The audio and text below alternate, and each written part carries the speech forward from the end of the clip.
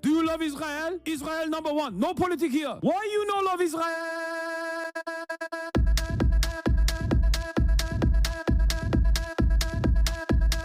Oh, you hate it?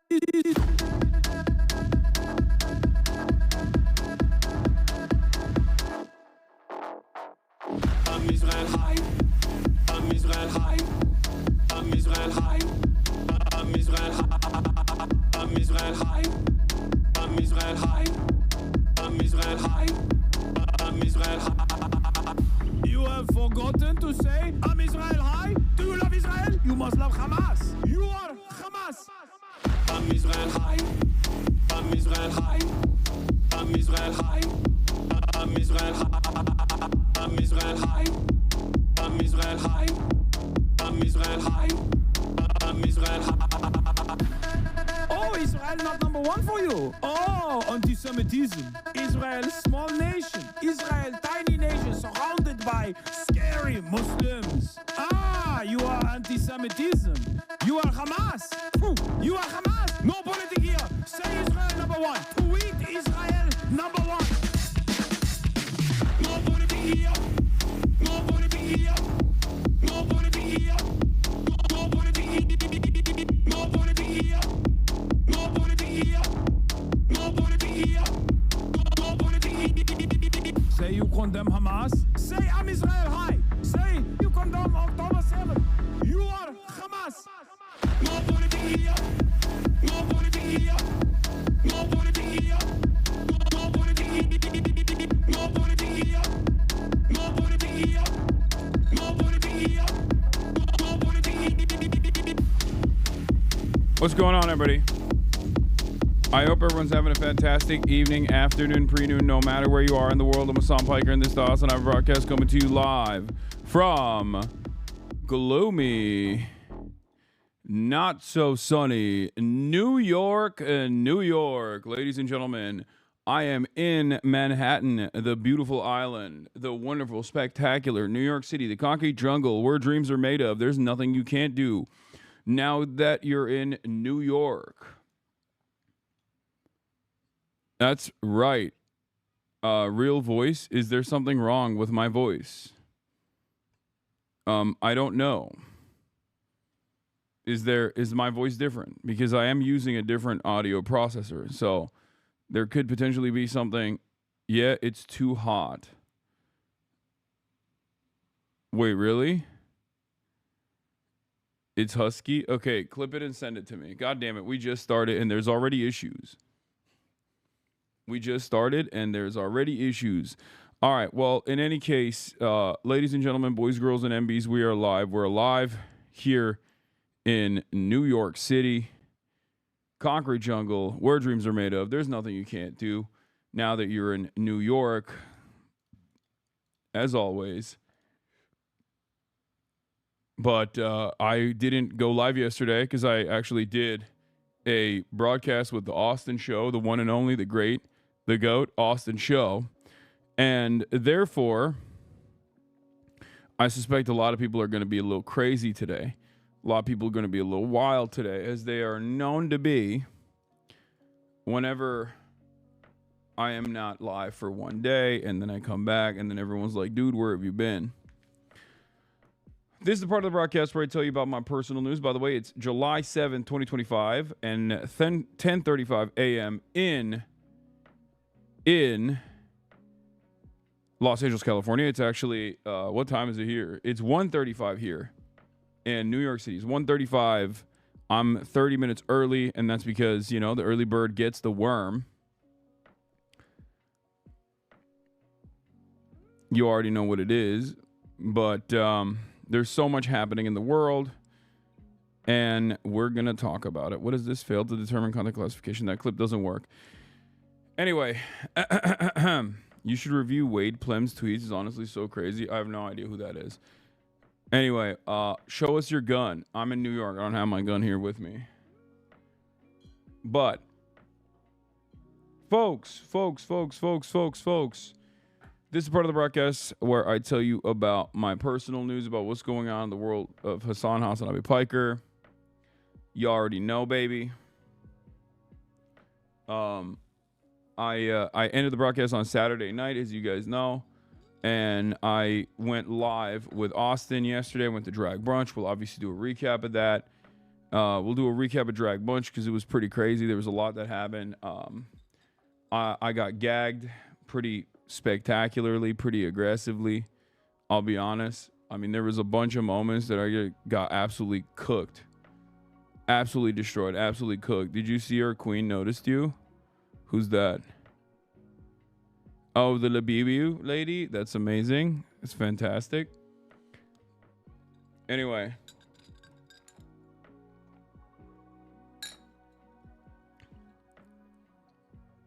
Did you recover from the moaning contest? Okay. Shut up, newsboy. When are you going to see Uncle Sam? Most likely tomorrow. I'm going to be on Majority Report tomorrow in the morning before I go live on my own stream. So I'll be late to my own stream tomorrow. But that's tomorrow. In any case, personal news-wise, folks, I'm in New York. I'm in New York City. What, DC or cold brew? No, this is a cold brew.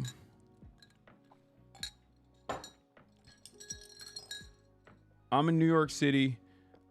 Yesterday after Drag Brunch, I got my stuff packed, ready to go. I actually, March is not here with me. He stayed in LA because he's dead to me. He's a dead man.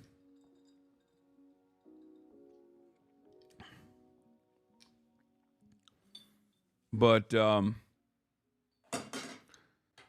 yeah, I after Drag Brunch, I got ready.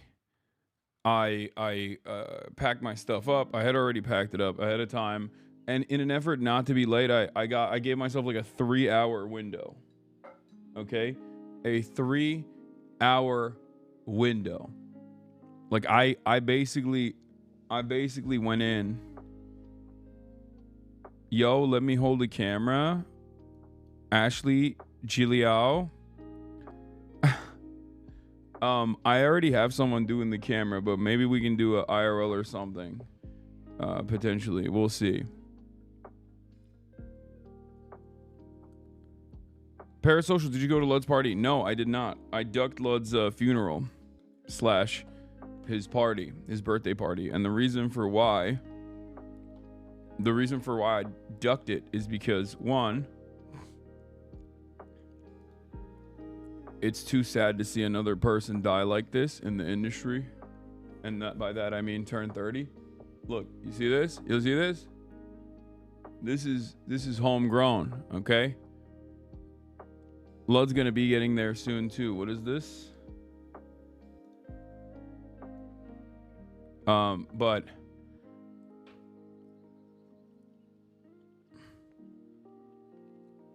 I'm in the cutie camp. I don't get the drag stuff. Looks like bad karaoke. That's crazy.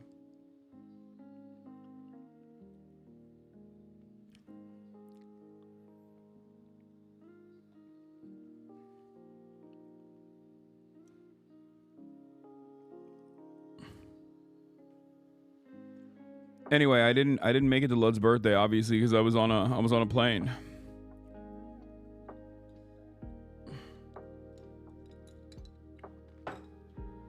I literally got to the airport at like 7 for a flight that was at 9:30 because I did not want to get caught again. I did not want to get caught in traffic again. It was one of the easiest.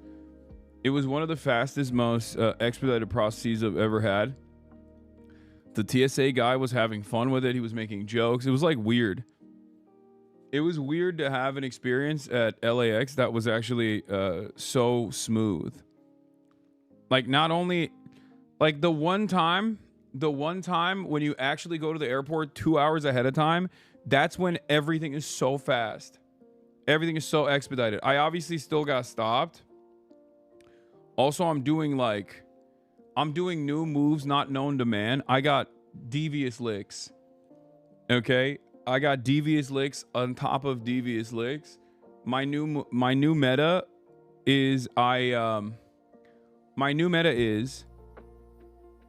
do 2 check-in bags, right? Like, I mean, no, not check-in bags. Sorry. I do 2 carry-on bags with me, and the carry-on bags have gotten increasingly larger and larger. I swapped out the Pelican for another bag that I had gotten in Japan because I needed extra space. And I feel like I'm really pushing the limit on what kind of carry-on you can bring. And I got to show this to you, okay? So I came in for a 6-day trip. As you guys know, I'm here for like a week, right? And that's crazy to go somewhere for a week and not have, not actually bring in a checked-in luggage. And it's like, I'm already flying business, so it's free regardless. They let you do it for, they let you, bring in 2 pieces of checked-in luggage if you want to. I gotta show you this, bro. Look at this.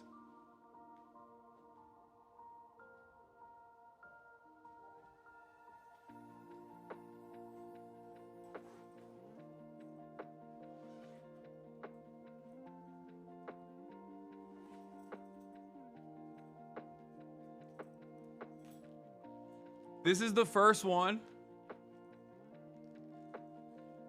This old ass bag that I've had for years and years. I mean, it's so busted, but this is the sling over arm bag, which is massive. Like you can't, it looks small. Remember, I look small. I make it look small. It's not. It's a grandpa bag for the record.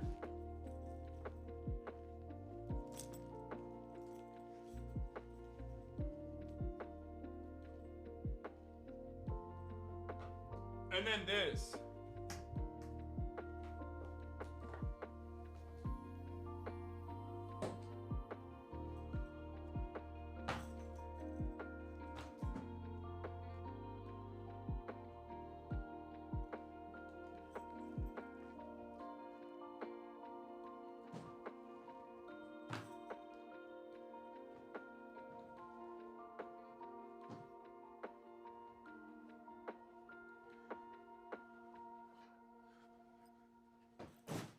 Pushing the limits of what's acceptable, basically. Really, really pushing the limits. That suitcase is a carry-on. Both of these are carry-ons. I carried them on, both. I think it's one of those. Instances where like my size plays a good role here. Where like because I'm so big, like I make it look like it's a carry-on when it's like clearly not. if that makes sense. I know the other overhead users hate to see you come in with those too. Yeah, I mean, luckily, like I said, business class, like, you actually have enough. Like, I would never be able to pull this shit off in economy, I don't think.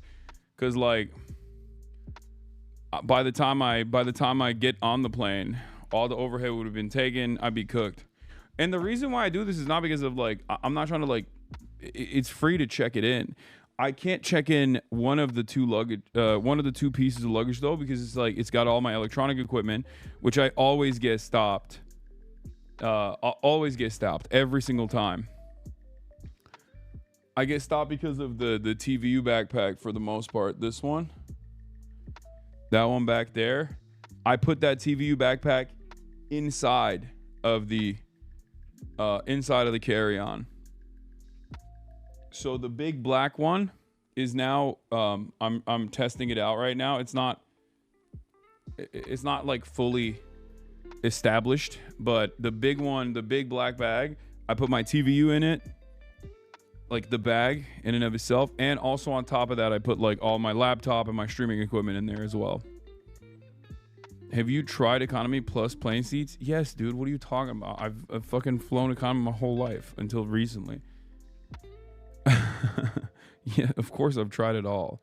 I'm so old. Back in my day, I used to be able to get like, airlines would let you sit in the emergency aisle for free.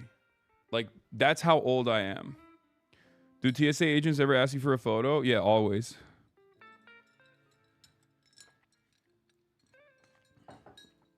Did you pack clothes? I did. But I brought only t-shirts. You want to know something crazy? I remember, for like 6 days, I brought 3 pairs of pants, 2 shorts, and like 6 or 7 t-shirts. That's it. Nothing else. Like, no jacket, nothing. Because I was like, it's going to be hot as fuck. Oh, and then obviously underwear. Enough underwear. And, enough socks, enough underwear. But it turns out it's going to be raining all week anyway, which is crazy. Now, I like, a lot of the outdoor IRL stuff that I was planning on doing might get absolutely cooked at this point because of the crazy amounts of rain. I don't know. We'll see. Bro is thinking up the hotel room right now for sure. No. Chill. But yeah.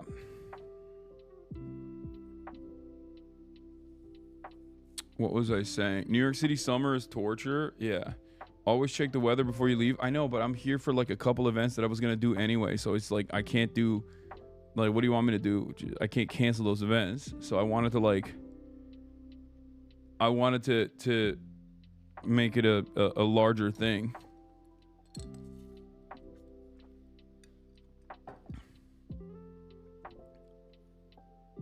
Is the intercom behind you for Pledge of Allegiance? Yes.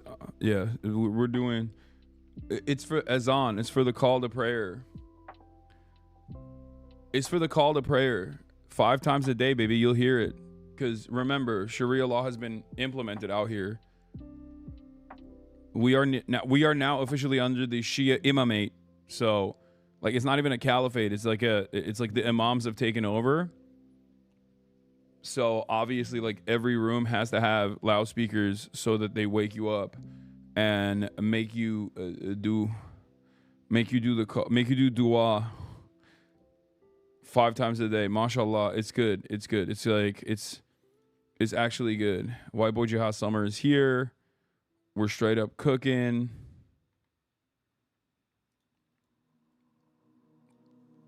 Did you check Bad Bunny's song with Trump Airways on it? No. Yes, I'll be doing Majority Report. Don't worry. Welcome live from the Islamic Republic of New York. Yeah.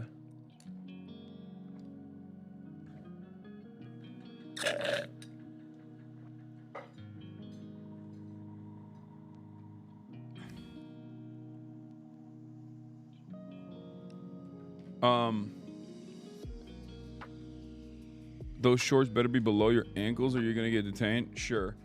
All right, anyway, so, I'm here. I knocked the freak out. The flight was awesome. I'll tell you this much. I was in the lounge I was in the American Airlines like flagship lounge or whatever, and the food was ass. But I did something so crazy that I guess like my dad does. It was a real dad move, where the only thing that was good was like all of the accoutrements that they have for like the drinks. They had like bacon strips. They had like mozzarella cheese with like tomatoes. So I got a bunch of fucking bread rolls, cut them up, and made myself like a BLT, basically with like, you know, all of the stuff that they deconstructed. I had that. And then when I got on the plane, I just, boom, passed out. I got on the plane and I knocked the fuck out completely. And woke up. This is weird, but actually, I don't know if I should say this. I don't even know if that's the case or not. But I think Kim Kardashian and Kanye West's daughter was sitting in front of me. But I don't know. I didn't ask. I was like, and I was also too busy falling asleep. But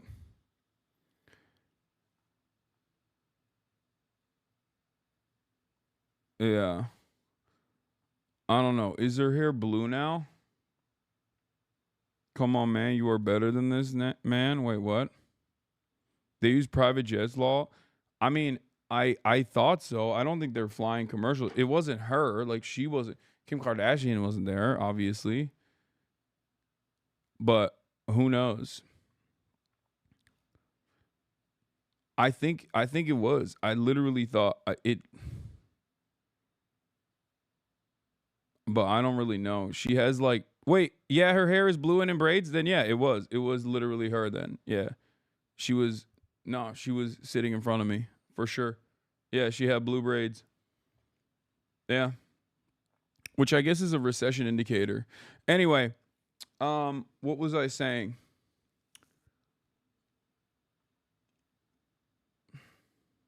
I also thought that same thing though. I was like, that's weird that like they're not flying private. And she wasn't flying by herself. She was flying with a bunch of people. But yeah. In any case, celebrity culture is counter-revolutionary. Yeah, I don't really care. Where was I? El Hasan. What did I say? There's a El Hasan. Thank you to Macy's for the playlist. Yeah, so yeah, I knock the fuck out. I get in the car. I knock out again. I come to the hotel, I check in, I knock out again. I basically just slept a lot, which was good. I slept a lot. I got a lot of the sleep out of my system. I needed to. So that was good. And then here we are. You know, I basically set everything up and I'm live streaming from the hotel. You fart a bunch? No, I did not. Not this time. Not this time.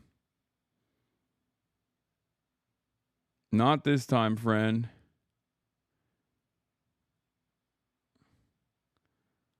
Chill. Hold on. Wait, let me see if I can find this. Felix, Lala, Adam collabs. Yeah, we'll do some collabs. Don't worry. We'll figure it out. All right, let's get to some of these clips. So yesterday was crazy. Yesterday was a movie. Okay. Here's one of the parts about the movie that was yesterday. First of all, I got absolutely gagged, destroyed. Drag queens are lethal. Drag Brunch was a movie. I had a great time. I was downing food. It was crazy. Show? Yeah. That's what they're saying. I have been to a drag show before. Yeah. Oh, okay. Are you gay or straight? Why are you laughing? I'm straight. Oh, single or taken? I don't talk about my private life. Oh, sorry. Well, you tell her I said hello, and let her know that I will eat her out just to know what your dick tastes like, okay? That was lethal. Not trying to make you uncomfortable, just her. That was the most lethal thing I've never been destroyed like that before in my entire life. I had nothing. I was cooked. I usually have something to say about everything. This was an instance where I had nothing to say. Okay, nothing at all. Okay. Where are my other versions? Oh, we got one over here. Oh, we got quite a few over here. Yeah, you definitely look like you've never been to a drag show. Yeah. Oh, and it's your birthday. She was great. She was killing it. She was killer.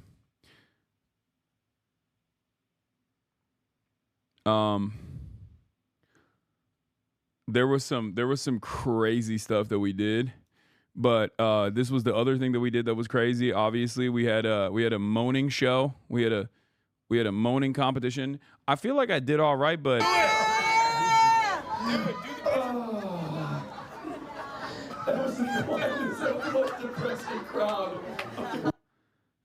she roasted everyone. Joe was amazing. That wasn't getting destroyed. That's getting glazed.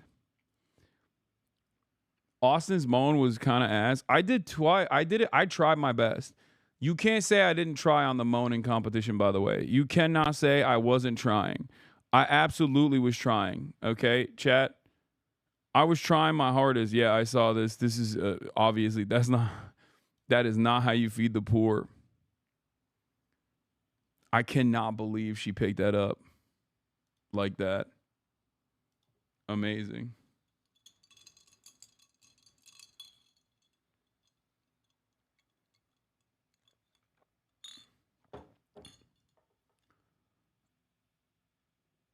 Here, this was mine. 1, 2, 3.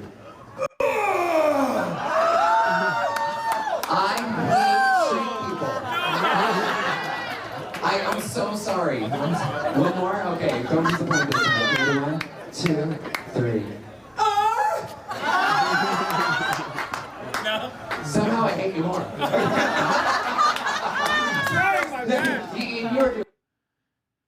I mean, that was good, right? At least the second one, I tried my best. I think I was getting, I think there was this was some anti-breeder hate. That's what it was. Okay. Hey guys, time out on the hate. Time out on the hate. Chat. Time out on the hate. Okay. Stop the hate. Because that was anti-straight behavior. I think that's all I'm saying. Cause like I kind of cooked, especially on the second one. I straight up. I tried hard. It was a classy moan.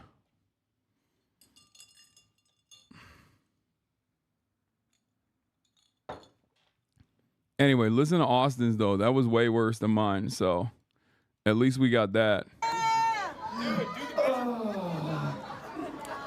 That was the most depressing crowd. Wait, was that your moan? Hold on. Wait there. Will you show me what it actually sounds like? Ready? Go.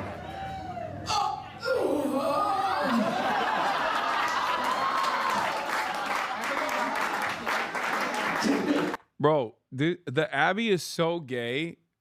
Especially at drag brunch, that they treat tops like they're straight men out there. Okay? Like Austin being a top is treated like a straight man. Like they look at him like he's a breeder. Okay? Like bottoms rule. Wait, what the hell? No. What the fuck? No. Oh my God, it's trying to get me to restart the computer. Holy shit. That's crazy. God damn. I got scared there. If you don't twerk in Gay City, they kill you. No, they literally do. They do. I had to. I was forced to twerk in Gay City, and I did the go ahead girl, give us nothing. Okay? I did the go ahead girl, give us nothing meme right here. Look at this. Look. I try my best, but this is all I got. Ooh, that's loud.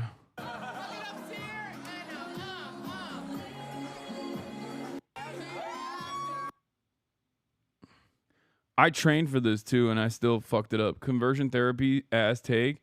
Tops are straighter like some Jehovah's Witness type Exodus international ethos. I went to Gayville and everybody knew you. I mean, it's true. I forgot all my training. I fucked it up. Anyway, that was fun. Also, it seems our queen, the Labubu queen, has seen the Labubu memes.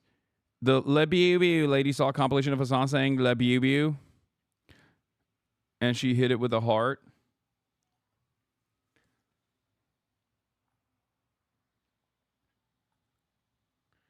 You are dominating the Finnish media right now. Wiley keeps making articles about you. I didn't know that Finnish people are falling for the Hasan as anti-Semitic propaganda, but based on the comments on Wiley's most recent IG post on the article, there's lots of people thinking you're a raging anti-Semite.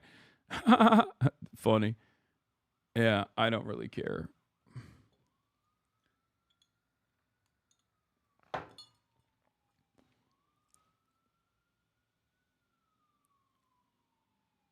But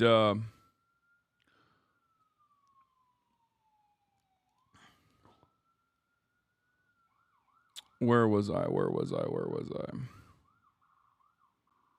So you didn't stream because you were sleeping then? What? What does that even mean? Okay. It's okay. Finland is the suicide capital of the world, right? They aren't here for long. That's not true. I thought Finland was like the happiest country on the planet. Yeah, you hear the sirens, baby? We're out here in New York City, okay? There's things happening all the time. You can have one moment, there's a 9/11. Another moment, a small business could be opening. You already know what it is. Oh, yeah, I also donated to Alveus Sanctuary as well while I was... I wasn't live at the time, but... Oh, boom. Immediately, the alerts are busted again. Let's fucking fix them real quick. Boom, boom. Not a problem.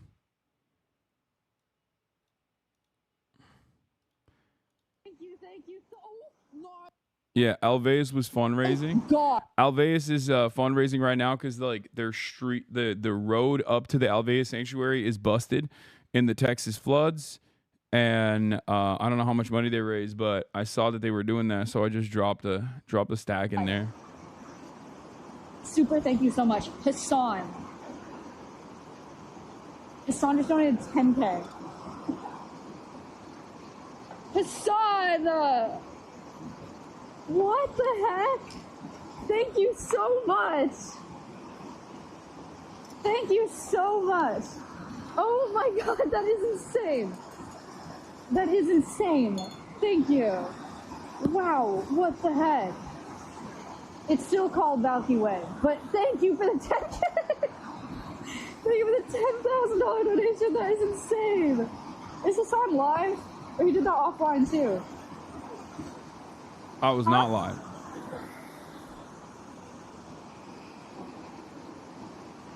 Offline is crazy. Thank you so much. Hasan also texted me this morning just to check on everybody here, which was really nice. Wow, thank you so much.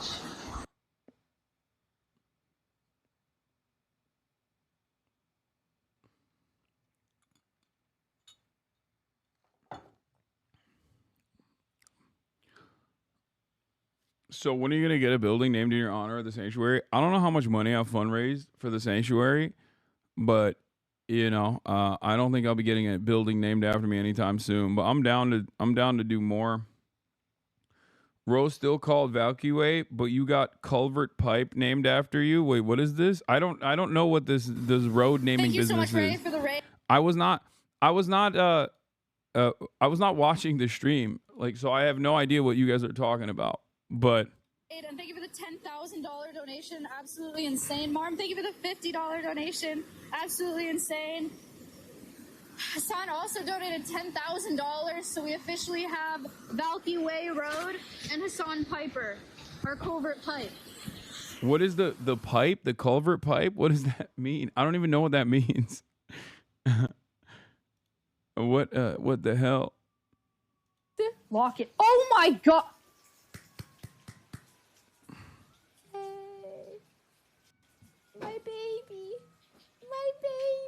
Ray. Ray. For the roads. Ray just donated 10 grand. Yeah. Valkyrie. Dude, that shit's $10,000. Expensive. Ray, thank you so much. What the heck? Yeah. Oh my W. God. Ray. She'll make me cry. What? Thank cry. you. Is she live right now? Ray, what the heck? I'm gonna cry. Thank you so much. Oh my God. That's so fucked up. Rainbow Road. Rainbow Road. That's so cute. Valky Way. Wait, pause. Those are both so good. Damn, look at her slamming blue moons on the job. Drinking on the job. We're not paying you for this, all right? Get back to work. Get back to building the roads. Valky Way. Milky Way. Oh, it's so cute. Oh, it's the drain pipe that goes under the road that lets the water pass through? Oh, nice. On the autism test. What is this? I want him to retake it, What? and I want to correct his biased answers. What the hell? What? Minimum 150. Because I think I remember seeing clips of him did I watch I can't remember if I watched the whole thing or not, if I saw clips. It's been so long, but I remember seeing him answer some of those questions incorrectly. Like, he thinks that he's not doing some of these things. No. But he does them a lot. No. That's So I think crazy. he has to redo it. 127 is good. It's a nice number. Let's not go crazy here, okay? It's not higher than 127. I don't want to max out my autism score. Okay? I don't want to This is slander. This is slander. This is slander. This is slander. This is slander. This is slander. These are slanderous lies. Maya switched up on your laugh. Exposed. Clip. What Hasan, is- funny laugh. I love Hasan's laugh. Everyone loves Hasan's laugh. Fucking hell. Oh my God. Exposed. Oh, okay. Did you hear it? It's hard to hear because these mics are on our mouths, but Connor laughed at his laugh. Do you hear it? Exposed. Exposed. Freaking caught, dude. It turns out my laugh is not bad. It is contagious, as a matter of fact. That's crazy. That's crazy. That's crazy. That's crazy. This mustache was not it. I disagree. A lot of people are demanding I bring the stash back. They're saying that. Many people are saying that. They're saying, Hasan, bring the stash back. I mean, I'm growing the beard out right now. I'm trying to do a little ASMR for you. But yeah, your fit's fire today. Thank you. I can pull off the stash. I can do it.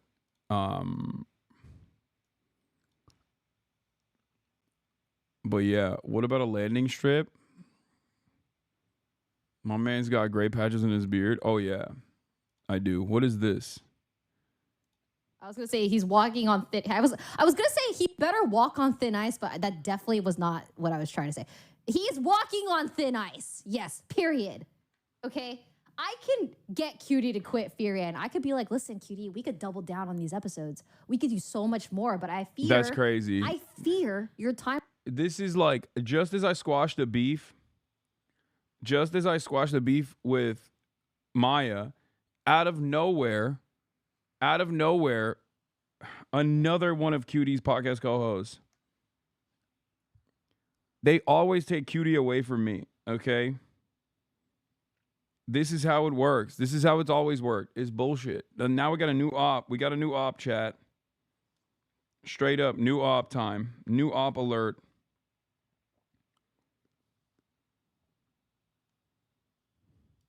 With fear and is holding you back. Okay? I will continue this war in Maya's stead.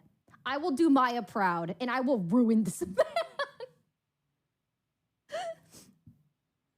That's crazy. Surely, I mean, Cutie, why about is Cutie's baby?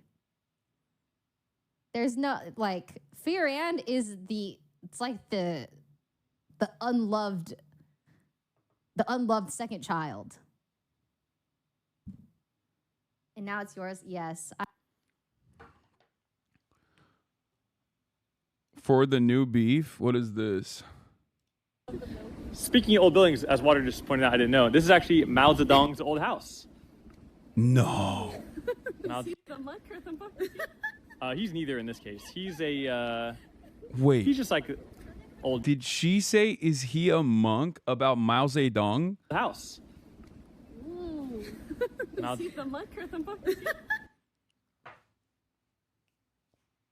The glorious chairman, the founding father, the man who restored China to its glory after a century of humiliation, Mao Zedong? Is he the monkey or the monk? What? She don't know. How do you not know you're in China? Oh my gosh, she's in China. This is the second time she's in China. She went to China once and got like, I think food poisoned or something, and then she couldn't stream. This is the second time she's in China. I haven't been to China yet, and she doesn't even know Mao. God damn. he's neither in this case. He's just like old China guy that did things. And, anyways, yeah. Old China guy? What's that? Mao. That's crazy. That's crazy, Jake. Jake, that's crazy. Old China guy? Are we serious right now, dude? Just say he's the founding father of modern China, the People's Republic. She's not half Chinese like you. She's Moroccan. I'm not even half Chinese. I'm full Chinese. I'm white Chinese. That's what it is. My man said old China got fake and bake. Yeah, they should deport his ass, bro. Straight up. Anyway, yeah. Cutie ain't never coming back to Fear and.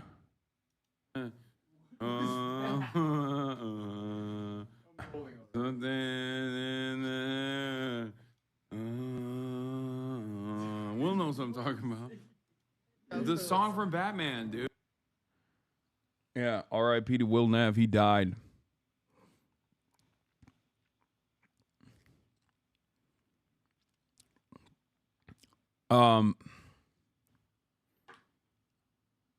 R.I.P. to Will Nev.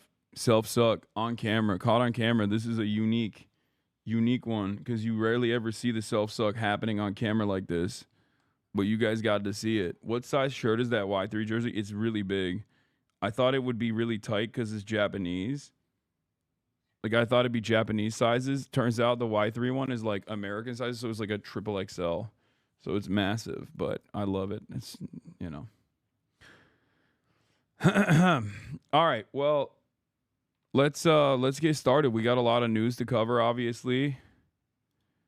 We got a lot to get to. Let me blast off real quick.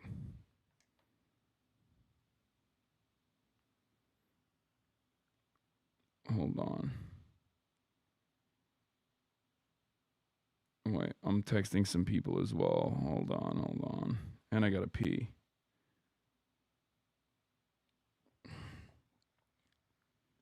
You not being on Majority Report saddened me. Dude, what are you talking about? I'm not supposed to be on every fucking episode this week. What are you talking about? I'm gonna do it tomorrow. Okay? I'm gonna do it tomorrow. Calm down. All right, let's blast it. Let's blast it real quick and let's get to it. Let's get it twisted. Okay, hold on. Blasting off. I'm in New York City.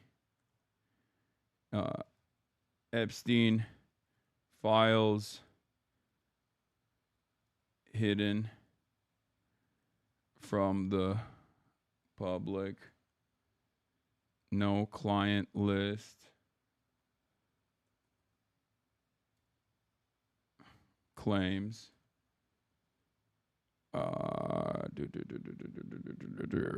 Okay. I'm in New York City. Epstein files hidden from the public. No client list claims. Texas floods. What is the total? What is the death toll now on the Texas floods chat? 75 dead. Jesus Christ. Lives. As admin cuts. No. Oh, it's 80 plus? Okay. Well, the news article says 75. No. And NWS.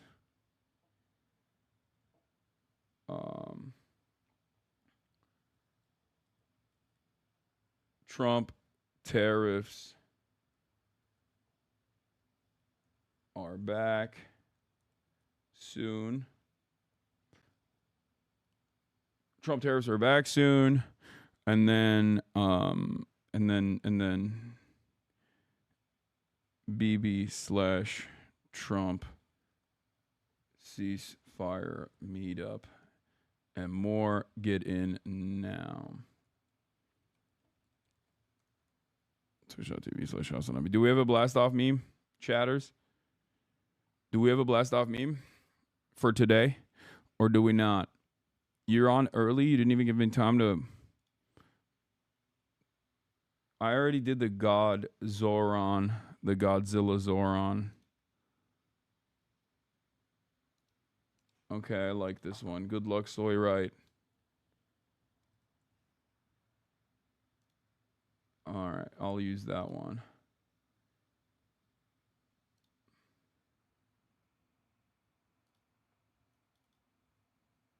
Something in the air. Okay. All right, let's blast it off. Okay, we're blasted off. Chat.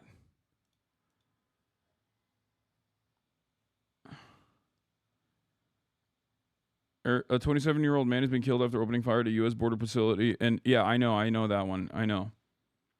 I'm gonna cover all of that in a second. Something in the way. Okay. Let's get started on the warning systems and the potential failures. I'm gonna go pee real quick. We're going to begin this morning with the heartbreak and the hope you see there after that catastrophic flooding in Texas. More than 80 people have died, most of them in Kerr County, Texas. That's outside San Antonio. We're sorry to say that dozens are still missing at this hour. And that number includes children from Camp Mystic, one of multiple camps along the Guadalupe River. Many people are now asking, was there enough warning before the floods hit Friday morning?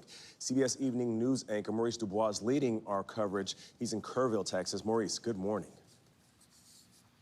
Nate, good morning to you. The Guadalupe River just about 100 feet behind me here, but on Friday at this very time, it was nearly 100 yards over its banks here, well above me and well beyond where I'm standing, uprooting all kinds of trees, leaving behind a trail of debris. Summer camps and campgrounds like this one, popular draw here in Kerr County, where dozens of people were simply swept away and killed after the river rose rapidly from all that torrential rain. Video from nearby Center Point, Texas here shows the moment the river started swelling. And then minutes later, the landscape becomes unrecognizable, submerged in the floodwaters. As the recovery process begins, many have expressed concern about the lack of early warnings from local and federal authorities.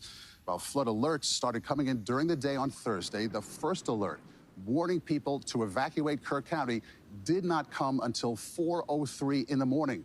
Most people obviously in a deep sleep at that point.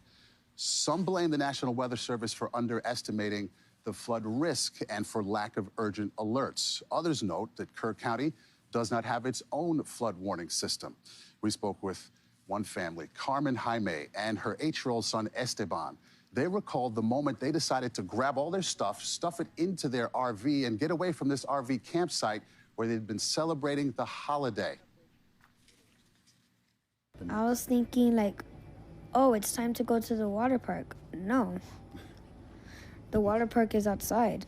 You thought she was waking you up for fun? Mm-hmm. But no, this was bad. This was a warning. What do you think of this whole situation? Scared. Scared? Nervous. What scared you the most? The river rising up. What did it sound like? wrecking, all of that. Like tree branches falling off, like chairs flying, barbecue pits, everything. Do you think we were going to make it out on time? Probably not, but we safely did. Brave little boy. His mom there, she has been a science teacher. She told him about the power of Mother Nature, and now they actually witnessed it firsthand, and they're simply trying to process it.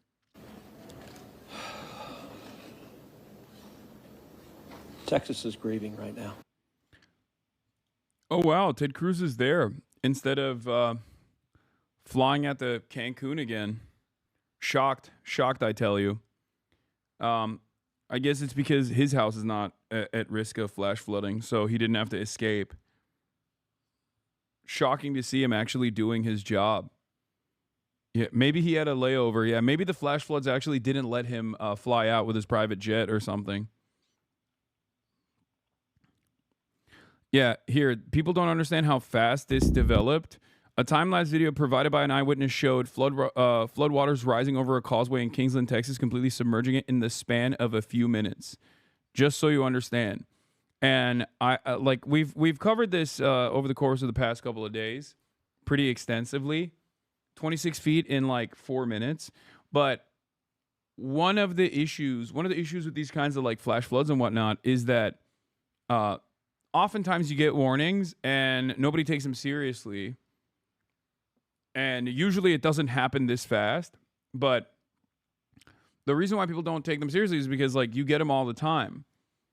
Like I've gotten flash flood warnings in Los Angeles and it's led to nothing, right? And I don't know. I mean, here, let's take a look at this just so you understand. That's Llano River, not Guadalupe, but yeah, same principle.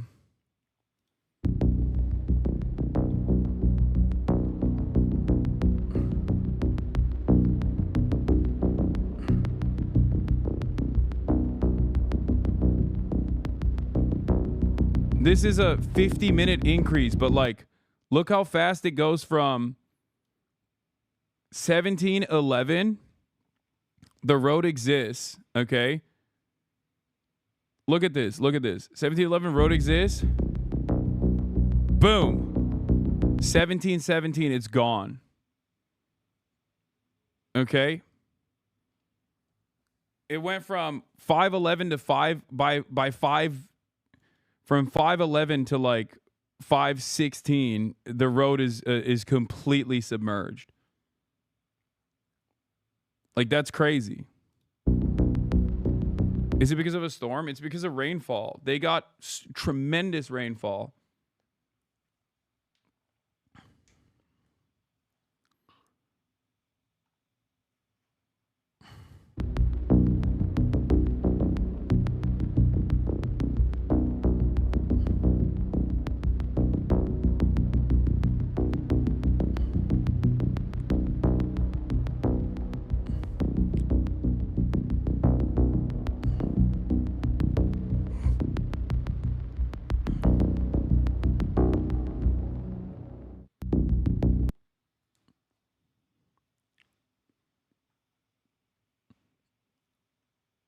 It's basically like a dam collapsing. Like that's what it feels like. Yeah. The issue is there's massive drought. So then there's already massive drought. So then the environment is like the environment is already susceptible to flash floods for that reason. And then there's massive rainfall that follows after the massive drought, and the ground can't soak up the water fast enough. Okay? And you create this incredible condition where these areas that are known floodplains have a significantly higher amount of water that blow through.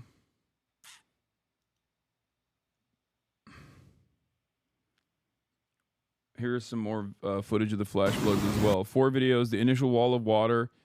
2, 15 minutes after the wall, tree sucked under the bridge. 3, 25 minutes after the wall, flood at bridge level. 4, 30 minutes after the wall, flood, floating house hits bridge.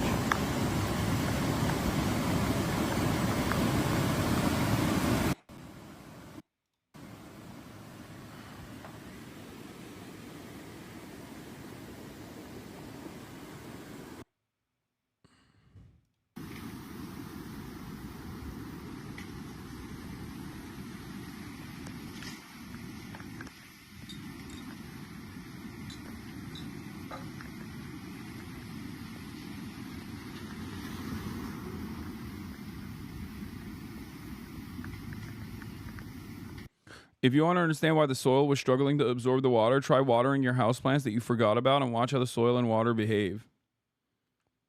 Yeah.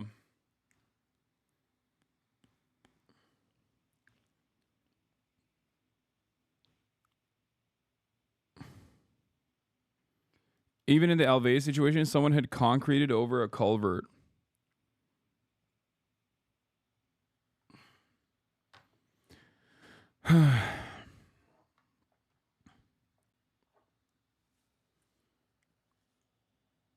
This is also going to be an increasing problem whenever Nestle has sucked up water table dry to fill those fucking bottles they sell us. Oh, you mean Nestle. I don't know why I read it as Nestle. Yeah. Also, you have to remember, there are always people that turn around and say like, oh, these are red states, they deserve it or whatever the fuck. Obviously, they don't. Okay, nobody deserves this. I don't give a fuck what they voted for. I don't even care if they deny climate change. Okay, and obviously, that's not the case regardless. In many of these circumstances, you have like 40% of the state, some of the most underserved, marginalized communities that live in these areas that are literally voting for the Democrats. It's just that they're so disenfranchised through voter suppression and numerous other methods that it doesn't matter. Like their existence doesn't matter. Just like there's 4 million registered Republican voters in the state of California. A lot of people forget that like California as a state has more Republicans than Republican states, like 3 Republican states combined. Okay? And in the red states, there's a fuck ton of Democrat voters as well. Not that party allegiances matter at all. It doesn't. Okay? Party loyalty doesn't matter, especially in times of like natural disasters. Okay? It does not matter. So I don't participate in that kind of talk regardless, but I always try to, I always try to make a note of this this kind of attitude that people have, like to immediately just to suffocate this kind of sentiment before it starts.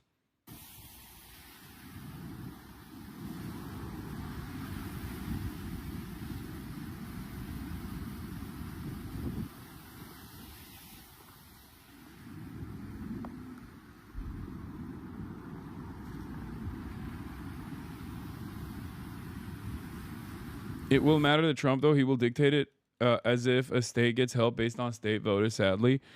Yeah, I mean, that's a totally separate situation. But listen. Like, look at this. That's a house. It's picked up a house. And is slamming the house into the bridge.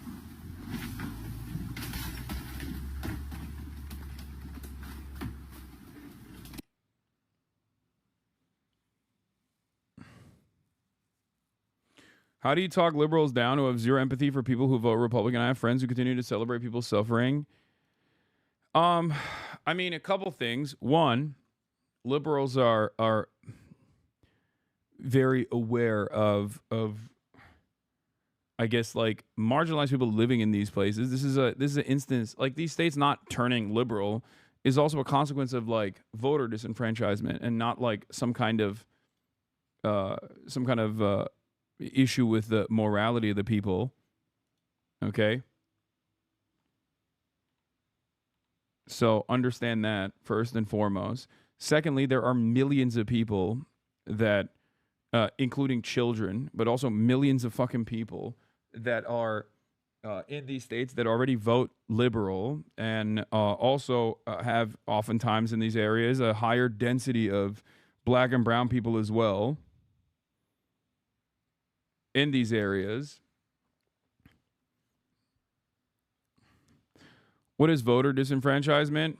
Gerrymandering, making it seem as though, or creating an environment where your votes don't matter at all.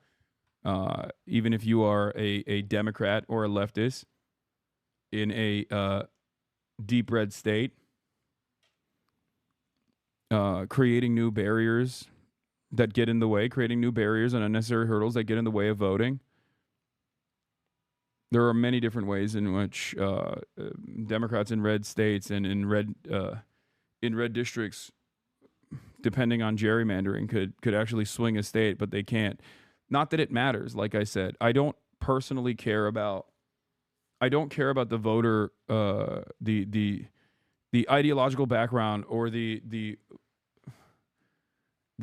types of voters that are getting destroyed in a natural disaster. Just like I always advocate for universality unconditionally when talking about what must be done in terms of like social safety nets, in terms of Medicare for all. Okay, this is the same principle.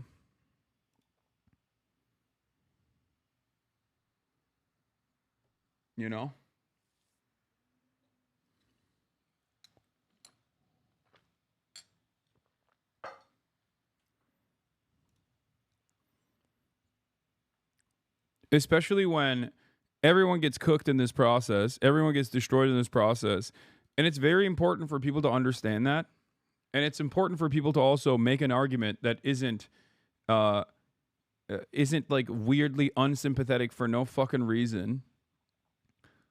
Especially when this should be an opportunity for people to educate people.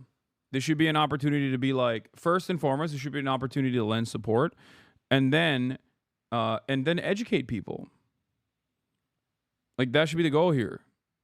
Like this is yet another crisis that was avoidable. Okay. These things, like we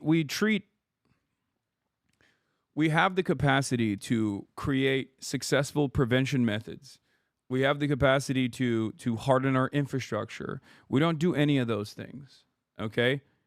So get mad at the real people that are get mad at the people who are actually responsible for these deadly events, rather than victims of said deadly events.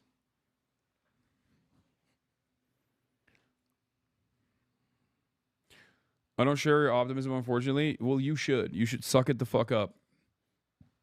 Even from a cynical sociopathic perspective, you should act as though you are empathetic, even if you're not. Because it is utterly unproductive. Not only is it immoral, but it's also utterly unproductive. So suck it the fuck up, and talk about how these are issues born out of climate change, and if we can't even handle the realities of climate change, we at least have to work to harden our infrastructure and to make sure that we limit the damage that these once-in-a-lifetime extreme weather conditions create. On the other hand, you have Republicans who are actively working on conspiracy theories, trying to move people's attention away from the real issues. Okay? You have the Marjorie Taylor Greens of the world claiming that this is a consequence of like man-made weather modification or whatever. Okay, it's important to educate people. It's important to educate people in the aftermath of events such as this one, and bring them on board with a more productive solution rather than to leave them astray, because that's how you arrive at people believing in chemtrails and cloud seeding initiatives that are causing these, or Jewish space lasers that are causing these fucking these natural disasters. Okay. Anyway, let's get to Ted Cruz.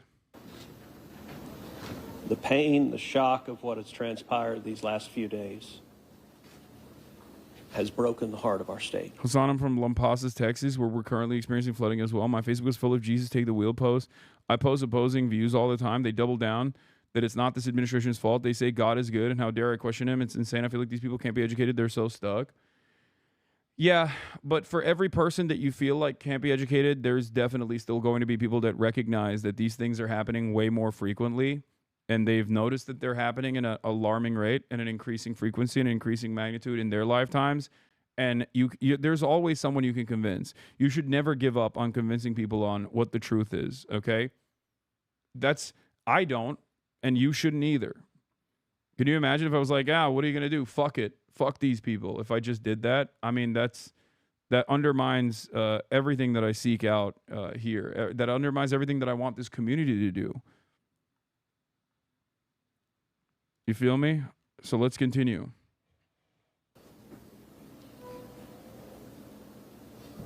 As of yesterday, the confirmed death. This fucking sociopath is like trying to come across as...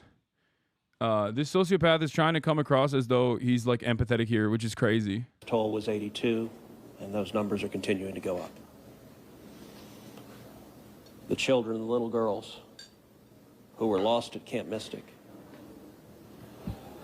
That's every parent's nightmare. Yeah, also, this is a point as well, obviously. A common progressive fantasy is that once conservatives see the consequences of climate change, they will have some sort of come to Jesus moment, but it's always pretty obvious to people paying attention that they are just going to blame it on deep state flooding tech and learn nothing. But I think this is a defeatist attitude to have, because for every 5 people that will do this exact same thing, there will be 3 people that can be convinced. So you have to work every single day to convince those 3 people, to find those 3 people and convince them. Okay? I think it's unproductive to just like harden your stance. It's unproductive to harden your stance and just be like, well, you voted for this, have fun with it, especially when plenty of people there did not vote for this at all.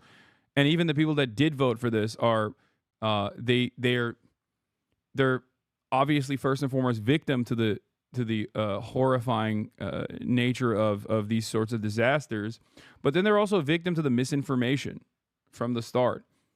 You all have family members, immediate family members, who are stuck in this incredible misinformation vacuum. You know? Think about it like that. Think about trying to convince those people, your loved ones. Because you never know. You know? You never know. One day something might stick. And I know that the government is never going to engage in this sort of like deprogramming, and that's already a scary thing to say to begin with. You know, people will go, oh, you mean camps? You want to do re-education camps or whatever, right? So you need to use the immediate relationships that you have with a lot of these people to educate them on the truth. This is a large enough community that we can make an impact that way. No matter how marginal, it's still significant.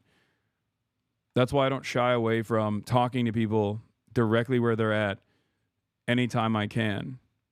Now, of course, I still have my moments. I still have my angry moments where I just like pop off. But otherwise, it's always good to try and engage in messaging discipline and to be cool, calm, and collected and use it as an opportunity to teach people. Every mom and dad. Last week, we were picking up our daughter. Hasan, left side question. Why you let people speak ill of your name for this long? That's crazy. What the fuck are you talking about? Who gives a shit? From camp here in Hunt. Our girls have gone to camp here for a decade. The Hill Country is an incredible part of Texas, part of the country. The natural beauty here is incredible. The camps that have raised generations of little girls and little boys and instilled character and love and faith are extraordinary institutions. And I'll tell you, the pain in our state, and it's every part of the state. You've got Texans from all over the state who were here celebrating the 4th of July. A week ago, this was a time of great celebration. You're dropping your little girl off at camp, your little boy off at camp. You're celebrating Independence Day. You know that your child is going to be swimming and canoes and horseback riding and doing archery and making lifetime friends.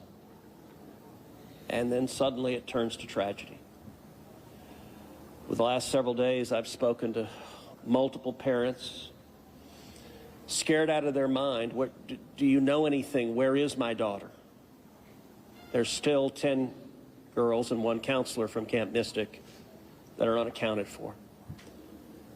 And the pain and agony of not knowing your child's whereabouts, it's the worst thing imaginable. But I want to say, in the face of all of this, it is simultaneously inspiring. Every time there's a tragedy, every time there's a natural disaster in Texas, Texans come together. Texas is a big state. We got 31 million people, and we have hurricanes, we have tornadoes, we have wildfires. Tragedies hit this state, natural disasters hit this state, and without fail, 100 out of 100 times when that happens, we see Texans coming together, helping each other, engaging in acts of heroism. There have been over 850 high water rescues since this flooding began. 850. Cruz is a bad actor. I know. I mean, he's both a nefarious player here and also responsible. I met a new girl who believes in weather machines and all the classic conspiracy theories, but she's from a small town in South Dakota. She's lived her whole life. I don't blame her. Many of these people are nice people, but just misguided and are in an echo chamber of misinformation and wrongly placed anger and fear. Exactly. Exactly.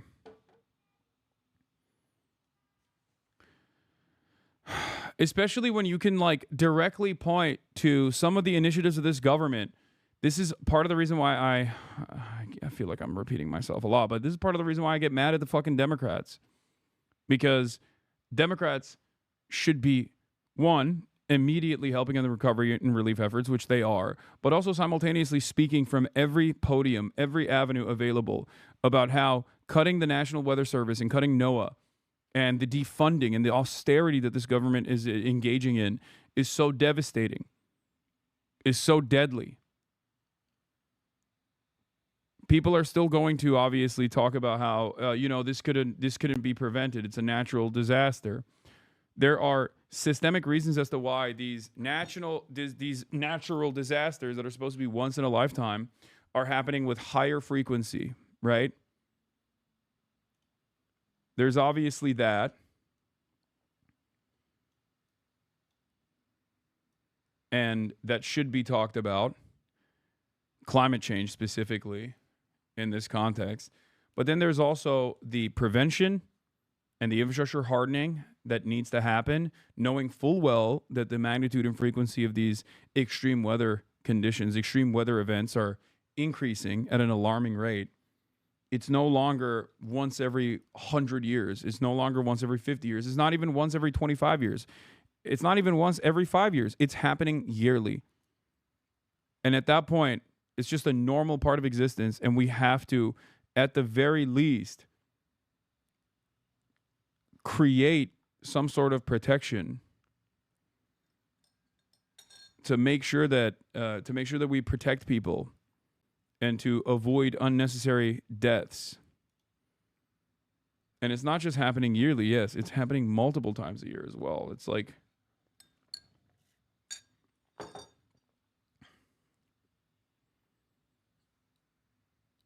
that is the reality. And then on top of that, then at the last stage, we talk about the recovery and relief. Okay? There's also that aspect of it. Because on the recovery and relief side, the Trump administration is cutting FEMA, reallocating FEMA resources to immigrant detention centers, to build immigrant detention centers like the Alligator Auschwitz that they build in Florida. They're utilizing the National Guard they're federalizing the National Guard or utilizing the National Guard to work in these apprehension, these kidnapping operations of your neighbors.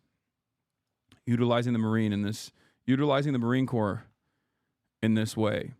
It's our priorities are completely out of whack. It's completely distorted. It's completely busted. And I think it's good to talk to people about that. It's good to talk to people about this and show them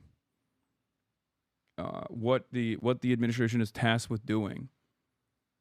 In the same ways that the Republicans will actively point the finger of blame at the Democrats and be like, oh, all they care about is like trans people. All they care about is trans people. Ironically enough, the Democrats don't care about trans people, but that's besides the point. Use Republican tactics in the same exact ways against them. Okay?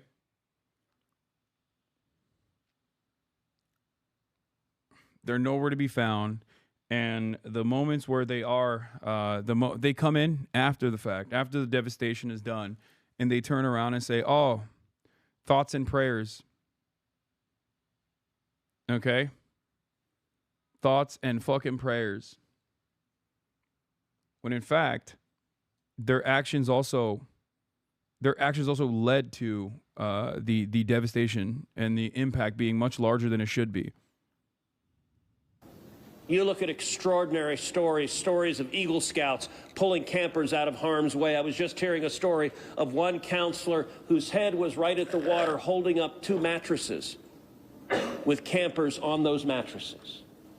That kind of courage, that kind of selflessness.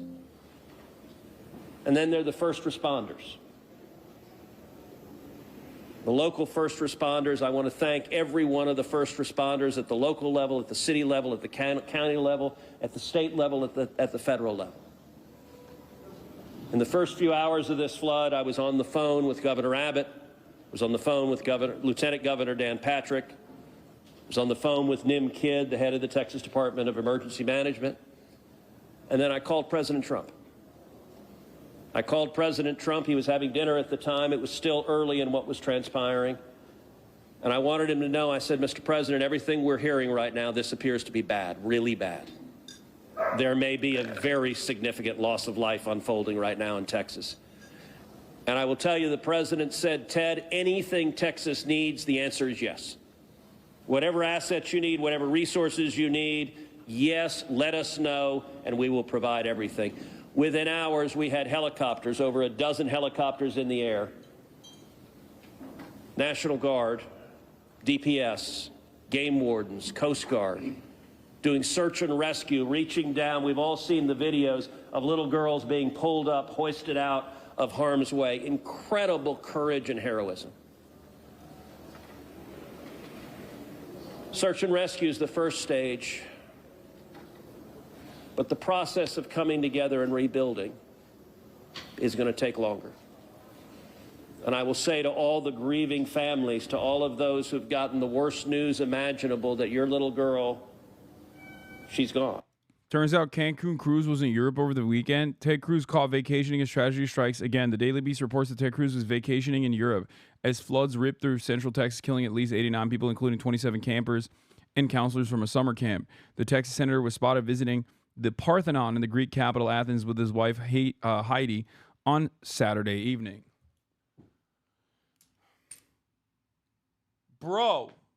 Brother, are you joking? Are you fucking kidding me? Oh, brother, busted again. Motherfucking Cancun Cruz, this time in Greece. Oh, my Lord.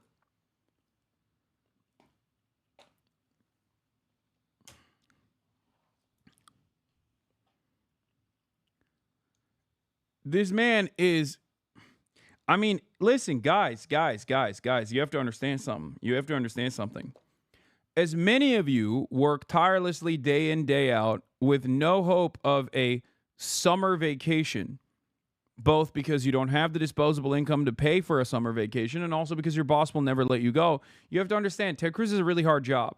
And he just did his really hard job when he went to vote for the murder poor people bill, okay? And after he did this like really, really difficult thing of voting for the continuation of tax cuts for the wealthiest in American society, while simultaneously murdering poor people by cutting off their access to Medicaid and cutting off their access to SNAP food assistance programs that they need necessary for survival, he had to obviously take a big vacation, one that will never be afforded to you. Just like he has a platinum healthcare program as a consequence of being a senator, you will never have that. Obviously, his job relies on you. His job basically is telling you don't deserve that. Okay, something to also remember, something to also consider.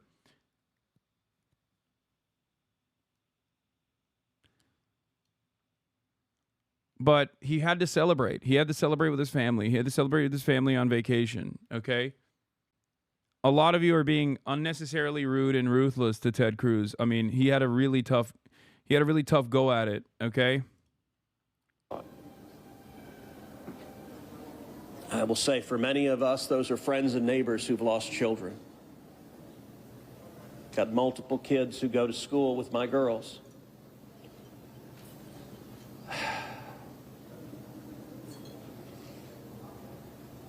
The mayor asked for prayers. Dude, this motherfucker is also like trying to be like, we're all victims here. It's like, bro, you were in Greece. Okay. Like, oh, we're all victims here. Let me tell you. Okay. Me, Ted Cruz, I'm a victim of this flooding. You don't understand. Half of the people who live in that area, Ted Cruz literally voted to cut their Medicaid. You understand me? Like, that's coming down the line.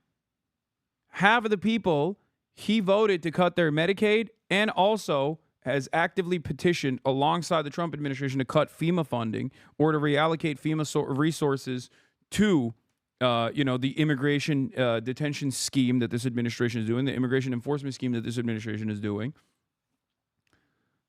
And after doing all that, which is, a lot of work, it's just a lot of hard work, he had to fuck off and go to Greece. Okay. And I want to say thank you to the millions of Texans, to the millions of Americans, to the millions of people all over the world right now who are praying for Texas and praying for those parents. Going through this grief, it is going to take... Do you think a Zohran-style campaign can work in Texas? Absolutely. Abso-fucking-lutely. It can work everywhere. It needs to be adjusted to whatever the expectations of the state is. But overall... The Zohran thing, the Zohran campaign is a national one. We saw this with Bernie Sanders, okay? Because Zohran, like the optics of Zohran in New York work because New York is a immigrant city, okay? So people are more susceptible to hearing this kind of left-wing populism from a Muslim dude who's Indian and from Uganda, right? Now, there are obviously racial hurdles that would make it harder for someone like Zohran to craft a successful campaign in a place like Texas. Having said that, it's not impossible. Even someone like Zohran could do this in a place like Texas as well, exactly with the same kind of background. But like I said, it's not Zohran's background that's important here, okay? His background can be a hurdle, make it harder to communicate effectively to as broad an audience as possible, especially if they're just like fucking straight up racist, or if you have like a female candidate, they have to overcome misogyny. Like these are things that just make it harder, but that doesn't make it impossible. And Zohran's importance here, Zohran's campaign here, is not who he is as an individual; it's what he said. Okay. He was able to make people realize that there is an alternative method out there from a campaign that actually puts people first rather than the interests of corporations and the wealthy. You can absolutely do this everywhere. Okay? There are versions of this that even in places like Texas that have started a fire, like the Beto O'Rourke campaign. If you look at it, like the initial Beto O'Rourke campaign that was like an underdog story was cultivated around the same kind of progressive messaging, had the exact same door knockers. There's a lot of people in this chat that live in Texas that probably found themselves awash with the Beto O'Rourke method and the Beto O'Rourke movement. Now, what he became shortly thereafter was obviously another establishment machine politician, and it failed spectacularly. But even the significant gains that Beto was able to make in a short period of time in the exact same style of like door knocking, that in and of itself, yeah, not 2020. We're talking better, 2018, I think. Like all of those, like that is that should not be looked at as a failure, okay? Because if Beto O'Rourke was a earnest, real progressive fighter, a socialist, okay, card-carrying socialist, he'd get back to work and he'd keep pushing, and he would still focus on progressive policies, left populism, create a campaign around universality, uplifting the poor. These sorts of things are very successful. They're so successful that Donald Trump has lied about them. Donald Trump has lied about being this person, okay? So yes, a Zohran-style campaign can happen all around the country. Love, it is going to take friends and family embracing and hugging and holding them while they weep. And it's going to take the church. With every disaster, one of the things we see here in Texas is the church steps up and the church helps and the church feeds and clothes and comforts. This morning I met with a group of chaplains who've been going through the incredibly difficult process of talking to mom and dad after mom and dad who just lost the most precious person they ever knew. And those chaplains are just trying to love them and show God's love. So I want to say we will come through this. To those in the midst of grief right now, that might seem hard to fathom. But yeah, church should replace the welfare state. Here's another great take from this. Obviously, the initial reports are coming out already. Officials feared the flood risk of Texan youth camps were imminent, but rejected a warning system, deeming it too expensive. Okay? Officials feared flood risk to youth camps, but rejected a warning system. And Adam Johnson says, one thing the left, such as it is, needs to emphasize over and over is that local/state budget constraints are entirely artificial. They're manufactured austerity.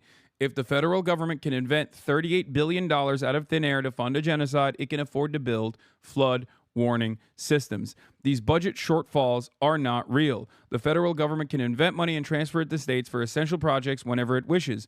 We simply choose not to because subjecting 50 states and thousands of municipalities to a game of neoliberal bum fights empowers capital. This person doesn't understand the point. He says local state budget constraints are real. They are, except the federal government can aid and abet. Okay? The federal government can always offer additional funds and additional resources in times of necessity. It is always a matter of interest. It is not a matter of, it is the biggest hurdle. The biggest hurdle here is never, where will we find the money? Because there's always money for war. The biggest hurdle is, how do we actually reallocate these resources to these sorts of incredibly important and sometimes costly prevention methods? The conversation around deficits only become a serious point of contention when the expenditures we're talking about help the working poor, okay? They only talk about how will we fund this whenever it's something that helps you out. The government literally only talks about how we're going to fund this. How are we going to fund this? This is so costly whenever it's something like you getting healthcare. It's something like you getting the proper education. It's something like your infrastructure getting the proper funds. There is never a question in either party about how are we going to pay for it when it comes down to funding war, funding endless militarism, funding all of these imperial adventures overseas. There is never a question about how we're going to pay for it ever. Every single year, every single congressional session, we increase the military budget by hundreds of billions of dollars. Even in this last Trump tax cut bill, the big beautiful bill, the big bomb for the working poor, there was $150 additional billion for the military. There was $175 billion for Trump's immigration enforcement scheme. There's always money for the military. There's always money for the police at the local budgets. Okay? And there's always money for some kind of enforcement mechanism. There's never enough money for these sorts of resource allocation initiatives when it's saving people's lives. Okay? Here's the New York Times on this as well. As floods hit, key roles were vacant at Weather Service offices in Texas. Some experts say staff shortages might have complicated forecasters' ability to coordinate responses with local emergency management officials. Do not let these fucking assholes get away with it. Okay? They'll say thoughts and prayers. They'll say now is not the time. That's the thing that I told you. Initially, when people ask these questions like, how could this have happened? How could this have happened? The first response from Republicans will be, oh, now is not the time. Now is not the time. No, it is the time. When is the appropriate time? They do this with mass shootings too, which aren't even fucking natural disasters to begin with. Now is not the time. Don't politicize this. Now is not the time. Don't politicize it. It's like you politicized it. Oh. You are responsible for these preventable deaths. You are responsible. If you are a Republican politician, you are especially responsible for these deaths. This is what you wanted. This is what you actively designed society around. Will come through this. And I just want to say thank you. I want to say thank you to these gentlemen here who are working. They are not sleeping. They are working every day. Thank you to the families. Thank you to the Salvation Army. Thank you to everyone who is just reaching out and saying, how can I help? We will come through this, and we'll come through this together. Thank you. And now we'll take questions. Senator, you talked about how you know kids here, how you've taken your own kids to camp. Was it ever communicated to you that there was a need, that it was a priority to have a warning system so people had a chance to escape something like this? Well, listen, I think anytime you're dealing with major rivers, there's a risk of flooding, and there's always been a risk of flooding, particularly on the Guadalupe River. I will say, in the wake of every tragedy, there are things that are predictable. One of the things that's predictable is that you see some people engaging in, I think, partisan games and trying to blame. See, there you go. There's always a chance of disaster. God willed it. God willed it. God is great. God is good. We don't know the ways in which God works, but don't politicize it. I told you, right on fucking script. Right on script. Now is not the time, and this is a natural disaster. It is what it is. It happens. Okay? Dude, the entire purpose of mankind that has been able to go to the fucking moon, that has been able to build ginormous dams, that has been able to build massive skyscrapers is to overcome nature, okay? And yes, part of that hubris is what's causing these kinds of extreme weather events to take place because of anthropogenic climate change. But there is still so much more that we can do. Okay? There's still so much more that we could do in terms of proper prevention. Not building campsites and not building campsites around, for example, a riverbed.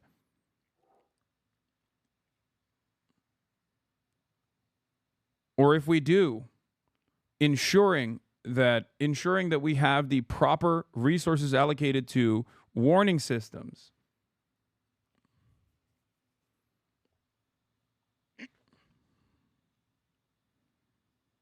Bro, we can conquer a little rain, I think. I mean, this isn't that. This wasn't a little rain. That's the whole point. That's why I gave like the Pompeii example where it's like we just keep rebuilding in the ass cheeks of a volcano over and over again, and then the volcano explodes and the lava takes over the city, and then we rebuild the city once again, and we say, it won't happen again. It won't happen again. And we don't even monitor the tectonic activities. We don't even we underfund the we underfund the warning systems ahead of time so that there's no evacuation. We just refuse to learn any lessons from any of this, and it's so devastating. Sorry, 10 missing now. How many dead? There are more than 80 people that have died so far. Political opponents for a natural disaster. And you see that with a hurricane, with a tornado, with a wildfire, with this flooding, where people immediately say, well, the hurricane is Donald Trump's fault. Look, that I think most normal. No one thinks the hurricane is Donald Trump's fault, jackass. Everyone says that the Republican Party has actively worked against, with the unlimited resources we have, the Republican Party in the United States of America is actively creating a more harmful environment, a more dangerous environment. I don't think that people behave in the ways that they're claiming. That is the Republicans that will say, oh, the hurricane is Joe Biden's fault. Okay? Nobody says natural disasters are a direct consequence of like whoever the fucking president is, unless you're a Republican and the president is a Democrat. Okay?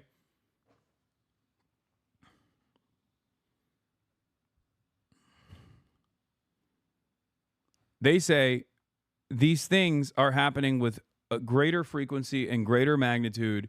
We have to have the proper resources allocated to prevention, to infrastructure hardening, and to proper warning systems.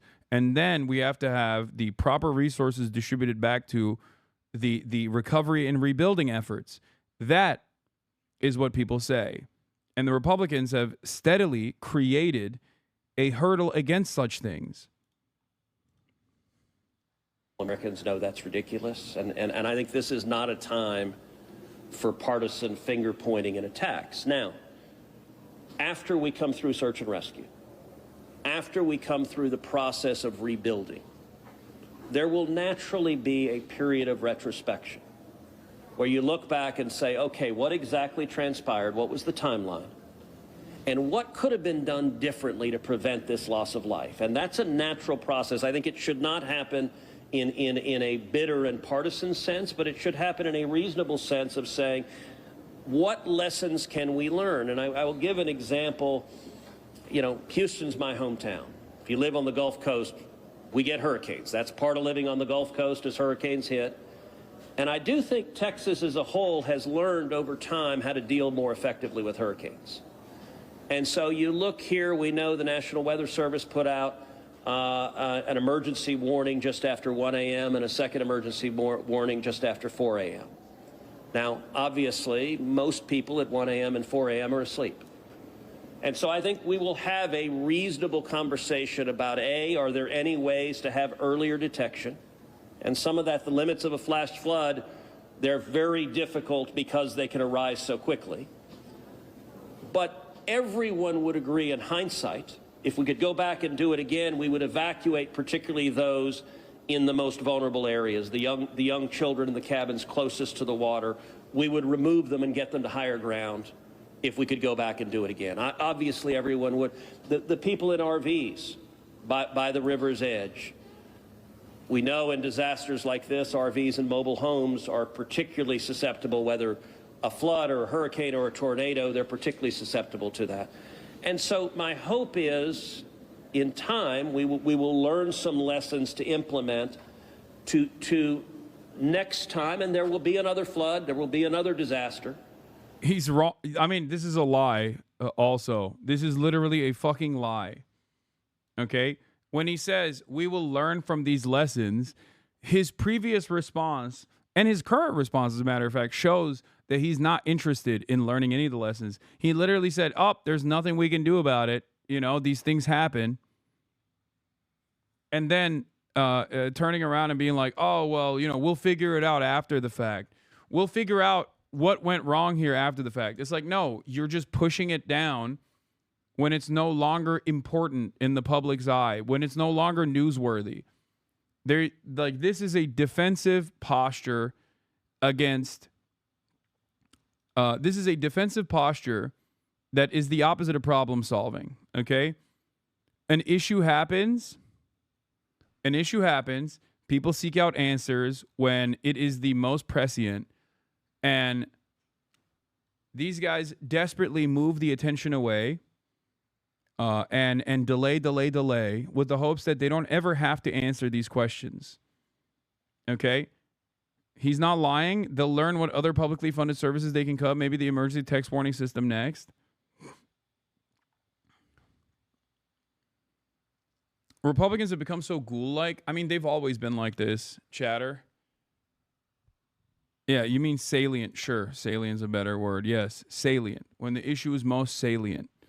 When people are actually paying attention, when people are demanding answers in this time of crisis, they don't want to give answers in this time of crisis on purpose, because if they were to properly analyze the situation as we have done so far, even with like the limited amount of information we have thus far, we very quickly arrive at the real villains in the story, which happens to be the fucking Republican Party. Okay? The people that are actively underfunding these systems of prevention, alerts, and analysis.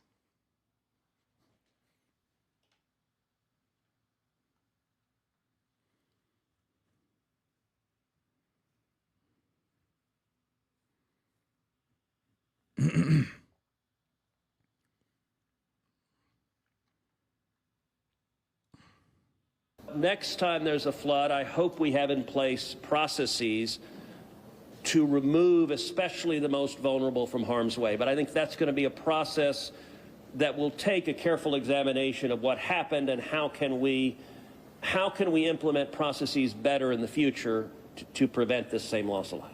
Senator, there were claims that the National Weather Service sent that first flash flood warning that should have alerted phones at 1:14 in the morning. But we have a federal public database maintained by PBS Warn, that says the first emergency alert wirelessly here in this area to Kerr County. It's like, oh man, how could this have happened? How could this thing that I worked hard on, how could it have happened? I didn't realize when I cut the funding and advocated to cut the funding by cutting the fat, by trimming the fat in the federal government, that these already underfunded resources comprised of woke gay scientists were actually doing woke gay science in the form of figuring out when how devastating flash floods might look like. I don't know how this could have happened. Guy who literally is responsible for it. It was not until after 9 a.m. That was more than 4 hours after the severe flooding had come to this area. Did you know that? Have you seen that? And what's your response, knowing the state and... Yeah, look, he said the same thing in 2018. Senator Cruz, we will rebuild together because that's who Texans are. Surveys, flood damage in Burnett and Llano County urges Texans to heed warnings from local officials. When asked about the rebuilding process, Senator Cruz noted the bipartisan cooperation of the Texas delegation in the wake of Hurricane Harvey and the more recent flooding events. I'm amazed at the bipartisan cooperation we saw in the wake of Harvey. Harvey now goes down in history as the second most costly natural disaster in U.S. history, and we have bipartisan cooperation. First concern is getting people out of harm's way, Senator Cruz said. If there's more flooding that comes, and some of the weather reports suggest they may be coming, then please take seriously if an evacuation order is given. Don't risk it. Don't think that you can make it through.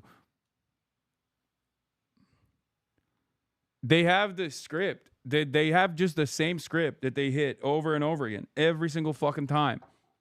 Every single damn time. It's like the same script that they hit. Same footnotes. Same bullet points. Thoughts and prayers. God is good. God is great. How could this have happened? We will figure out how this could have happened.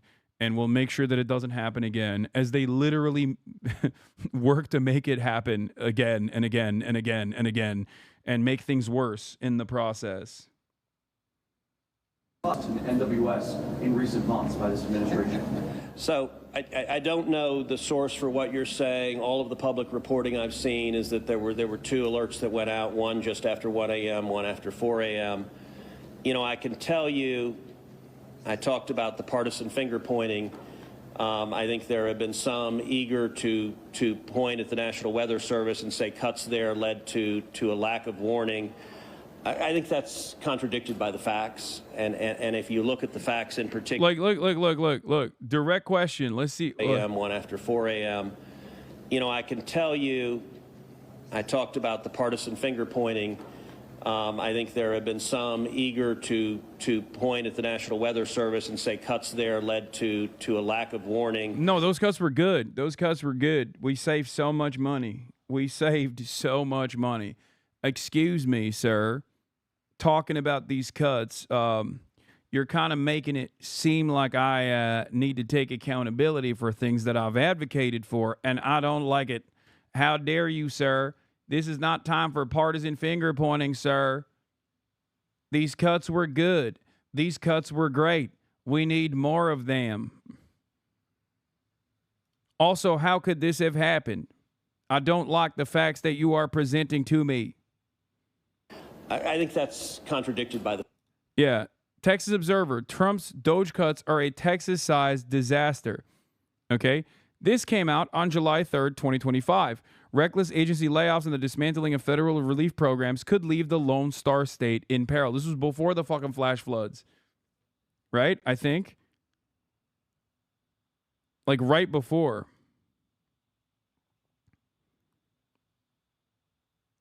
A day before the flash floods happened, they were like, this is a ginormous issue. President Trump's commitment to energy dominance would seem to be good news for the Texan economy, but in the administration's reversal of environmental policies, including via the chaos of the Department of Government Efficiency trashing federal agencies, it is easy to overlook changes that are of particular importance to the state. On the one hand, our increasingly smaller window of short-term profit seeking seems to be in the direction, seems to be focusing in the direction of accelerating fossil fuel production, okay? And Texans are like, hell yeah, baby, let's suck the earth dry. Ironically enough, that leads to more erratic weather conditions, more extreme heat, more extreme drought, and then also more extreme flash flooding incidents like the one that we just saw. And then, on top of that, because a lot of these resources, as I've detailed out, as I showed you in the Project 2025 reporting on this, okay, the reason why they're cutting these initiatives is twofold, the NOAA, and NWS. It's twofold because those woke scientists are actively tasked with identifying climate change. Like, their job is to literally look at this and say, things are going to get worse. But that's too alarmist for these people because they have to keep lying to the public and make it seem as though climate change is not real, that it's a fucking, it's a hoax, that it's made up. And it's woke, right? It's woke and gay. So they want to cut it for that reason because it undermines their overarching agenda of focusing on fossil fuel production. Part of that is because China has complete dominance over the renewable energy sector. So we have to do everything in our power to fucking continue working on drill baby drill mentality. That's good for Texans in the short term, at least like the way that they see it. But then also, their second reason is because they want to privatize the NWS so that someone who is close with the administration, another wealthy dipshit, can basically take over the NWS, which provides a service that is an absolute necessity for all aspects of commerce so that they can paywall this stuff. And privatization of this sort, as we have seen time and time again, only leads to less efficiency. Okay? Efficiency that a capital owner understands very different than the efficiency of a service. The service diminishes, the service gets worse, but they make more money. The efficiency means someone can make super profits in the process. What a capital owner believes is efficiency is not necessarily good for you, the average person, okay? A lot of these things that the government is tasked with doing basically have to work invisibly. Like they have to work, and they're working. They're working in a way where you don't even realize that they're working at all times. Okay, you only realize the government is failing when it actually isn't working. You only realize that the government is there when it actually fails in a moment like this.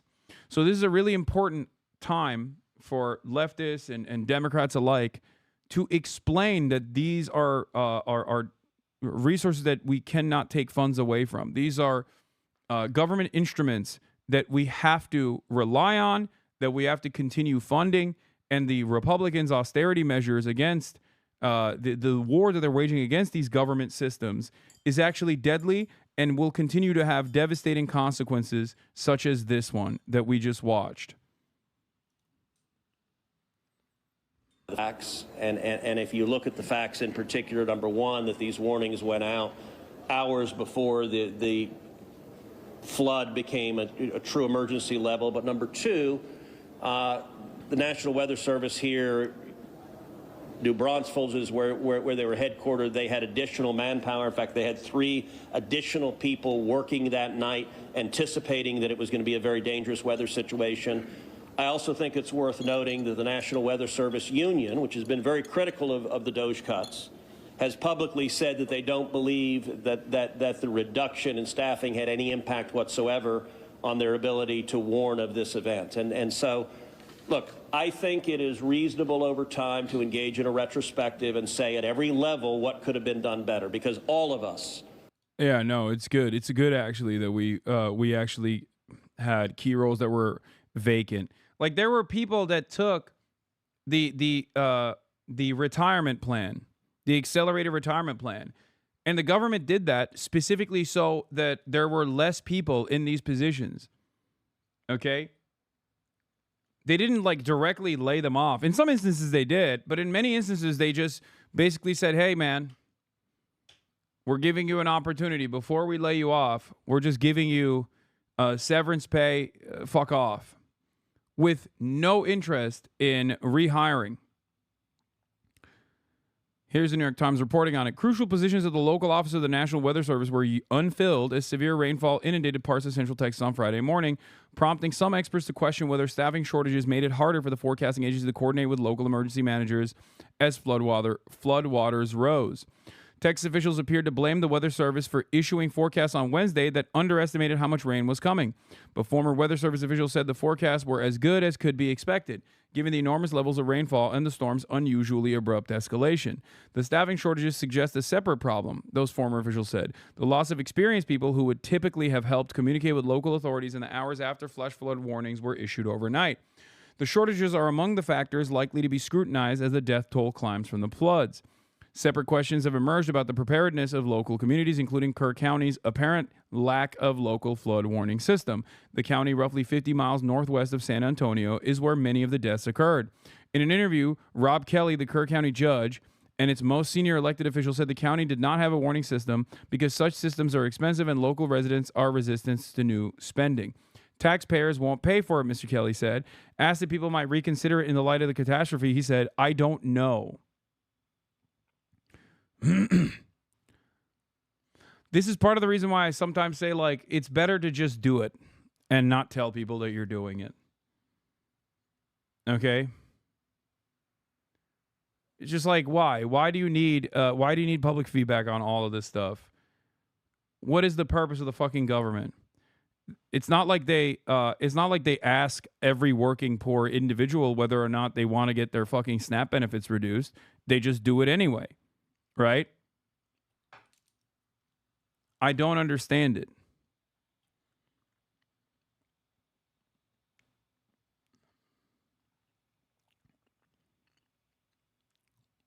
Yeah, here, I have an initiative in mind. Are you ready for it? We're saying that the National Weather Service alert system is actually against wokeness. It's actually homophobic and anti-woke, which is why it must be funded. Boom. There you go. Funding secured. Okay, just say that all the people that want to cut these resources are woke and gay. They want to cut the resources in a gay way. Funding the police is gay. We must redistribute resources away from the overfunded police budgets, which are woke and gay, and fund it back to like the homophobic parts of American governance. Big government is anti-gay. Little government is gay as hell. I figured it out. The weather service, yeah, or you can say it stops the Democrat weather machines. Yeah. That's another one. We have to fund these institutions and these warning systems because they warn against the Democrat gay machine, the gay weather machine. Okay? We need to have a big, macho, muscular, manly government. The Weather Service nearby San Antonio office, which covers other areas hit by the floods, also has significant vacancies, including a warning coordination meteorologist and a science officer, Mr. Fahey said. The National Weather Service San Angelo office, which is responsible for some of the areas hit hardest by Friday's flooding, was missing a senior hydrologist, staff forecaster, and meteorologist in charge. Okay, San Antonio office also has significant vacancies. Staff members in those positions are meant to work with local emergency managers to plan for floods, including when and how to warn local residents and help them evacuate. The office's warning coordination meteorologist left on April 30th after taking the early retirement package the Trump administration used to reduce the number of federal employees, according to a person with knowledge of his departure. Some of the openings may predate the current Trump administration, but at both offices, the vacancy rate is roughly double what it was when Mr. Trump returned to the White House in January, according to Mr. Fahey. John Sokich, who until January was the director of congressional affairs for the National Weather Service, said those unfilled positions made it harder to coordinate with local officials because each Weather Service office works as a team. Reduced staffing puts that in jeopardy. A spokeswoman for the National Weather Service, Erica Groh, did not answer questions to the New York Times about the Texas vacancies, including how long those positions have been open and whether those vacancies had contributed to the damage caused by the flooding. There's also another problem here where the NWS staffers that are still employed might be fearful of speaking out against the administration out of an abundance of caution, out of the fear that the administration might actually enact revenge upon them by fucking firing them, which is insane to even think. But it is quite literally a reality. It is within the realm of possible options here. Part of what the Republicans do expertly is consistently claim that these services are not working, so we have to just continue defunding them. That is a part of their advocacy. A part of their advocacy quite literally is to say these systems are failing. They failed our people. They failed our citizens, which is why we must defund them. They're just taking your tax dollars.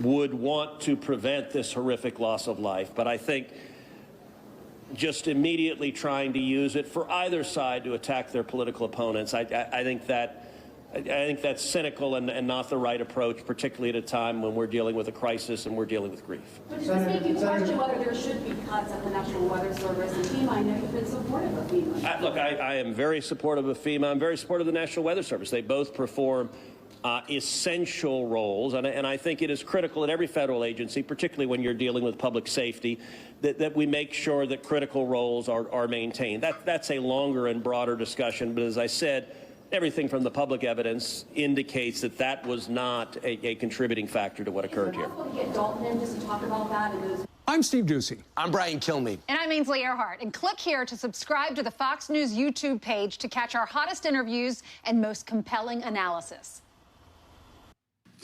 Jason Allen has been following this story since the very beginning. He joins me now. Jason, what have you been seeing out here?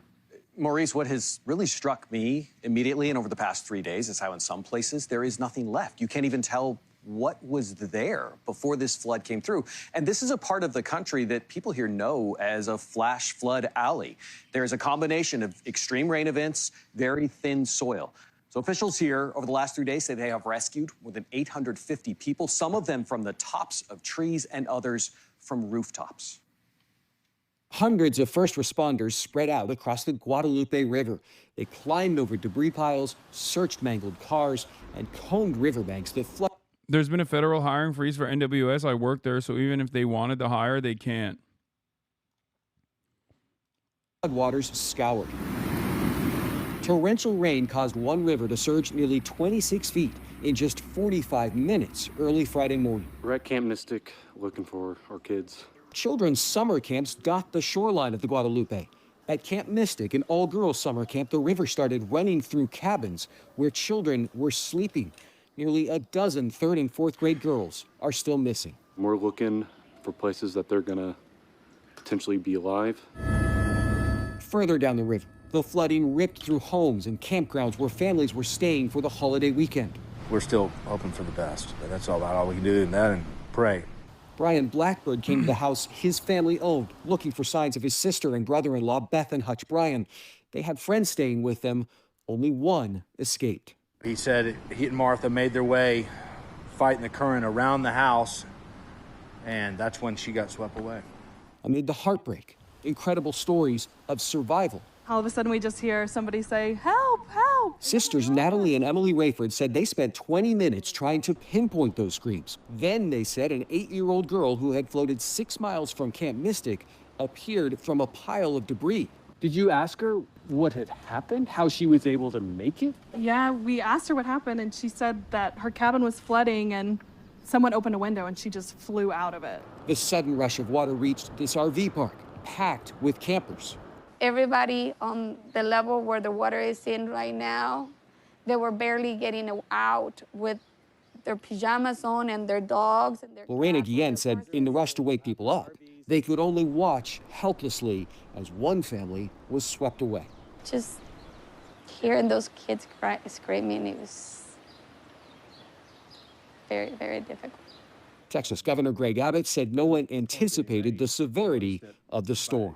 The moment in time when they knew the magnitude of the water, it's a difficult decision whether or not to begin. It's pretty crazy to think, but it's pretty crazy when you think about it. But like Republicans do actively work against the best interests of the public in every aspect of governance. Someone in the chat was talking about like harm reduction initiatives for safe injection sites. Like they literally are anti-human, anti-welfare, anti-humanity in general.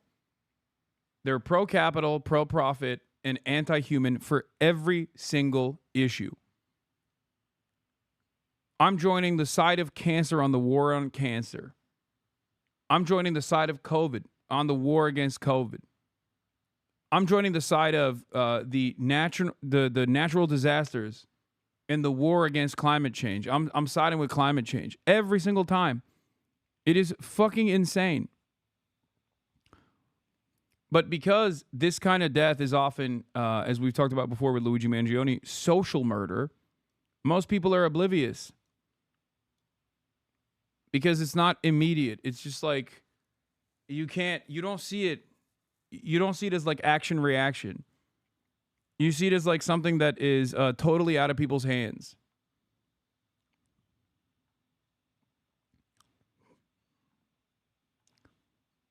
It's crazy. Evacuating people or not. Okay, thanks. Despite deadly floods here in the past, there are no outdoor warning systems here, no sirens. Instead, people rely on predictions and forecasts from the National Weather Service. Now, local officials debated adding a system back in 2017. They held off because of the cost of that system. Maurice, President Trump expected to visit the area on Friday. Okay, Jason Allen, thank you so much. Extraordinary stories there. Now then, Texas preparing for more heavy rainfall after at least 82 people, 28 of them children, killed by flash flooding over the course of the weekend. Many more remain missing, including 10 children and a counsellor from a summer camp, as the search continues for survivors and bodies. Here we go, once again. British newscasters covering the horrifying events that are unfolding in America from afar, like we are, like they're watching, National Geographic. A classic. Authorities say 850 people have been rescued so far. Well, Donald Trump has denied that federal government cuts, including to the agency overseeing the National Weather Service, may have impacted the response. The US president also said he may visit the state later in the week. It comes as authorities warn residents in Texas to prepare for further bad weather. We will remain 100% dedicated, searching for every single one of the children who were at Camp Mystic, as well as anybody else and the entire riverbed, to make sure that they're going to be recovered. There are dangers over the next 24 to 48 hours that could pose public safety threats to people in these regions. There is heavy rainfall that's already occurred, and there's more heavy rainfall that's expected that will lead to potential flash flooding. Well, we're now starting to hear from survivors, including this woman who's spoken about the harrowing experience of having to flee with just moments to spare. Honestly, if my husband hadn't been awake, I think it could have been a different story. We were worried about leaks in the RV with the heavy rain, and he heard screaming outside and came and woke me up immediately, and we had to be out of there in about 10, 15 minutes. The hardest part was there was a little boy who started floating downstream, and he was screaming, asking for help, but there just wasn't anything anybody could do at that point. We're also learning more about the people who died in this tragedy, including 8- and 9-year-old girls at Camp Mystic, just feet from the Guadalupe River. The pictures we're showing you here show the inside of cabins at the camp. After the floodwaters rushed through, you can see everything is covered in mud. It is not clear whether the girls in these cabins were able to escape. Janet Shamlian is downriver from here. She has been gathering stories about what happened. Janet, good morning to you. Maurice, good morning. You can only imagine the anguish and the heartbreak as some families are still waiting on word of their loved ones. And the moms and dads who dropped off their little girls at Camp Mystic, some just a few days earlier, thinking these girls were about to have the summer of their life. Even though it has been 3 days, for those who haven't heard, you know, they are holding up. Yeah, GOP cycle, cut funding, ruin lives, pray hard. Rinse and repeat. Devastation takes place, rinse and repeat. Hope this morning. This is the aftermath of unimaginable tragedy. Devastated bunkhouses at Camp Mystic, where some of the girls who went missing were staying as floodwaters engulfed the grounds. 8-year-old camper Linny McCown of It's crazy to think, like, we're doing this kind of child murder overseas. Okay, we've delegated the responsibility over to Israel, right? And a lot of our resources and funds go to that. And then at the domestic level, we're doing it to our own citizens as well. Like, these guys don't care about anybody, okay? They are anti-children across the board, both in our foreign policy and also in our domestic policy as well. It is, I mean, this is yet another glaringly obvious indication that the government simply does not care about anyone other than super profits for faceless, lifeless corporations and big business owners that are aligned. That are the only interests that they care about. China breaks more records with surge in solar and wind power. Yeah, I mean, obviously, this is part of the reason why, as I said, this is part of the reason why, as I stated, the American government is going aggressively in the opposite direction of renewable energy. Instead of funding research and development that would make it more cost effective, that would make potentially make renewable energy the future of energy, we're moving desperately away from that because China already lapped us on that front. So the more China focuses on renewable energy, the more America moves away from renewable energy. Austin died in the storm, her father confirmed, as did 18-year-old Chloe Childress, a counselor from the Houston area who had just graduated high school, and Camp Mystic's longtime owner, 74-year-old Dick Eastland. Thank God my granddaughters are okay. Georgia Congressman Buddy Carter said his 2 grandchildren survived, but their cousin, 9-year-old Janie Hunt, died. She's related to Kansas City Chiefs owner Clark Hunt. God has wrapped his arms around her, and our thoughts and prayers are with all of those involved. It just started pouring in. We had to fight the door to get it closed. Christina Wilson said her fiance. Which one's cheaper, setting up flood detection systems or picking up kids' corpses? Kids' corpses, for sure. Actually, it's probably not. It's probably not cheaper, but in the grand scheme of things, it's kind of like this, okay? The calculation in the absence of government intervention, the calculation that like companies make in terms of safety and creating fail-safes and redundancies goes away because it's easier to make a cheaper alternative and cut corners in the production of airplanes, for example, and increasingly cut costs that way so you can keep driving up the profit margins. And then make this calculation that if people die in the process due to your elimination of safety measures, for example, ultimately, it's still more cost effective to let people die.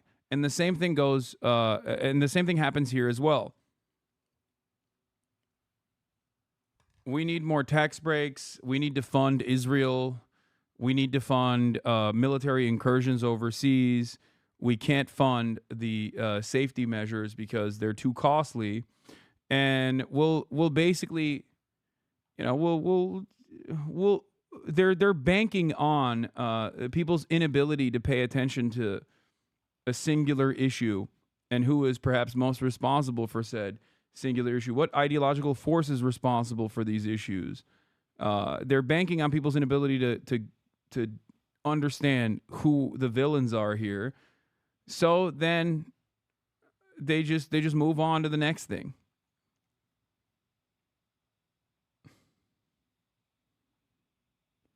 You have a lower baseline, which looks good in headlines, but you end up spending more with more debt because emergency spending is far more expensive. It's actually not more cost effective in the long term.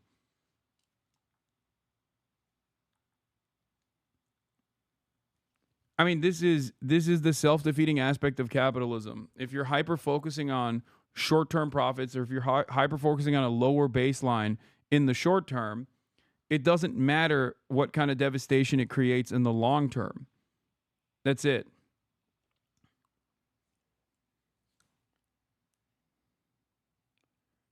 That's it. Like, when you think about it, this kind of devastation also in the long term destroys additional commerce from taking place. Okay, like, people are predisposed with recovery and rebuilding. People are people are focusing on. I mean, they're not going back to work now. Productivity is diminished if you even think about it from that perspective. Yeah, shops and businesses are destroyed.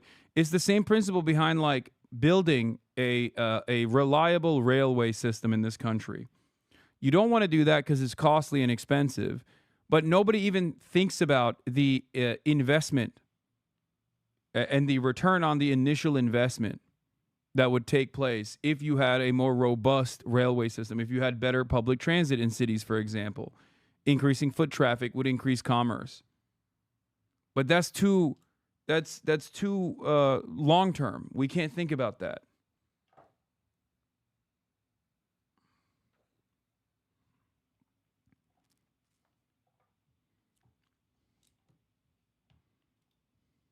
A 27-year-old Julian Ryan severed an artery in his arm as he punched open a window when floodwaters inundated their home in the community of Ingram. His family was able to escape. He was not. He had lost all of it, all his blood. He looked at me and the kids and my mother-in-law, and he was like, sorry, I'm not going to make it. I love y'all. In Kerrville, Emily Gutierrez told us her cousin Leo's house was swept from its foundation. She said Leo, his wife, and their 2-year-old son are still missing. As much as we want to pray and hope, there's only so much a human can actually hold on. All the muck, all the dirty water, all the trash, the trees. If the cars are flipped over and the houses are moved, what chance does human have? Indeed. And those are just a few of the lives lost. Let me tell you about some of the others. Reese Zunker. Reese was a high school soccer teacher from right here in Kerrville. 13-year-old Blair Harbor And her 11-year-old sister, Brooke, reports indicate they were found clutching each other's hands, those girls from Dallas. And 62-year-old Tanya Berwick. Tanya worked at Walmart in San Angelo, which is nearby. Friends say she was warm, determined, loyal. This morning, Maurice, here in Texas and across the country, just such profound loss. Truly, Janet Shamlian, thank you. Those stories. The victims of this tragedy range from young to old and include a family of 6 spanning multiple generations. We're learning more about the victims of the flood disaster and the survivors trying to come to terms with what they witnessed. I had to swim through a window and hold on to the meter box outside of the house. 28-year-old Christian Fell says he stood on the electric meter box outside his home for nearly 3 hours to stay alive. 27-year-old Julian Ryan died heroically, saving his kids by placing them on a floating mattress. Beloved high school teacher Jeff Wilson, who taught auto body repair. Not to be an annoying person, but it's so frustrating how there's always a lack of critical analysis, root cause analysis of these tragedies, and focus on the emotional impact that keeps Americans diluted of context. I don't even know if it's deliberate. I don't even know if it's by design. I suspect it is. But, I mean, that's where I try to fill that void to the best of my ability by covering this aspect of it, the human aspect of it, of course, the human tragedy of it, but then also explain to you how these systems are designed in a way where these sorts of preventable deaths take place. But I think, yeah, it's I don't know if it's like deliberate because they're invested in corporate super profits. I think that plays a role in it, but it's more so because this is what people pay attention to. It's boring and hard to pay attention to when you try to look at the systemic the systemic factors at play. Also lost his life in the flood. His wife and son are missing. He was able to build relationships with kids, maybe kids that didn't fit the traditional classroom model. And at Camp Mystic, where more than 24 campers were swept away in the night, at least 11 are confirmed dead. Among them, Janie Hunt, the 9-year-old cousin of Kansas City Chiefs owner Clark Hunt. His wife announcing Janie's death, saying, "If your heart is broken, I assure you God is near." 18-year-old camp counselor Chloe Childress is being remembered for her work with senior citizens. The head of her high school saying, "Chloe made space for others to feel safe, valued, and brave." Those who knew Camp Mystic's owner, Dick Eastland, say he died heroically, trying to rescue campers. His grandson writing, "If he wasn't going to die of natural causes, this was the only other way, saving the girls that he so loved and cared for."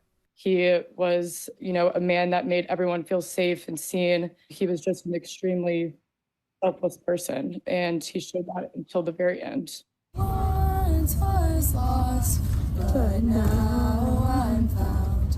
On Friday, hundreds of girls able to evacuate from Camp Mystic sang songs through their tears as they rode a bus through the devastation.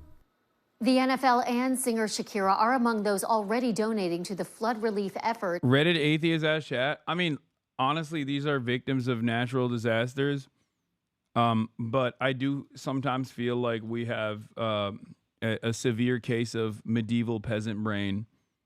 Like, how is this any different? We live in 2025, and we're treating these natural disasters when we know what the causes of it are, when we have significantly better technological surveillance mechanisms and prevention and warning systems that we could implement. We have fucking satellites that are mapping out every goddamn cloud, okay? And we just turn around and we're like, oh, God, God willed it. It's like we're not cavemen anymore, you know what I mean? We're not looking up at the ball in the sky and going oh, this is the sky gods taking out revenge. We have so much. We have so much scientific discovery. and technological achievements that are supposed to, at the very least, mitigate some of the harm. It's not that the people themselves, I don't fault the people themselves for praying to God. That's understandable in times of crisis like this. That's the purpose that religion serves. But you also have to still remember, beyond like the grieving mothers that are saying this kind of stuff, who is understandable for them to grieve in this way. It's always important to analyze the incident and what contributed to it with cold, rational, logical thinking. If you want to help, donations can be made to the Kirk County Flood Relief Fund or to the World Central Kitchen. We welcome you back to CBS Mornings. Anyway, now to the we're gonna talk about the Department of Justice and the FBI memo with the Jeffrey Epstein stuff. We have a lot to cover today, obviously.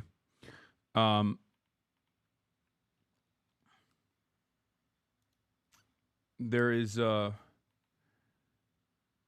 a major disappointment, a major blow that the Trump administration delivered to some of its most loyal fans today.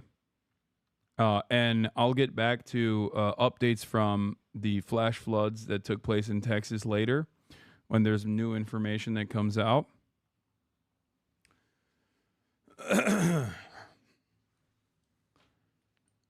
There's also ICE raids in Los Angeles and many other places. What is this? Oh, with the Jeffrey Epstein stuff. Yeah, we'll obviously do Hogwatch Fell for It Again Award as well. And we still have Netanyahu to talk about as well. That's on the docket too.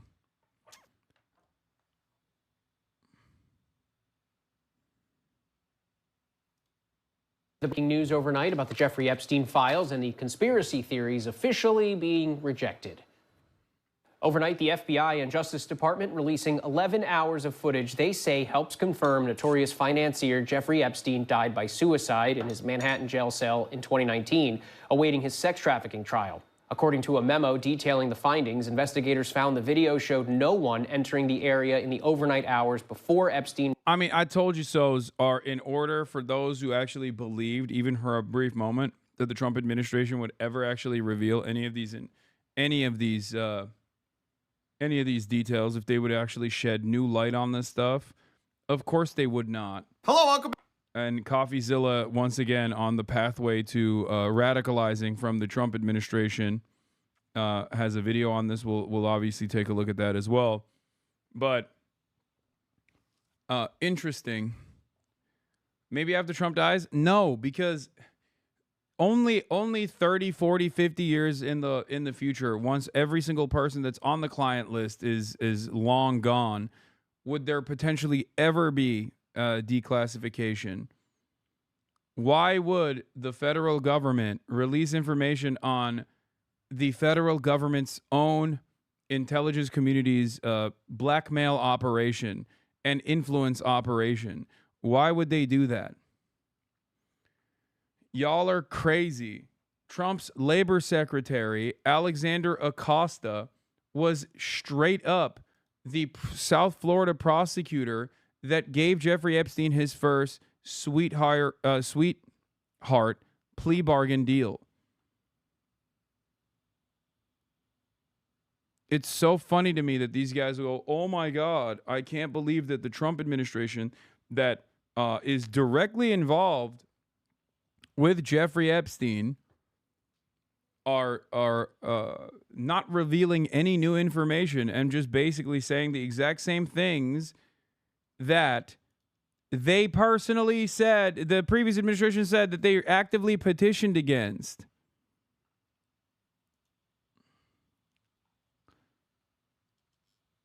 How shocking. Shocking, guys. I can't believe the Trump administration is not only protecting themselves, but also all of the same wealthy people that the Democrats also protected, that the Republicans have also consistently protected. That's, wow. Shocking stuff. Shocking revelations. Found unresponsive. But perhaps the biggest bombshell, investigators say they found no incriminating client list of Epstein's, no credible evidence that Epstein blackmailed prominent individuals, and no evidence that could predicate an investigation against uncharged third parties. For years, Epstein has been at the center of conspiracies surrounding both his death and... Oh, never mind then. Guys, I mean, it's concluded. I guess it's nothing to see here, folks. Nothing to see here. Pack it up. I didn't realize it was like that. Thank you. Thank you for informing me. I guess there's no reason to investigate this any further. Please stop. Please avert your invested and interested eyes away from this incident. The government has basically told you what's what. Now shut the fuck up. Even Fox News was like, Cap. Sure. Caroline. Okay, so the FBI looks at the circumstances surrounding the death of Jeffrey Epstein. According to the report, this systematic review revealed no incriminating client list. So what happened to the Epstein client list that the Attorney General said she had on her desk? Well, I think if you go back and look at what the Attorney General said in that interview, which was on your network on Fox News. Got the quote. Go ahead. John Roberts said, DOJ may be releasing... Dude, these guys, when they want to be, can become such amazing journalists, literally on the spot. It should remind you how indecent they are in every other instance. Okay? When every single one of these charlatans want to be a real journalist, like that follow-up is the bare minimum that every journalist is capable of doing, knowing full well what the immediate retraction is going to look like, what the immediate response is going to look like. And he came in hot. He didn't have to go back. He didn't have to wait another day. Right on the spot. This is real journalism. And it's shocking that it's coming from a motherfucker like Peter Ducey of Fox News. Look at that. Shocking. He did not miss a fucking beat, dude. Look. List. So what happened to the Epstein client list that the Attorney General said she had on her desk? Well, I think if you go back and look at what the Attorney General said in that interview, which was on your network on Fox News. Got the quote. Go ahead. John Roberts said, DOJ may be releasing the list of Jeffrey Epstein's clients. Will that really happen? And she said, it's sitting on my desk right now to review. Yes, she was saying the entirety of all of the paperwork, all of the paper in relation to Jeffrey Epstein's crimes. That's what the Attorney General was referring to, and I'll let her speak for that. But again, when it comes to...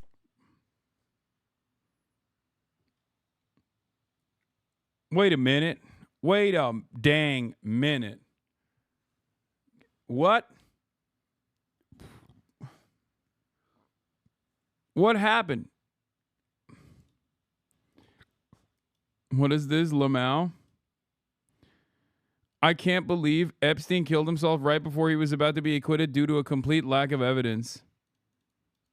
Yeah, that's so crazy when you think about it, actually. Yeah, it seems like there was no evidence whatsoever, and he just felt kind of bad.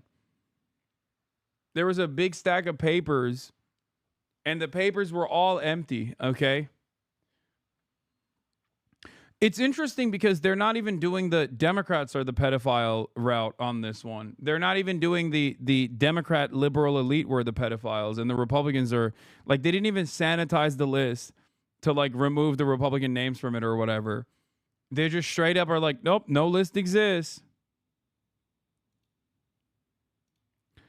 J.D. Vance in 2021. What possible interest would the U.S. government have in keeping Epstein's clients secret? ...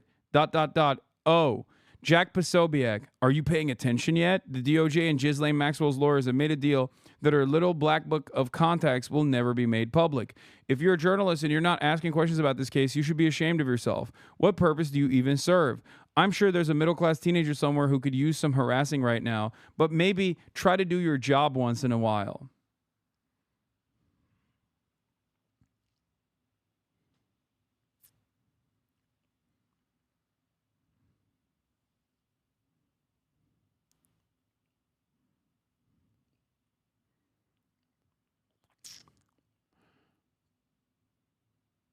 Yeah, a postmortem acquittal to Jeffrey Epstein. We were so wrong.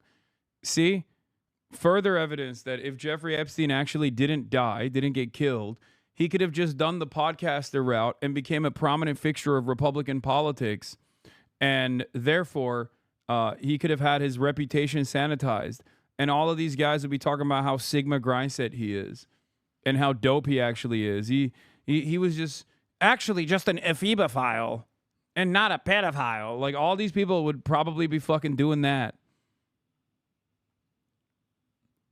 That was, of course, J.D. Vance in 2021 when he was not the vice president. Remember that. Now that he is the vice president, I'm sure he has a very different approach to it. FBI and the Department of Justice, they are more than committed to ensuring that bad people are put behind bars. They have an operation going on right now called Summer Heat, which has our murder rate trending in the lowest direction in United States history. Their emphasis on violent crime and locking up violent criminals has led to the arrest of 14,000 violent criminals. That's a 62% increase from the same time period last year. So this Attorney General and the FBI Director are committed to putting bad people behind bars where they belong. That they promised an exhaustive review. That's what they did. For any further details, I would refer you to the Department of Justice. Okay. Huh.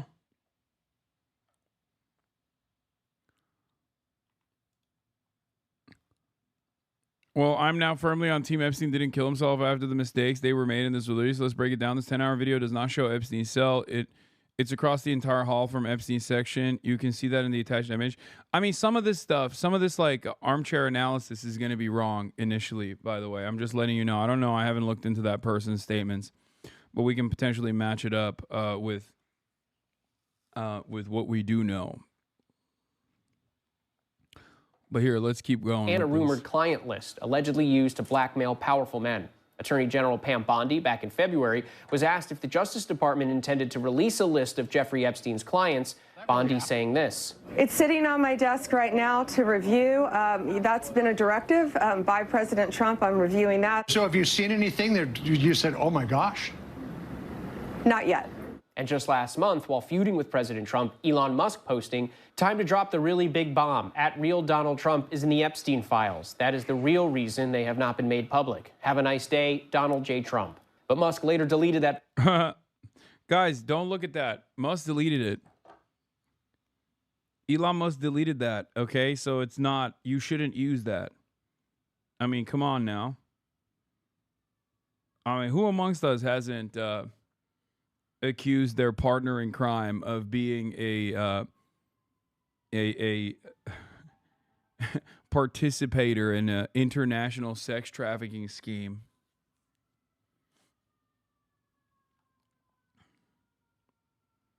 It happens, you know?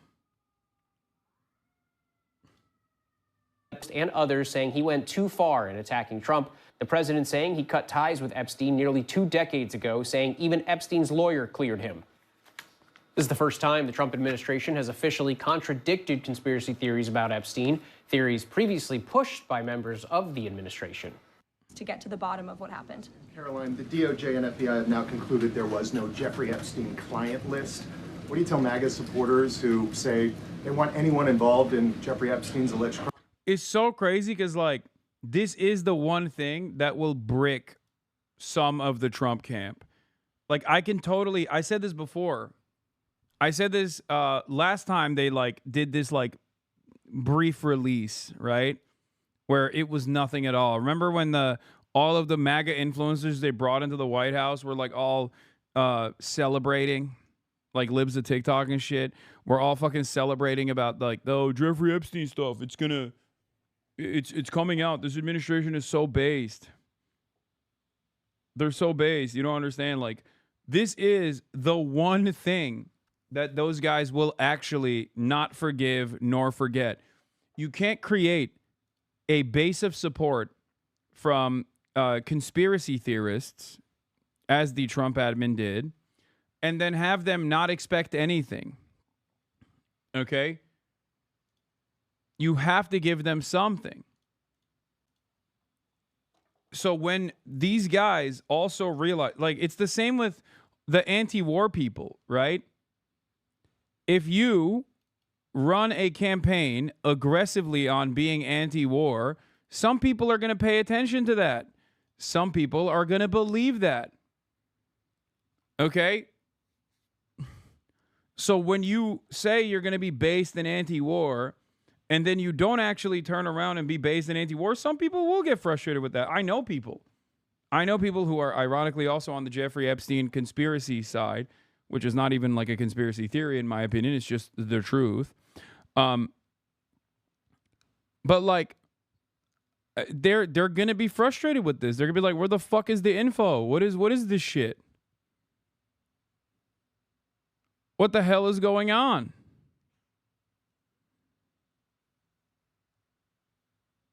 Yeah, Bradley Martin is the example I was thinking of. For sure. For sure. And there are plenty of people like him. You have to remember, a part of the reason why I do this is because, like, there are a lot of people in the real world who operate like this. Wait, what the fuck? Hold on. To be held accountable. This administration wants anyone who has ever committed a crime to be held accountable, and I would argue this administration has done more to lock up bad guys than certainly the previous administration. And the Trump administration is committed to truth and to transparency. That's why the Attorney General and the FBI Director pledged at the President's direction to do an exhaustive review of all of the files related to Jeffrey Epstein's crimes and his death. And they put out a memo in conclusion of that review. There was material they did not release because, frankly, it was incredibly graphic and it contained child pornography, which is not something that's appropriate for public consumption. But they committed to an exhaustive investigation. That's what they did, and they provided the results of that. That's transparency. Follow up on that, Sure. Caroline.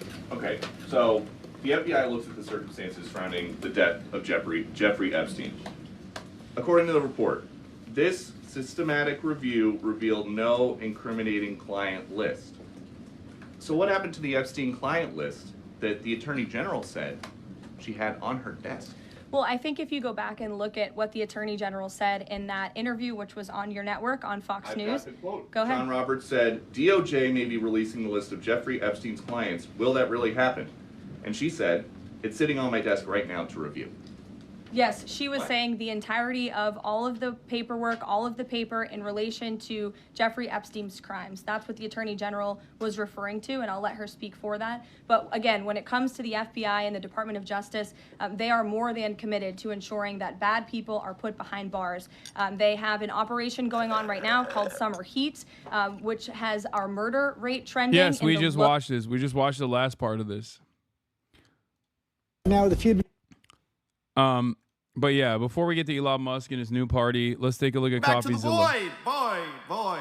Today we're talking about Jeffrey Epstein. The big update, which is just that he had no client list and offed himself. That's according to Axios. In a big scoop, they apparently got a hold of this document from the U.S. DOJ and FBI, kind of a joint statement. Yeah, guys, you don't understand. You don't understand.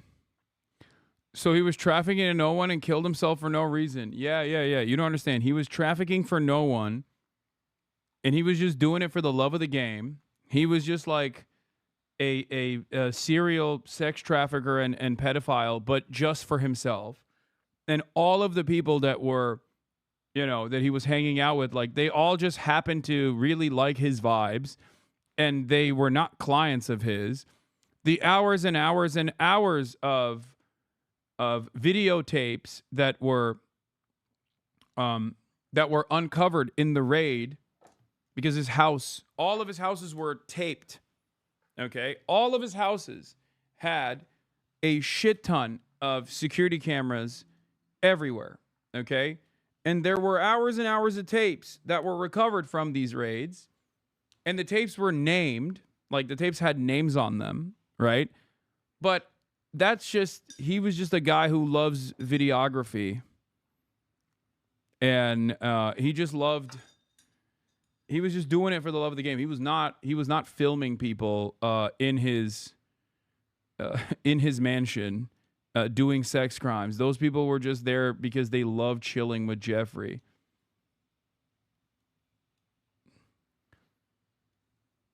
And they had no idea that he was a pedophile, even though he went to fucking jail for it.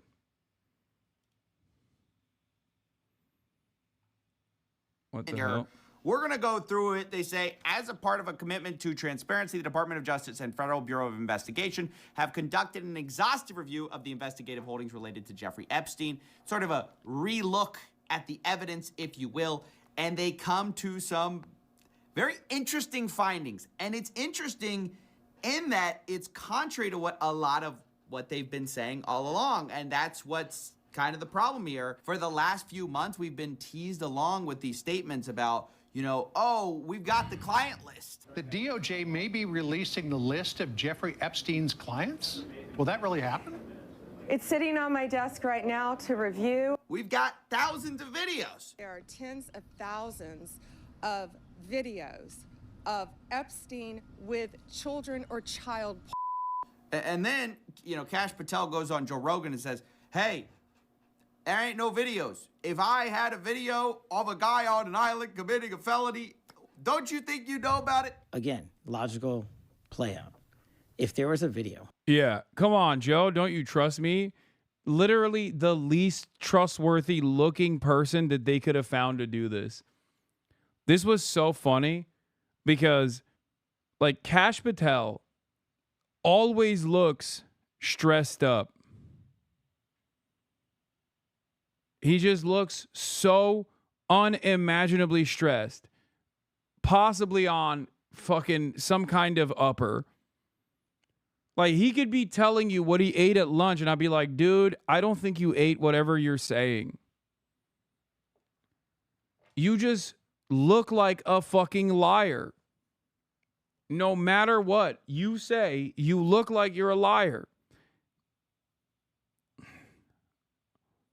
But then, on top of that, the things he was saying on the Joe Rogan Experience were so crazy that even the Joe Rogan stands were like, yeah, this is not going to fucking float our boat. You know, doesn't. Trust me, Joe. Do I look like an untrustworthy person to you? Do I look like, as a part of the FBI's directive, I would hide information about a potential member, an asset of the intelligence community that was engaging in a high-profile sex trafficking and blackmail operation, Joe? I would not. That's why I was like, nah, no shot, dog. This motherfucker is definitely hiding it. Of some guy or gal committing felonies on an island, and I'm in charge. Don't you think you'd see it? It's already. No. Like a bit of a contradiction. No. Why would we? What have you done that would cause us to even have any confidence in you?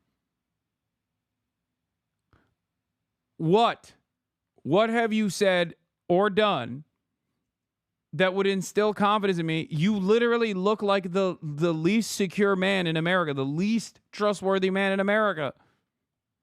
Contradiction. Now, Joe Rogan even tries to give him the out, like, oh, maybe you don't have it. And he's like, no, we're giving you everything. If you have access to it. If I have it, period. Right. If I have it. Right. If you have it. Right. But you can't say that you have it. No, we're giving you everything we have. So far. Everything we have so far is Have you guys gone over all the video that's available? Yeah, that's what I'm telling you. That's what takes so much damn time. And so there already was a wedge with what we were sort of told we're going to get versus then they come out and say, hey, nothing to see here. And today is a little bit more of that. It's a little bit more of the finger wagging at the conspiracy theorists, which is ironic given that both Kash Patel and Dan Bongino, who have now come out saying there's nothing to see here, guys. We're saying, oh, there's a lot to see here before they got in. Who killed Jeffrey Epstein? This doesn't look right. It doesn't look like a suicide. It's unbelievable. The guy killed himself. Now, maybe that... Yeah, one of the funniest aspects of this is literally that the people that they task with this are the people that also played a formative role in the public increasing their curiosity. And I think this was a mistake. I think they legit thought, as long as we have these like conspiracy theory guys that have developed significant audiences in these spaces, as long as they are the primary communicators, that people will trust them. People will just believe whatever the fuck they say. Not realizing that people care about this shit. Like, they care about this shit a lot more than they care about Dan Bongino. Why would they even give a shit about Dan Bongino? Who cares about Dan Bongino? You know? The only reason why these people even developed an interest in what Dan Bongino was about was because he seemingly was trying to arrive at the fucking truth. That because they did a deep dive and they're just being honest with people. Again, you want me to get... I've seen the whole file. He killed himself. But I think you deserve criticism if you're going to engage in this type of conspiracy. Also, yeah, I mean, listen, Coffee, you're not thinking about how much Dan Bongino has suffered, okay? Think about how much Dan Bongino has suffered. I feel like this is really messed up that CoffeeZilla is hitting him with this when... I mean, I gave up everything for this. I mean, you know, my wife is struggling. I'm not a victim. I'm not Jim Comey. It's fine. I did this, and I'm proud I did it. But if you think we're there for tea and crumpets, well, I mean, Cash is there all day. We share it. Our offices are linked. He turns on the faucet. I hear it. He's there he gets in at like 6 o'clock in the morning. He doesn't leave till 7 at night. Yeah, dude. I was a podcaster. You know, I was working in the trenches. Now I have to be in a tiny office, and I have to hear Kash Patel drop the nastiest shits in the room next door. Okay? Think about how terrible this is. Why does nobody care? Why doesn't anybody care about me? What the fuck? I don't get to see my family anymore. I used to see them when I was podcasting. You know, I'm in there at 7:30 in the morning. You know, he uses the gym. I work out in my apartment. But I stare at these four walls all day in D.C., you know, by myself, divorced from my wife. Not divorced, but I mean separated, divorced. And it's hard. I mean, you know, we love each other, and it's hard to be apart. But you're doing some great work. You're straightening out the FBI. You're moving buildings. There's a lot of change. I got one more thing. I mean, I gave up everything for this. I mean, you know. He gave up everything for this, dude. I need you to understand something here. It's like, this is if whichever the next Democratic administration is, like, put me in charge of the FBI, okay? If I'm the deputy director of the FBI. Like, quite literally, in order for you to understand how psychotic this is, it's as though Democrats came back in charge and then they put my ass as the deputy director of the FBI, okay? Because that's him. Dan Bongino is the me on the other side. Okay? Think about how psychotic that is. Anyway, let's get back to the primary purpose of why they did this and how much of a failure it's been so far. Thinking, and then when it's convenient for you, you expect the trust of the people. If you're the one saying, like, hey, those guys can't be trusted, you become that guy and you go, well, guys, you can trust me, right? When I'm going to say the exact same thing everyone's been saying this whole time. That's why it's so stupid. I mean, you guys set up all the wrong expectations. You told us we're going to reveal the truth, and now they're saying there's nothing to see here, and shame on you for thinking there was. And once again, this is more self-contradiction, because in this statement, we actually find immediately first page, second paragraph, saying that there's a large volume of images of Epstein, images and videos of victims who are either minors or appear to be minors. My question is, there's No one else? In this statement, they admit. Yeah, he was the one who was just doing all of the pedophilia. All of the people that have frequented his houses, they were always there for the vibes alone. Like, they were not there for the things that Jeffrey Epstein was doing. And also, given the density over numerous years, given the amount of times, like the amount of hours recorded in these fucking tapes, someone must have randomly encountered Jeffrey Epstein doing the deed, right? Even if he was just doing it himself. That Epstein harmed over 1,000 victims. So you got 1,000 people, either some form of evidence that he harmed. Like, what this is what's so crazy. It's like 1,000 plus victims. So Jeffrey did it just himself. In what time frame? 1,000 victims. Jeffrey did it just himself. He was just like a serial fucking pedophile rapist. But while he was doing it so frequently, none of the people that were constantly going in and out, none of the wealthy clientele, well, not clientele, sorry, wealthy friends of Jeffrey Epstein that were going in and out of his house ever encountered this. Like former Prime Minister of Israel, Ehud Barak, in 2016. Or even Kimball Musk, Elon Musk's brother, who was dating one of the girls that Jeffrey Epstein was flying around. Prince Andrew.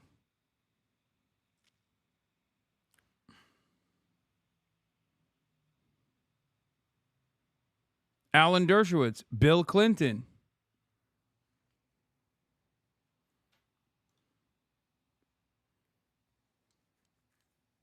Nobody else was involved? Epstein's around the most powerful people on the planet. 1,000 victims. No, nobody else. There's images and videos. Apparently, that's what they say. Nobody else is on camera, right? Because otherwise, that would mean that the FBI director went on Joe Rogan and told a lie, told a little fib. If there was a video of some guy or gal committing felonies on an island and I'm in charge, don't you think you'd see it? No, I don't. Why would we think that you would reveal this information? What have you done so far that would lead us to believe that you would be an honest actor here? I don't think, and also I was right. We were right for not thinking you would actually reveal this information. Because like, go back to the video that I did on the Joe Rogan Experience with Kash Patel and Joe Rogan. But he says he's going to get the evidence out. So how do you square this, right? There's 1,000. Was Epstein just filming himself the whole time for like, did he put it in the evidence box? I mean, that's the ridiculous thing about this. Why would you film yourself committing these acts? That's where the whole blackmail angle came from. Was there's all these videos for what, right? And I'm sure those people, these powerful people, did not consent to being recorded. So what else was this being used for?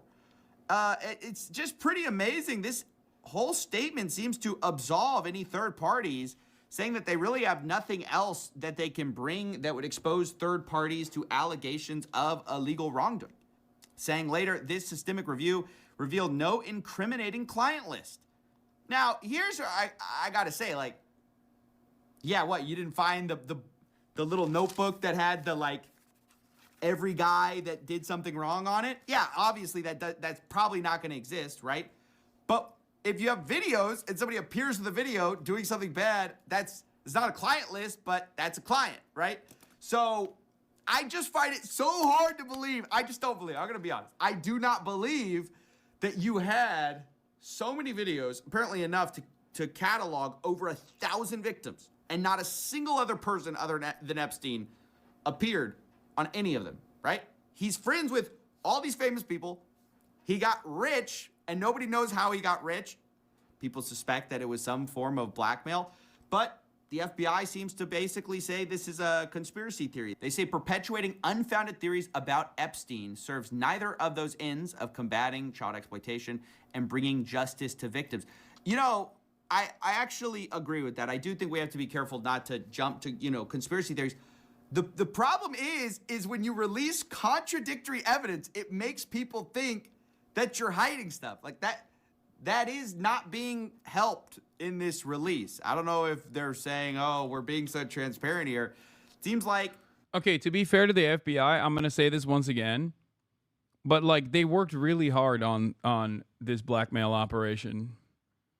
So don't you think it's a little inappropriate to demand that they ruin years and years of sexual blackmail material that they worked actively to cultivate? I mean, they worked really hard on it. In their defense, they worked really fucking hard on it, and you guys are just trying to fuck up the bag, and it's messed up. Okay? It's messed up. Like, joint CIA Mossad operation is disrespectful, really. Yeah, it is. It's disrespectful to demand that they turn over their work.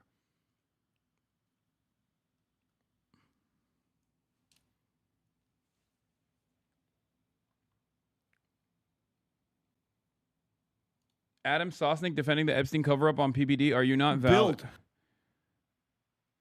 value-tained? Oh, my God. Oh, I am so value-tained. I'm about to get even more value-tained. And also, prominent MAGA influencers are now coming out, like Robbie Starbuck. Pam Bondi said the Epstein client list was on her desk for review to release to the public just a few months ago. Now the DOJ she leads claims that there was no Epstein client list. Sorry, but this is unacceptable. Was she lying then or is she lying now? We deserve answers. Would you look at that?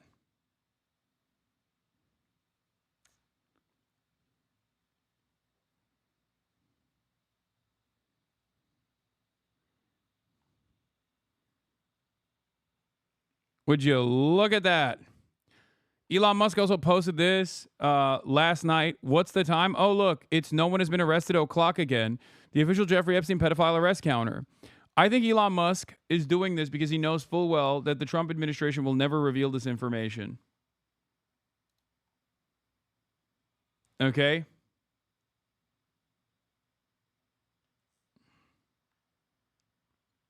That's it. Because I think he knows that every single person that's implicated in this is ultimately protected by the administration, by every administration. The entire purpose that the American government serves is to protect the super wealthy. Okay?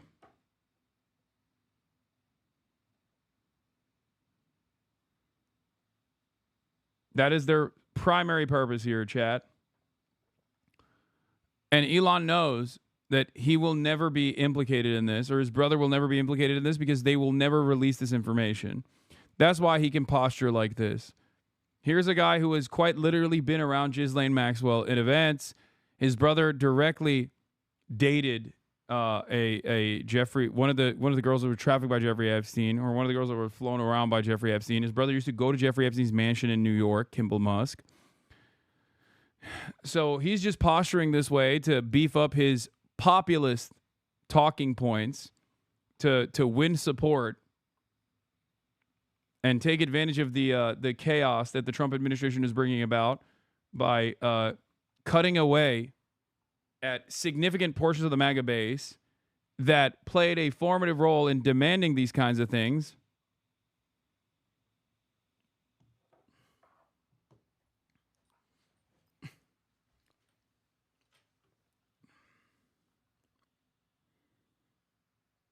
You know, I'm just gonna show this one more time. Obviously, as far as the people that are implicated with Jeffrey Epstein or connected to Jeffrey Epstein, Donald Trump's connections to Jeffrey Epstein actually comes after. Okay, as recently as his last tenure, when he, like I said, brought up Alexander Acosta and made him the labor secretary. Alexander Acosta is the person that gave Jeffrey Epstein in his first sex trafficking charges, pedophile sex trafficking charges, a sweetheart plea deal that allowed him to literally leave the prison. Okay? Nothing. This has never happened before and has never happened since. Alexander Acosta, after the new revelations came out about Jeffrey Epstein, including his involvement in the prosecution, had to basically quietly resign from this position. That was Trump's labor secretary. Okay?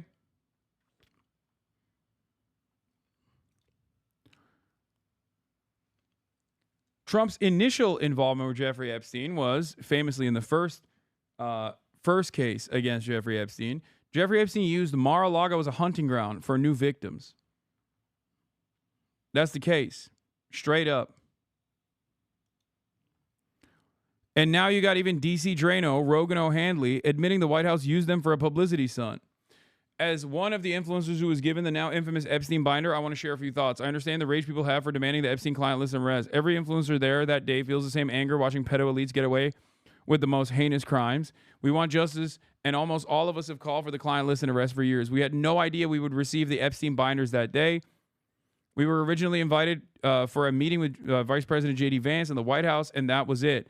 We all paid for our flights and hotels out of pocket and carved out time to go. None of us even knew who else was invited. We ended up meeting with President Trump, Marco Rubio, RFK, Kash Patel, Caroline Leavitt, and basically half of Trump's cabinet in the Oval Office. We were honored to be invited. What a great honor. He's like, they used and abused us, man. This is fucked up.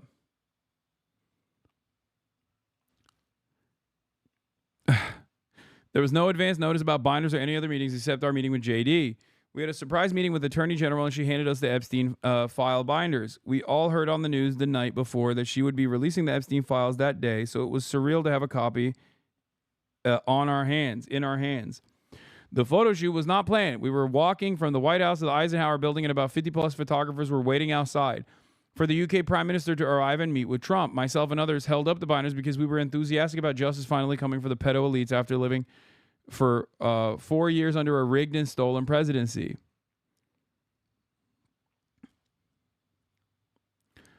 We were told a lot of the info. Dude, first of all, these guys are careerists, okay? That's the reason why they were celebrating. They were like, oh my God, my conspiratorial career has finally gotten me entry into the White House. I'm like, I have direct access to the administration. They don't give a fuck about the truth. Everyone who actually cares about the Epstein case knew this, okay? And clearly, they never cared. Also, Jeffrey Epstein was murdered when Trump was the president. What are we talking about? It's not just Alexander Acosta. Jeffrey Epstein was killed in a federal facility when Trump was the president. These guys are so fucking stupid and so goddamn delusional. I do not understand how you can be this delusional. It doesn't make any fucking sense.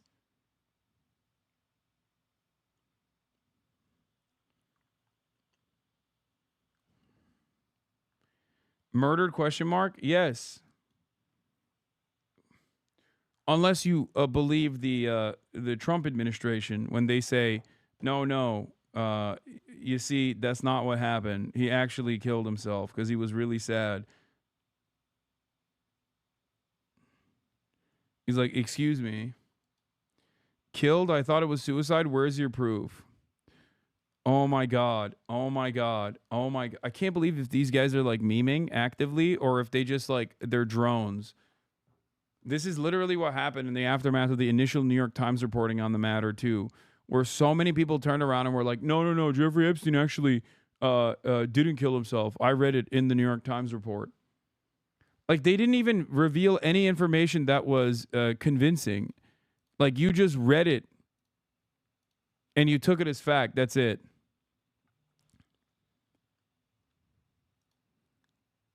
By the 9/11.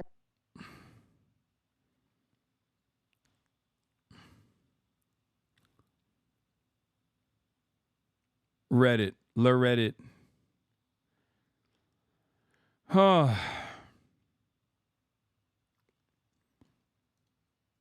It's crazy that the guy who was a known pedophile sex trafficker was allowed to operate in elite circles after it was known that he was a pedophile sex trafficker.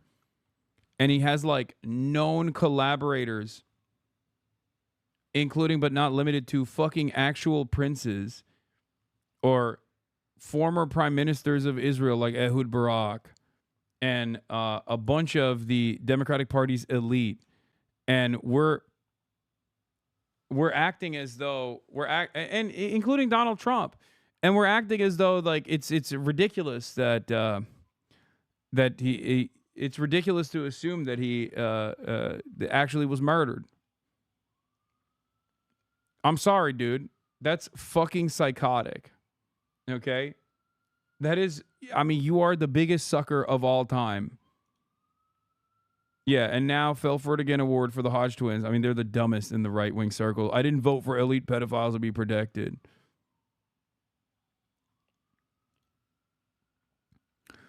Yeah, there was also apparently 1 minute missing from the Jeffrey Epstein, alleged Jeffrey Epstein cell footage as well.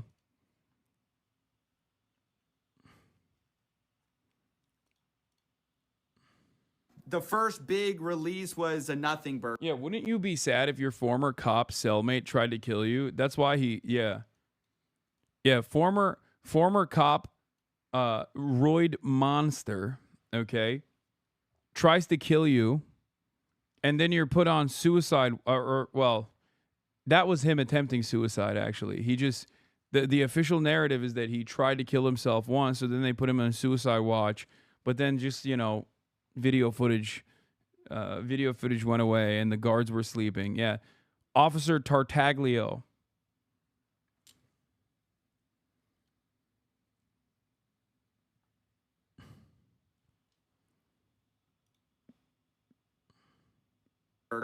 Then they said they had, reviewing all of these videos. Then they say if we have videos of people committing crimes, we tell you about those. And then they say we have thousands of videos, but we're not going to show you them because there's nothing to see. There's nobody on there important. I mean, it's just unbelievable. Quote, we did not uncover evidence that could predicate an investigation against uncharged third parties. In other words, there's nothing we found that would be useful for a future investigation. That's what I find so interesting. Like, I get if you don't want to accuse someone in a press release of something that you haven't accused someone of, like, with criminal charges, right? I get it. That's kind of the Department of Justice's way. Even if they have a file on somebody, but they're not going to charge them, they redact their names, usually. But in this case... Yeah, it's so interesting. Let's pack it up. It's just like the additional known affiliates were given a were basically struck from the official record in the subsequent plea bargain deal that Jeffrey Epstein took, if you recall, in the previous time he actually went and served a fake prison sentence. You know? It's just like, yeah, no known affiliates, actually. There's nothing. There's no information here because, like, clearly there's no client list. There's no official client list, so there's no official elite pedophiles that frequented any number of different Jeffrey Epstein mansions.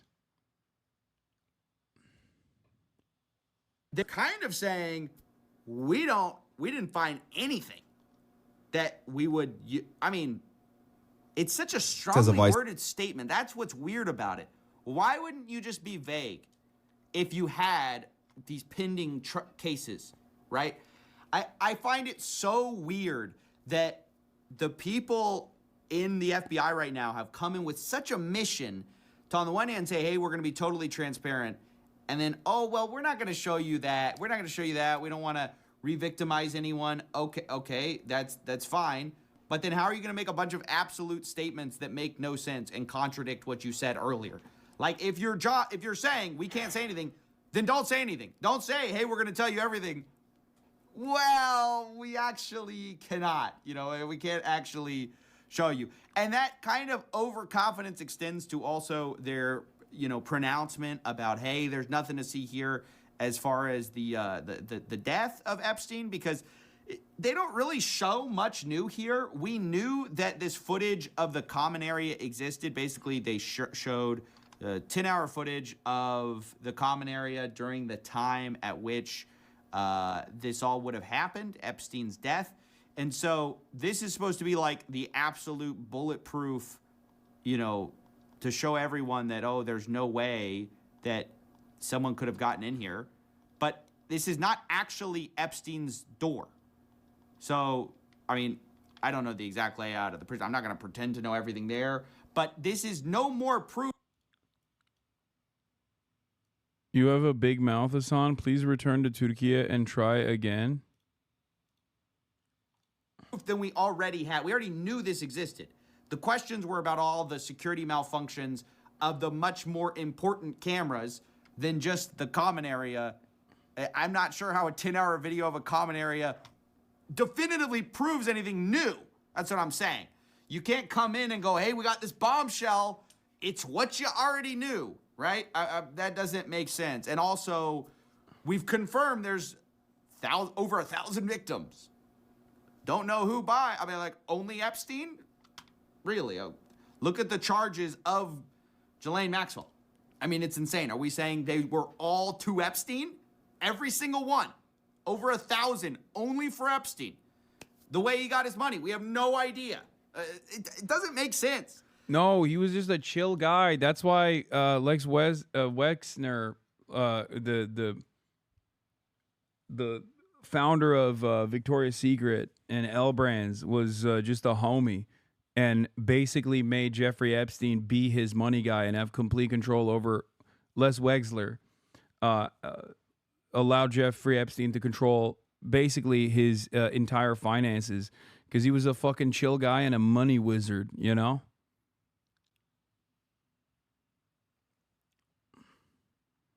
That's what it is. So yeah, an incredibly frustrating day for anyone who was expecting anything new from this. Lex stole Victoria's Secret. He didn't found it. Oh, my bad. I thought he found it. Administration coming in saying, yeah, or the Dersh. Look at all of the wonderful individuals that were surrounding Jeffrey Epstein. I mean, they were going to clean house, get rid of the corruption, fight for truth, release the truth. You know, you're not gonna catch me hiding a guy on an island, right? And so, I don't know. I was kind of stunned to see this report. I just thought, if you're gonna say this, which again doesn't really say anything new, only it's kind of like a backhanded, you know, hey, stop being such a conspiracy theorist, guys. You know, that is what I find strange. Just the absolute over-promising and under-delivering. I mean, again, if you're gonna open source everything, okay, that's fine. If you're not gonna open source everything, you're gonna say, hey, we gotta protect people, fine. Don't make a bunch of pronouncements and don't deliver on them. Just kind of a complete self-own here. But it's also what you get when you say for years that the deep state is hiding something and then you become the deep state. yeah, I mean, the deep state is the friends we made along the way. Here is Benny Johnson, February 2025. You say that the FBI has Epstein's list. They're sitting on it. Why is the FBI protecting the largest scale pederast? You say that the FBI has Epstein's list. They're sitting on it. That doesn't seem like something you should do. You're protecting the world's foremost predator. That seems like an evil thing to do, regardless of who may be embarrassed in the release of that list. Why is the FBI protecting the greatest pederast, the largest scale pederast in human history? Simple, because of who's on that list. You say that the FBI has Also, here is here's Jedediah Vance. Here is our boy JD. Our boy JD speaking on it, speaking facts. Okay. On Theo Vaughn. Everybody in politics has a vice that's much worse than alcoholism, is the way that I put it. But we release the list. Seriously, we need to release the Epstein list. That is an important thing.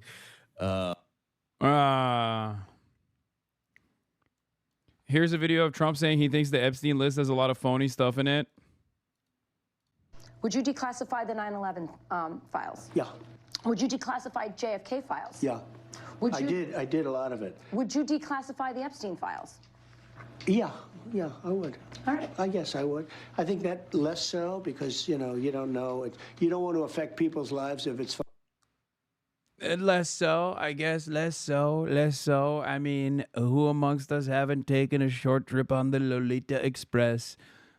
My private plane is much nicer than Jeffrey's, Jeffy boys, but I have been on Jeffrey's plane before. Less so. Lots of elite implicated. Some of y'all's faves will be implicated. Don't like it. Don't like that at all, obviously. Believe me, folks, don't like that. phony stuff in there because there's a lot of phony stuff with that whole world. But I think I would. Yeah. Let's see. On pedophilia and blackmailing the most powerful What do you mean we are built? Define that. Do you mean our entire country, our entire government, our entire FBI, CIA? I'm saying this. Or this is one little operation that Adam, they don't want to Adam, expose. Whoever he was working for, Epstein, Mossad, CIA, everything. Apparently, the most powerful people on the world were flying to an island and having sex with underage kids because she said it. There's tens of thousands of hours of them doing it. If we're built on that and the most powerful people that are running the show are in charge, the guys telling Cash Patel, the thing that you just read, shut up.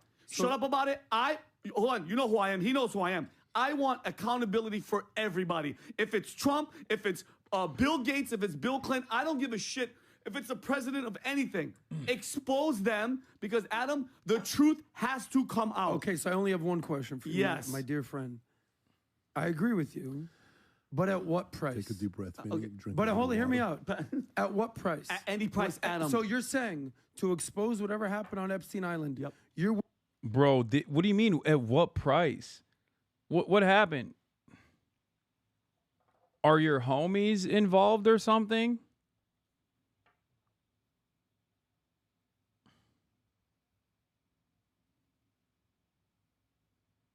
Like, what the fuck? What do you mean? At what cost? Yeah, the cost is what? We get to fucking know who the villains are?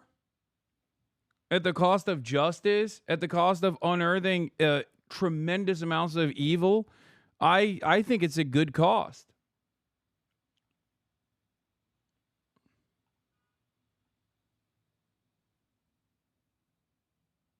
You know? What do you mean? Want to do whatever this looks like. Yes. Tear down the government, expose all the secrets, put America basically in harm's way just to find out what's up. What do you mean, Adam? Because these are the most powerful people in the world. Yeah. They're Oh my God. That's bullshit. on this island. Adam, so let the truth be told or the heavens fall. I don't care. Okay, Yeah, well- Adam. And that's who Vincent O'Shana is. I am 100% accountability, and I don't give a... If that's what we were built but at on... what price? I don't At give a shit. tearing There is down no America? price. Guess what the price is, Adam? God. So God's the price. you want to You're rule? going to answer them anyway. You want to rule a city of ashes? I don't give a shit if it's built on pedophilia and raping kids. Yes, because... You're being emotional. No, I'm not. I'm being You real. have to understand I'm being the real. whole concept of do you want to cut your nose off to spite your face? There might be an issue. But do you want to cut your whole nose off and ruin your entire face because you care that much about this entire Adam, if issue? the machine is running right now because pedophiles are running the show and they're telling him, shut the hell up because we're all pedophiles, knock it down. And my last thing, Pat, what bothered me about what he said is, we're not going to re-victimize the girls and the victims. We're not going to do it. Cash? Cash. Guess what? Nobody wants to see any girl. I don't want to see any kids, male, boy, underage. Blur them out. But who's the guy that's touching them? Who's the guy that's molesting them and raping them? This is a horrible... I can't believe I'm in agreement with Vinny Redface over here. I mean, he's right. And he's getting the same tomato complexion he got when he was talking to me. But this time for good as opposed to for evil. I like that the defense here, the reasonable, quote unquote, reasonable defense here is basically saying, well, you know, the whole government's run by pedophiles, and this would be far too disruptive to the pedophile schemes that they have designed if we were to find out who the pedophiles are. It is what it is. Like, how do you not feel embarrassed saying that? Unless you yourself are personally one of the pedophiles or know someone who is one of the pedophiles. What would Epstein conspiracy theorists say about this fact pattern if it was about anyone other than Trump? Yeah, here are some of the Trump links to Jeffrey Epstein. Trump was quoted in a 2002 profile describing Epstein as a longtime friend and terrific guy about whom it is even said that he likes beautiful women as much as I do, and many of them on the younger side. Trump was among the politicians and celebrities who hitched rides on the Epstein private plane in the 1990s. In 2019, shortly before Epstein's arrest on sex charges, longtime Trump advisor Steve Bannon prepped Epstein for a potential interview. Yeah, we've never gotten those tapes out either, by the way. Shouts out. Steve Bannon literally fucking was potentially working with Jeffrey Epstein in a mock trial. Okay, there was that part too. Trump chose Labor Secretary in his first term, Alexander Acosta, who was a U.S. attorney who oversaw a sweetheart plea deal for Jeffrey Epstein that a judge later ruled illegal. Alan Dershowitz, a Trump supporter. Hold on.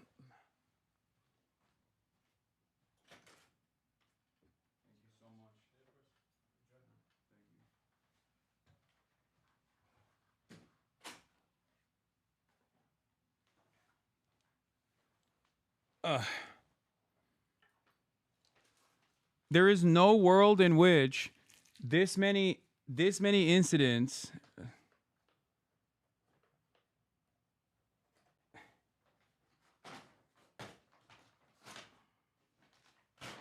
there's no world in which this many incidents do not lead people scrutinizing the individuals in charge. Okay? And I don't even know how the Trump administration is going to get away with this, if we're being honest. Epstein's 2019 suicide occurred while he was in the custody of a Federal Bureau of Prison, an agency overseen by the time by Trump-appointed attorney Bill Barr. After longtime Epstein associate Ghislaine Maxwell was arrested on sex trafficking charges in 2020, Trump told reporters, "I've met her numerous times over the years, especially since I lived in Palm Beach, and I guess they lived in Palm Beach, but I wish her well, whatever it is." That's what he said. Trump waffled about whether he would declassify the Epstein files. We saw that already during a Fox interview, but the network edited out a portion of his answer. Trump appointed as Attorney General Bondi, who was Florida's Attorneys General in 2019 to 2011 to 2019. A period of time when Jeffrey Epstein's plane records became public, victims' lawsuits were filed, and a lot of new evidence against Epstein surfaced, but she did not take action. Interesting.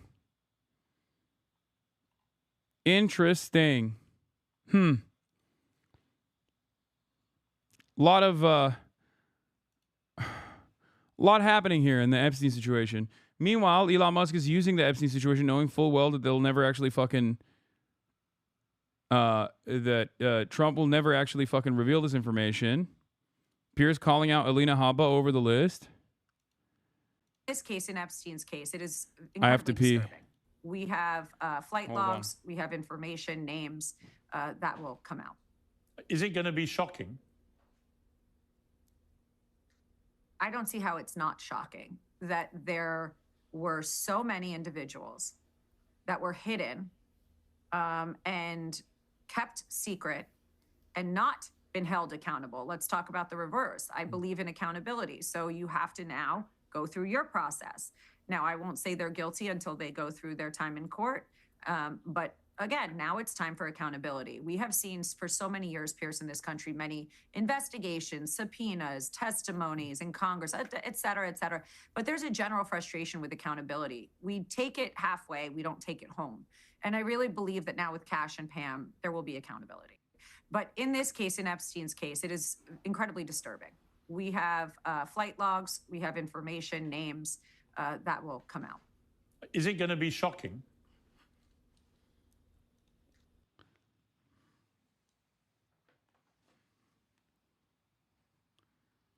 Not for Alina. He looks worried. That's funny.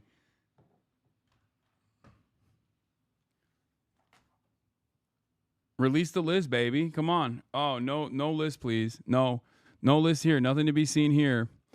It's pretty wild that the far right expected Trump, the guy who Epstein himself described on tape as his best friend, to chase down Epstein's client list instead of just closing the case. Here is the Trump is a white hat pedophile arguments coming in. Okay, this is something that I've joked about before. It's still, while I have joked about this being a possibility in the line of defense, it's still funny seeing it take place in real time. That's right. Trump DOJ investigated his ties to Epstein and found nothing. I love Trump. He's the best leader in our lifetime, maybe in history, but no one in MAGA thinks that he's not a pedophile / into incest. It's not ideal, but it's a flaw we live with, and I doubt he still acts on it. No one is perfect, but Trump comes awfully close. Move on. I like that, as I told you before, when people ask me, Hasan, do you think that, like, if Trump was outed as, like, a trans person, if Trump was actually, if he came out as trans, like, what would the MAGA supporters say? They would turn trans themselves, okay? If you think that there is anything that Donald Trump could do that would cause some of the most diehard, some of the most loyal fans to turn around and be like, yeah, this is a bridge too far for me, you're delusional. There is nothing that Trump could do that these guys would consider to be a bridge too far. Their loyalties will always lie with the big guy. Nobody's perfect. Just a little bit of pedophilia.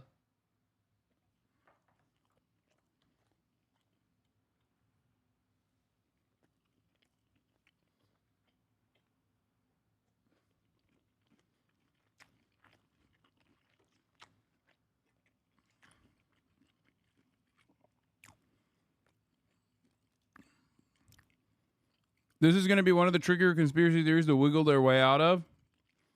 But God bless, they're going for it.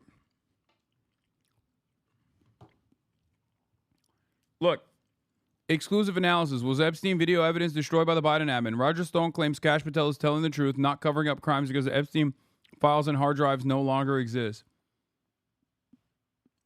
Let's watch. I need to see. Does anyone have any good videos of Alex Jones coming out and, like, defending the Epstein client list and shit? I would love to. I would love to see this man grovel. Oh, yeah. Who could also forget? Here's RFK Jr. openly saying straight up, I was on the plane. You were on Jeffrey Epstein's jet, were you?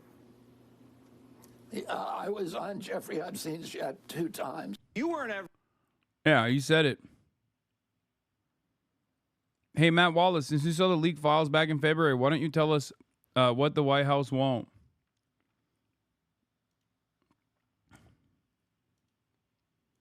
Well, I woke up this morning and turned my phone on, and there were hundreds of text messages saying, oh, my God, the DOJ just put out a letter. I know you've all seen now, saying there is no Epstein client list. There never was any blackmail operation. Epstein killed himself, and the investigation's closed. So everybody wants to know what I think. I love that he's driving.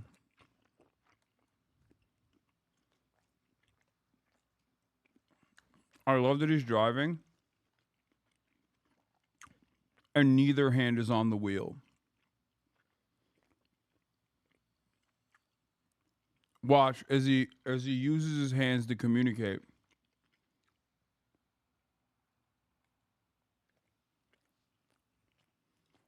Well, I know what's going on. And so I'll tell you. Trump had 2 ways to go with all of this. He could prosecute all of these incredibly prominent people, household names, or they could use the information to blackmail the deep state. I've done deep research, have a lot of contacts, and know Trump's MO. And he's not into kids, he's not into being peed on, and Russian hotels, all that was lies. We now know from the CIA and Brennan, and they're very... Oh, He's using the pedophile blackmail to blackmail the blackmailers. Oh, I get it now. Oh, that's why. Chat, you were misguided into thinking that he was engaging in ass covering for all these pedophiles. Doesn't that make him the same as the deep state then? If he's refusing to reveal this information and using the blackmail, the pedophilia blackmail, doesn't that literally make him the same as the very people that you supposedly despise?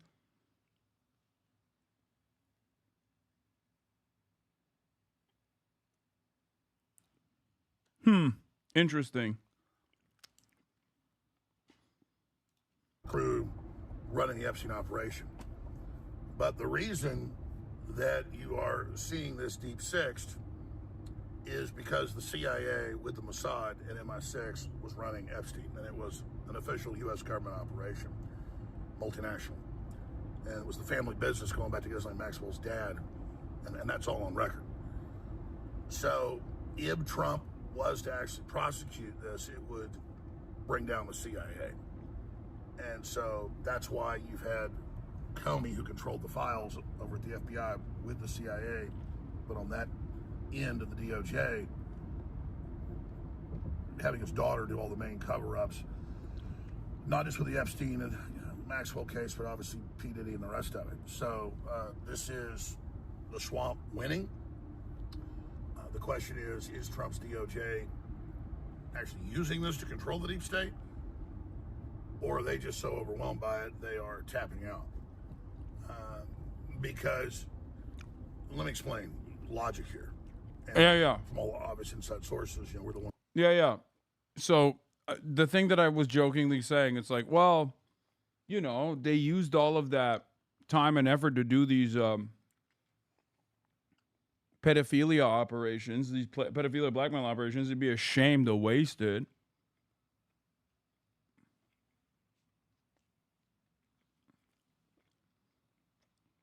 That's his actual opinion. Ones that broke with the FBI whistleblowers, O'Boyle and others, Seraphin, all of this. Have you seen the More Pegasus video about how you're apparently getting arrested? Who the fuck is More Pegasus? What the fuck are people... Dude, stop watching morons on the internet who try to create controversy and then believe their own fucking hysteria. Okay?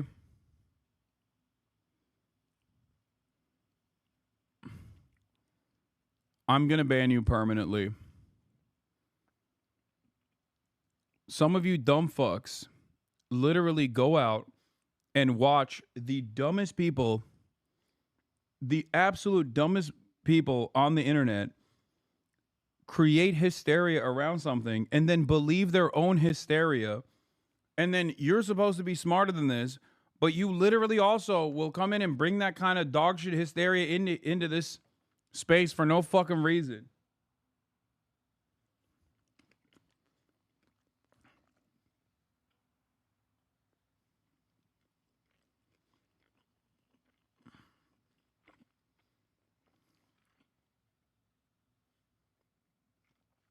I'm gonna get arrested? What the fuck are you talking about?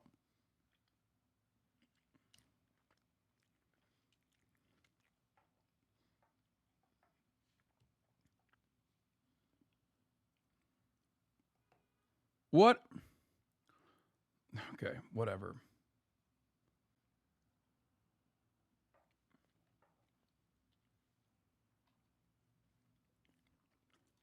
The first unfolding, 5 months ago, when they were supposed to, have this 14 terabytes. They'd sent it out to the FBI field offices for investigation. Again, Bonnie went on Fox a bunch of times. So did U.S. attorneys from New Jersey, and said, "Oh yeah, we've seen it, hundreds of new victims and videos and all this horrible stuff, kids being raped. Hundreds of new victims. We're going to be releasing it." So you wouldn't say all that if you were planning to cover it up from the beginning. So something has changed along the way, And it all points towards this being used to blackmail the deep state. I'm not endorsing it. I think clearly.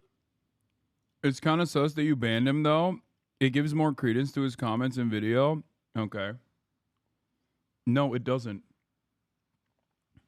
You want to know why it doesn't?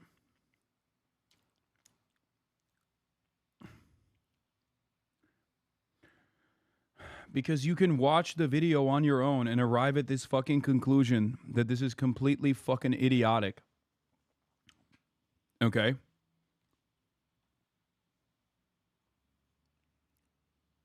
And if you are, while we're amidst actual news coverage, if you come in here and you're like, well, some guy came in and made a fucking ridiculous claim in an effort to basically farm the dumbest people, the dumbest drones in existence, and you try to make this a serious, if you try to act as though this is a serious claim, or turn around and defend another chatter who came in with this idiotic claim, then I'll ban you too, because drama is simply drama. It is a way to derail.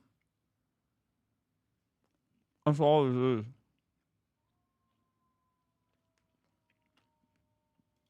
Is what Musk learned about a few months ago and looked like he aged, 10 years overnight, looked completely freaked out. And then I think the conscience had to come out and say what he said. I mean, even people like Cat Turd, who is just the quintessential, will not question anything in the Trump administration, is completely freaked out now. I mean, no one is buying this. Patrick McDavid's had really good breakdowns of it all. Jack Posobiec said, okay, so Ghislaine Maxwell is innocent because she was found guilty of sex trafficking. So how do you say there's no trafficking or blackmail or any of this? It's just absolute horseshit on its face, and it's a disaster. It's an absolute disaster. Trump is doing a lot of good, and obviously the deep state's trying to destroy me for supporting him. It's been hell, and a lot of good's happening. I'll say this.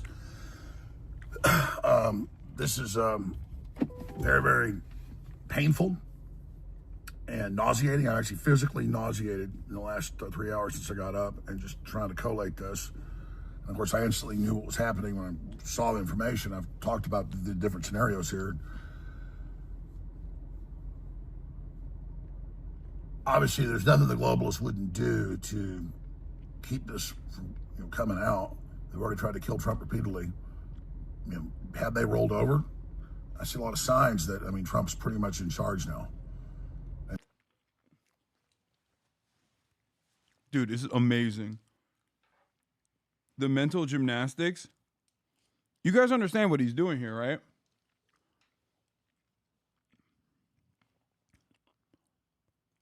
At least when we watch guys like this, they're entertaining in their conspiracies, and the conspiracies revolve, and they're like directly connected to the president.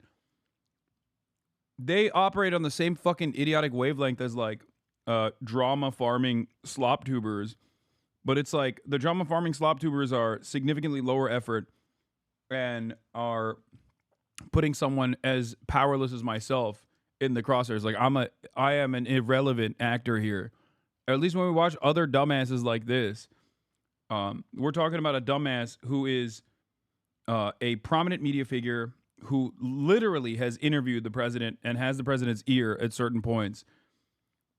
And after being one of the most important conspiracy theorists of the past couple of decades, now he's trying to actively defend the Trump administration.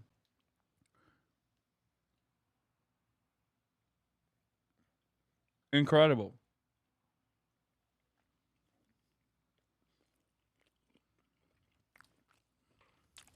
Basically,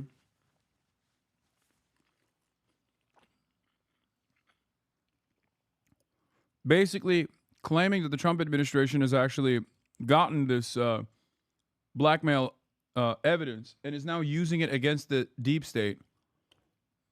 Doesn't that make Trump the deep state? And all evidence points towards them using the information to control the deep state. So meet the new boss, same as the old boss. The Who song won't get fooled again. But I'm going to say this in closing. I'll be covering it all today at 11 a.m. Central when my show kicks off at Infowars.com/show and right here on X and on radio stations across the country. We are seeing a 96% reduction in smuggling of humans across the border. They have raided a lot of people and found human traffickers. They have saved a lot of kids. It's in the federal filings, but they're little kids, so you don't see their names in the news. That's the way that works. These are juveniles. That's the hundreds and hundreds of thousands of missing kids, millions of kids total.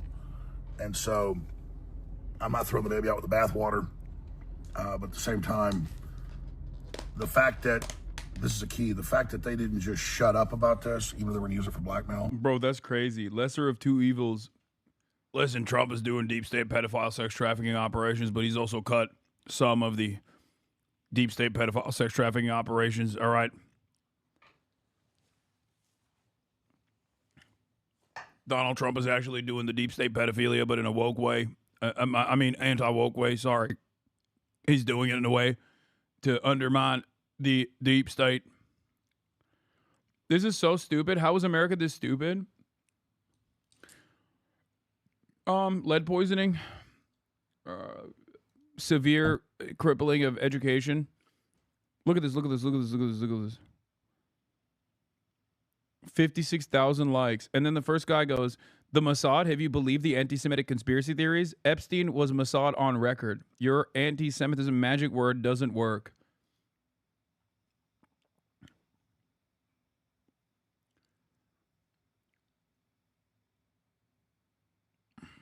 Does Alex Jones know better? Well, I mean, he's just a charlatan. What do you mean? He is just an opportunist charlatan. What made you think that he was anything but?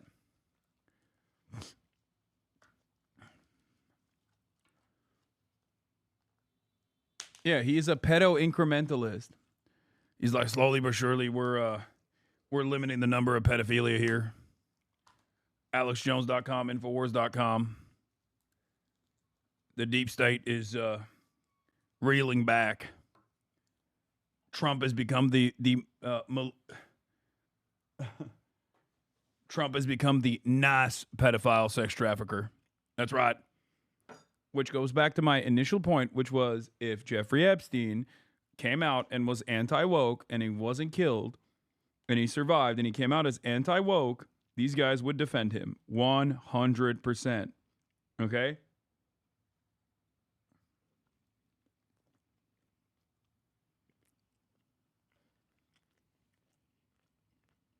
Further proof. Or it was too dangerous, seismically for the system to bring it out. And I'm not defending that. I'm saying that would be the thinking. You don't then have Kash Patel and Bongino like deer in the headlights, looking like they're hostages, saying, oh no, we've seen everything, there's nothing there. No, he killed himself, and put out this stupid video from outside the cell bay with cops dragging trash cans around going, look, this proves he killed himself. You don't do all that unless it's part of a deal with the system that you've got to go out and say that so that you're not complicit in the lie. And that's why they look like they're being tortured, because I think both men have had integrity, and I think you see them losing their souls on live TV. This is going to be an unmitigated disaster. I don't know how they got Trump and the DOJ to do this, because the public is not buying it. No one is buying it. So I never saw any evidence of Trump involved in any of the stuff that came out. It was all fake. The fake Jane Does, all the crap, E. Jean Carroll, the crazy leftist cat lady, all of it. So now by coming in and being part of the cover-up, the Trump administration has become part of it. I mean, it's just, you cannot see it any other way. So I just got to the office. I'm going to go throw up, actually. And it happens every few years when something really, really bad happens or something. I mean, I'm physically going to puke probably right now. My mouth is watering right now. It's because I have integrity. And, just really need the Trump administration to succeed and to save this country, and they're doing so much good. And then for them to do something like this tears my guts out. And this is why he's a master of the craft. I'm sorry. This is fucking cinema, okay? This is why he is the master of the craft. There are a million car guys. There are a million weepy car guys who do this exact same line of defense for Donald Trump. Okay? But none of them can do it like Alex.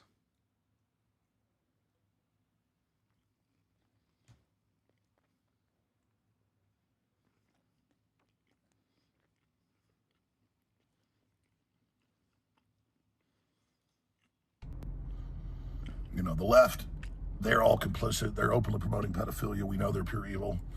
And they'll think it's all funny. Oh, look, Alex is sad. The MAGA's tearing itself apart. Your globalist masters literally want you to eat bugs.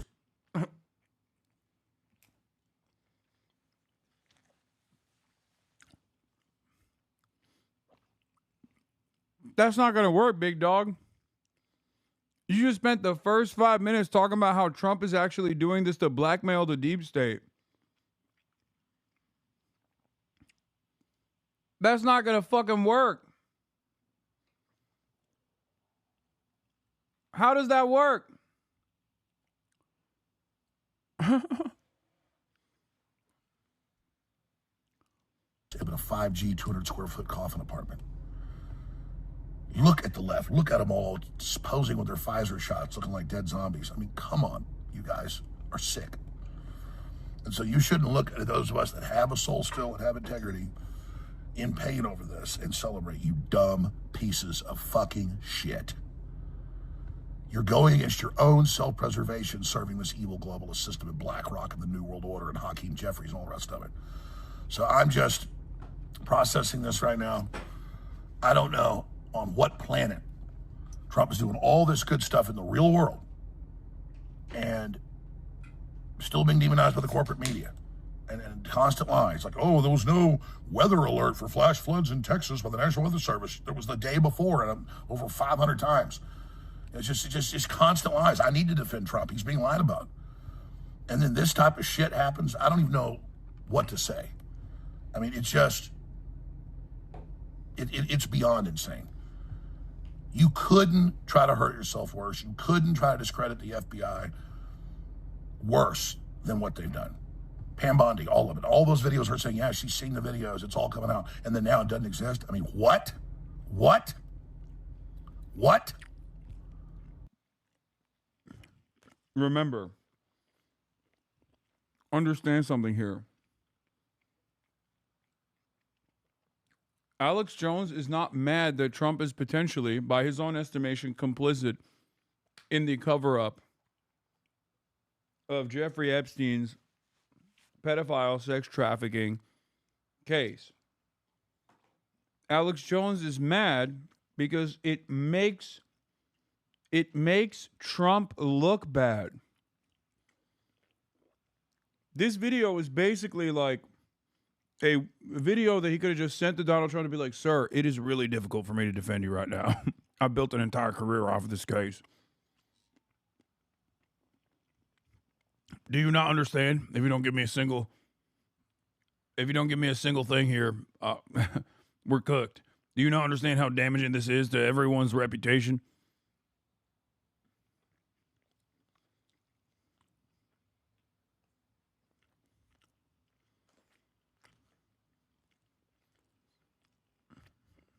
That's it.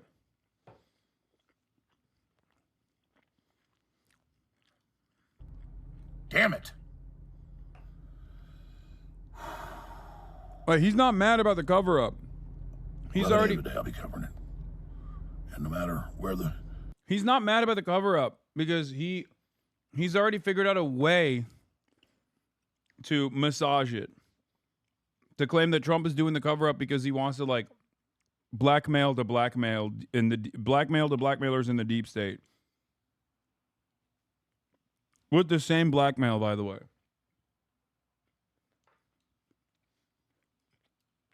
But he's saying that this was a tactical misstep because it makes it really hard to defend.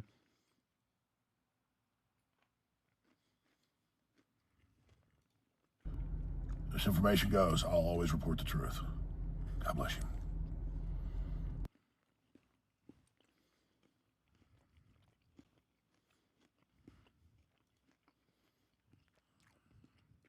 I think he's behind it. I think if Donald Trump wanted to see this stuff out, then he would make sure that it got out. I think if Donald Trump doesn't care if it gets out, then it probably doesn't get out. And if he wants it not out, then it doesn't get out. So, well, you know why I say that? Two out of those three mean he doesn't do it. Let me read. Well, just real fast. There's 3 or 4 interviews. I want your expertise, and I've listened to you. That's why everything you said, I know you said before. I'm listening, Kyle. I respect you. Sure. You're giving us your intel analyst on the ground, like reporting back what you saw. I get it, but I want you to go up, to a higher level here. I've got clips played at last hour, started the show with it, where Trump's like a year ago, well, it might hurt some people that are innocent. I don't know. Yeah, we'll probably release it, maybe not. Yep. And I get from that, he's like, no, I'm going to shut this down. And I do see them shutting down a lot of the human trafficking things, but we're thinking about using it. Go ahead. This is what I think is the problem. The folks that you're relying on for your analysis when you're in those positions, you have to have good people feeding you intel. At least 80% of the overall intel agencies, the USIC, the United States Intelligence Community, they're academics, they are left-leaning, they think government is the answer, and they know that they're going to survive to the next administration. They won't be bothered, especially the people it's that the are permanent state. Permanently, that's okay. Permanent Washington, administrative state, deep state, they're all the same thing, right? This is something that Machiavelli wrote, and my buddy sent this to me. He was an intel analyst at DHS, sharp guy. He said, this is 500-year-old information. This is something we used to all know. This is why every single government, when they turn over power, they exile everybody from the old government. And this is from the intense city-state wars where the modern political science was developed in the ultimate ongoing cloak and dagger from what is Italy today. That's right. What the fuck are... Okay, no. No. Fox News is taking this well, lol. Do you think it's fair, Buck, to say, okay, I'm looking... Oh, this is, what is his name? Buckley Sexton or whatever. He's also literally a former CIA guy, if I'm not mistaken. Looking at this memo, it says there's no, quote, client list. Well, I don't know what that means. There's no Word document. There's no Notes app on his phone. There's no printed out piece of paper with lists of names on it. But there are clients, right? We've been led to believe there were clients. There were other people involved in this, either in helping to, either patronizing Jeffrey Epstein or help him to coordinate this. And do you think it's fair, Buck, to say, okay, I'm looking at this memo. It says there's no, quote, client list. Well, I don't know what that means. There's no Word document. There's no...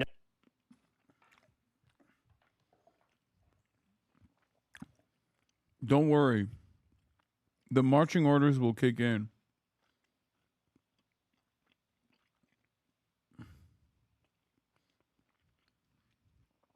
Yeah, Buckley Sexton.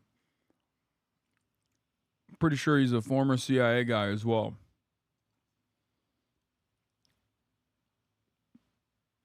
So Ghislaine Maxwell is in prison for 20 years for what? For being a woman. So that's what it is.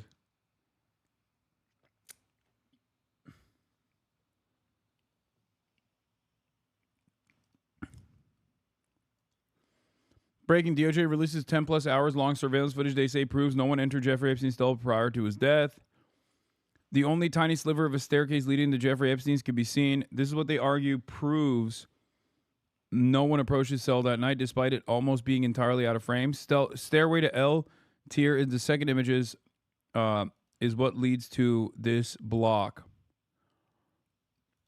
So it's not actually the cellway that they're his door of his cell that they're showing, because the camera footage actually doesn't exist there.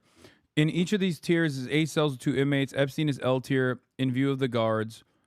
Circles, who is diagonal to the camera. The first flag is that this footage is existing at all.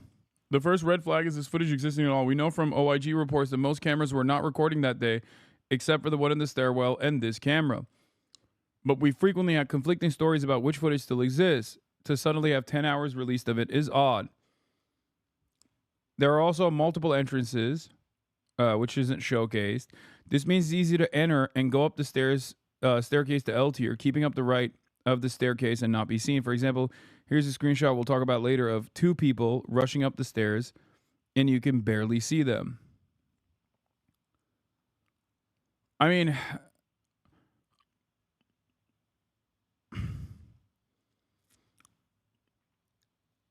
lack of consistency is signs of a shoddy cover-up.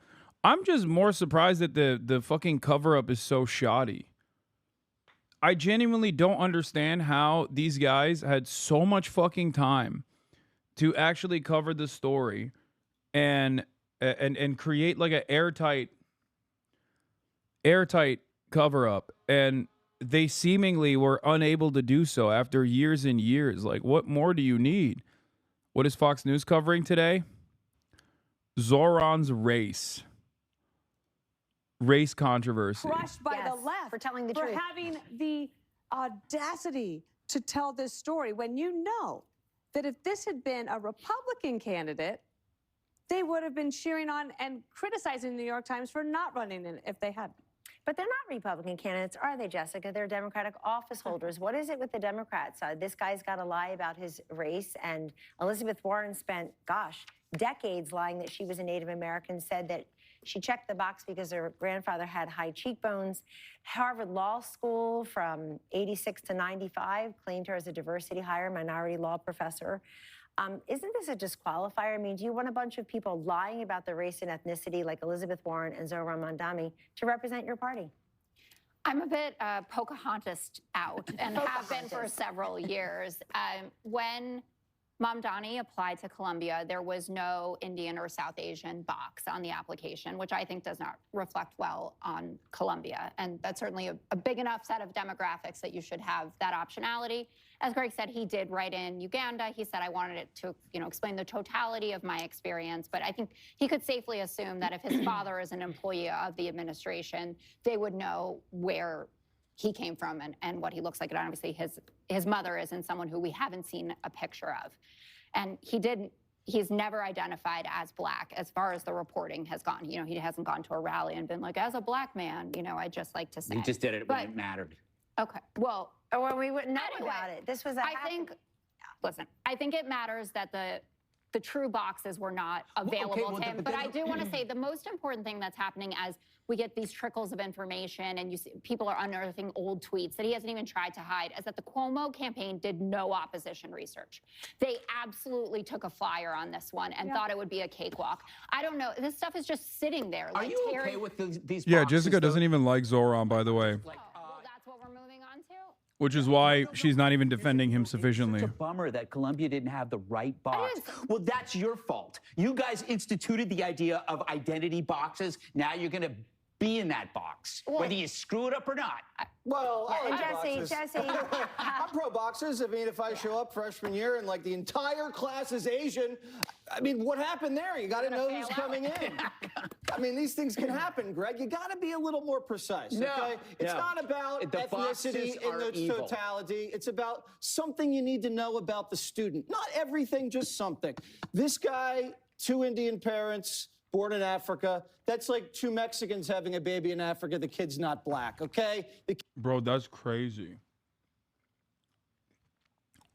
One guy said, abolish all racial categorizations. The other one said, no, I need it so I can be racist.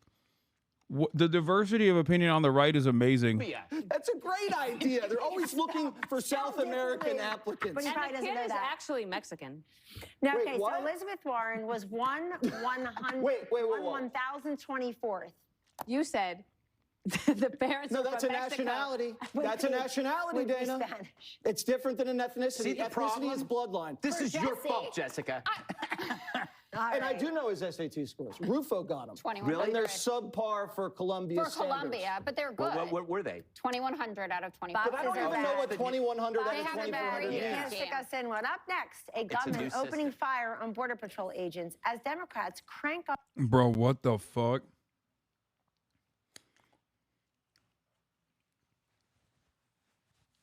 He didn't go to Columbia, man.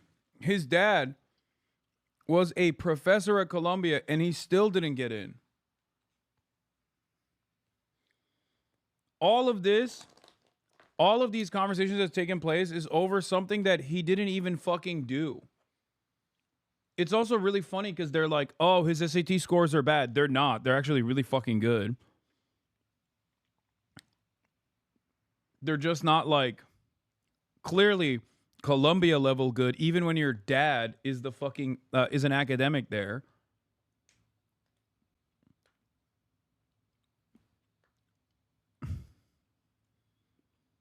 None of this makes sense. How is any of this newsworthy? I don't understand it. It was such a non-newsworthy incident that it was more newsworthy than the New York Times even went with that story to begin with.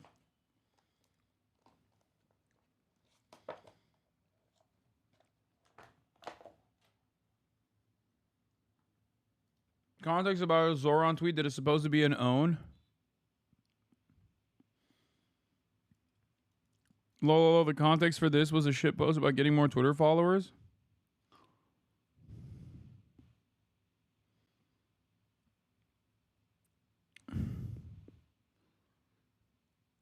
Can we please help Zohran catch up to me in followers? A quarter of Astoria tenants spend half their income on rent. Investors are buying up on our rich neighborhoods to build luxury housing. It's just a huge burden having all this clout and needing it to use to help my comrade all the time. Each according to their need, each according to their ability. Wait, what? What are they mad about? Wait, so what? Why is that like... Bro, no one cares about this. Why would anybody be like, I can't believe he said each according to their need, each according to their ability? How is this in any way like... Oh my God. One of the things that I personally despise, I cannot stand this at all, especially because I'm victim to this so frequently, is a method that the right regularly applies to the left, where they will manufacture outrage over something that is not outrageous at all. And simply the act of pointing the finger of blame and saying, shame on you for this, is enough for many people to go, oh, that's actually shameful. We're experiencing a smaller version of this already in this community. A much smaller and less impactful version of this is the whole Hasan fucking wanted to kill a random YouTuber shit that they just, these right-wing YouTubers decided to whip up out of nowhere. It's just not real, right? It's not a real situation at all. But simply because enough people are saying this is real, people have to act as though, people have to basically fake themselves and delude themselves into believing that there is a real story here. It's just concern trolling. You waved a gun. What do you mean, bro? See, like, this guy is literally in the process of doing it while he's in the chat. Okay? He is in the process of doing it. A dude whose name is like Apex Crypto YouTube with a fucking YouTube page. He's a content creator on this website. Comes in here and says, you should be hanged for treason. That Zohran should be hanged for treason. You should be hanged. You should be hanged. Like, issues death threats. I turn around and flash my fake airsoft gun and I say, good luck. Okay? Good luck to you. And then people act as though this is like the most impactful thing that's ever happened. Why won't this guy get arrested? This guy has to get arrested. This guy has to get arrested. And it's not a real situation at all, but it doesn't matter. Everyone will keep like creating this environment where it's a big deal. Please, why is this not a big deal? And then they'll move on to the next thing. And the same goes for this. It's nothing. This is not a real thing at all. Okay? You waved the prop gun, bro. So now they're playing their part in acting scared. Yeah. So it's just fake. And a part of what's like so annoying about discourse nowadays is that people don't even care to come across like they're honest. Okay? They know that they're being dishonest, and the audiences will not turn around and punish them for their dishonesty. The audience demands dishonesty. So they'll just like act as though they are personally offended or personally scared. Same thing with like older tweets. They keep pearl clutching around older tweets that Zohran posted, right? About like I don't know, like Christopher Columbus. He has like a photo of him like flipping off the Christopher Columbus statue and being like, "This is so messed up," or yeah, saying "take it down." Right? This is not a real controversy at all. You're desperately trying to make this a real controversy, and I think in this day and age, Democrats broadly should not entertain this stuff at all. Okay? They should broadly refuse to entertain this stuff because it's completely ridiculous when you even remotely call into question or even act as though this is like somehow an embarrassing thing that you did. You're lending credence to these fucking charlatans who themselves don't believe the actual impact that they're suggesting this has. You're giving it more credibility. It's that simple. Let them fucking chirp into nothingness and say, "Oh, you're just avoiding accountability." It's like, what? Accountability from what?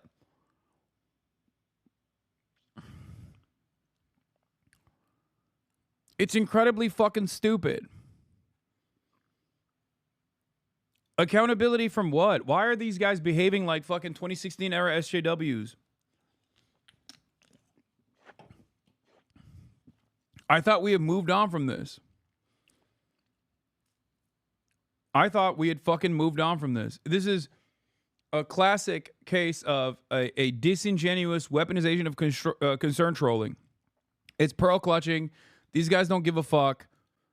Why do you? Why should you? Why should anybody care about this? Now, are there things that Zohran could have done in the past that meets the standard that deserves scrutiny? Certainly. Everyone has done shit that meets that standard.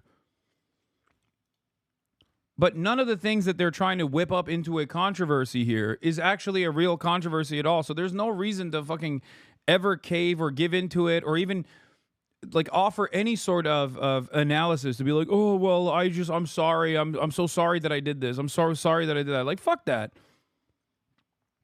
Because if you apologize or even come across like you've done something indecent when you've done nothing indecent, you basically have turned it into an issue. You literally have given your enemy ammunition. You've given your ideological opposition a real struggle all of a sudden, a real battle that they won.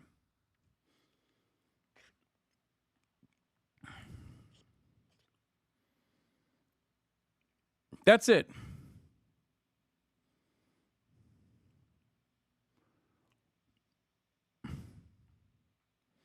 Don't lean into it.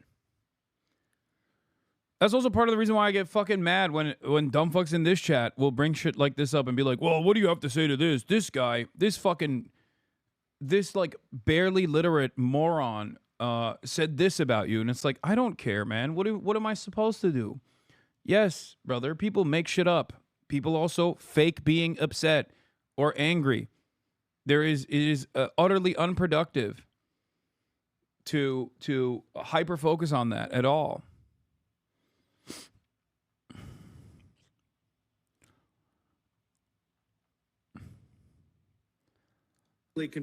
Yeah, Josh Gottheimer is of course coming after him because he's one of the worst Democrats. But one of the things that the New York Times did in this story, for those of you who don't know the details of the story, Zohran Mamdani is an Indian man, originally from Gujarat, his family is at least. He's Indian Muslim whose family comes from Gujarat, who was born in Uganda, okay? And when he was applying for colleges, in the college application, he picked African American, and then in the other box put Uganda, okay, alongside I think Asian.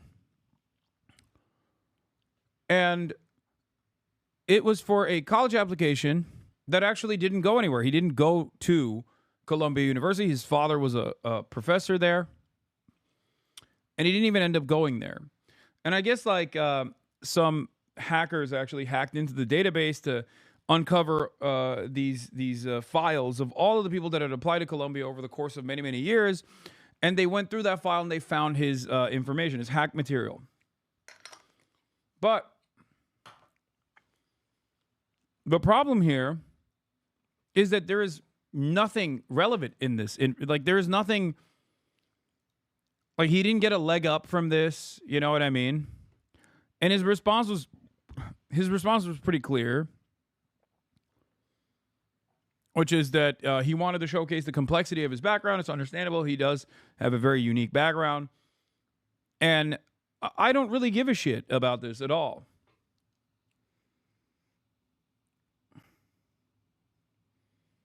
But it is yet another line, a desperate line of attack against a very popular socialist, because people don't want a Muslim anti-Zionist socialist, an anti-Israel socialist, to actually win any power in the party whatsoever, because then people will get the wrong opinions that you can actually be this way. You can actually be someone who's anti-Israel openly and not get punished for it. You can actually be someone who is in favor of uplifting the working class and win elections. Like, that's terrifying. That's a terrifying prospect for a Democratic Party that doesn't want to do anything of the sort. It's a terrifying prospect for the Republicans that know that they will lose if there were more people like Zohran Mamdani out there running campaigns. So there is a full-scale assault from every angle. And here is a Democrat, Representative Josh Gottheimer, also leaning in on the nonsense.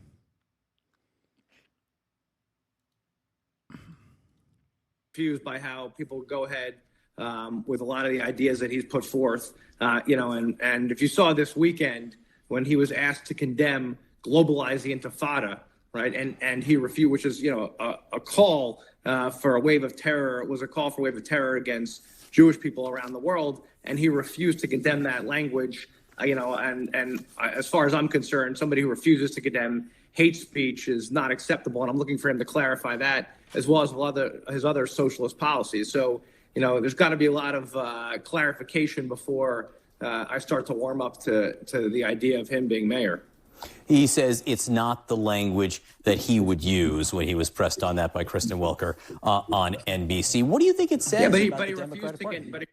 Yes, dude. Yes. I don't even think he should have said that, but whatever. Like, because that's not the real issue here. The real issue is saying anything that's remotely anti-Israel. That's the real issue.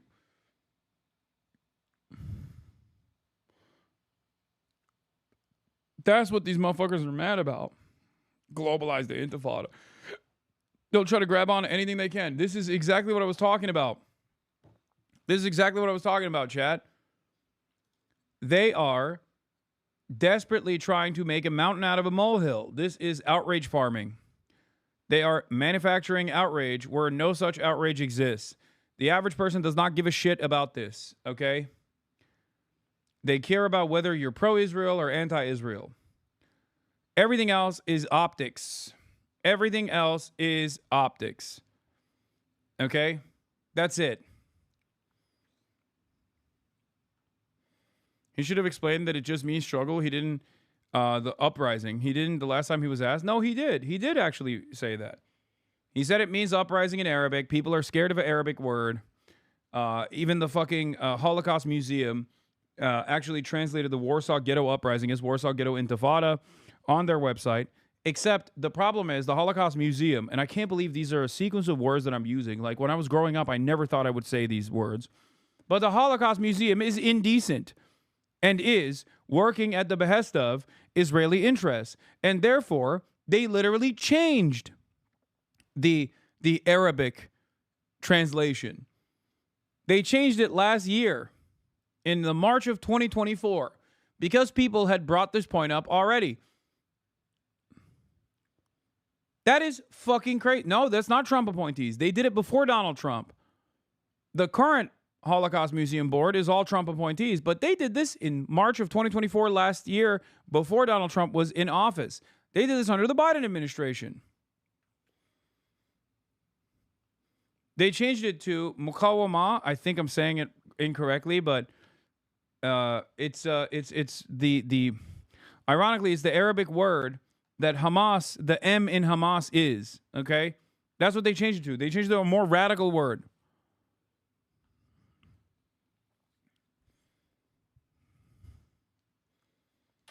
Yeah, Mukawama means resistance.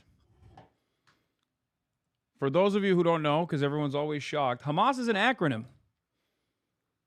Okay? It's an acronym for Harakat, which means movement. Al-Mukawama al-Islamiyya, which is the Islamic resistance movement. Mukawama, the word that the Holocaust Museum changed in the Arabic translation from Warsaw Ghetto Intifada to Warsaw Ghetto Mukawama, is Warsaw Ghetto resistance. That's what Mukawama means. And it is what the M in Hamas stands for. I will repeat once again. Harakat al-Mukawama al-Islamiyya. The Islamic resistance movement. Mukawamet.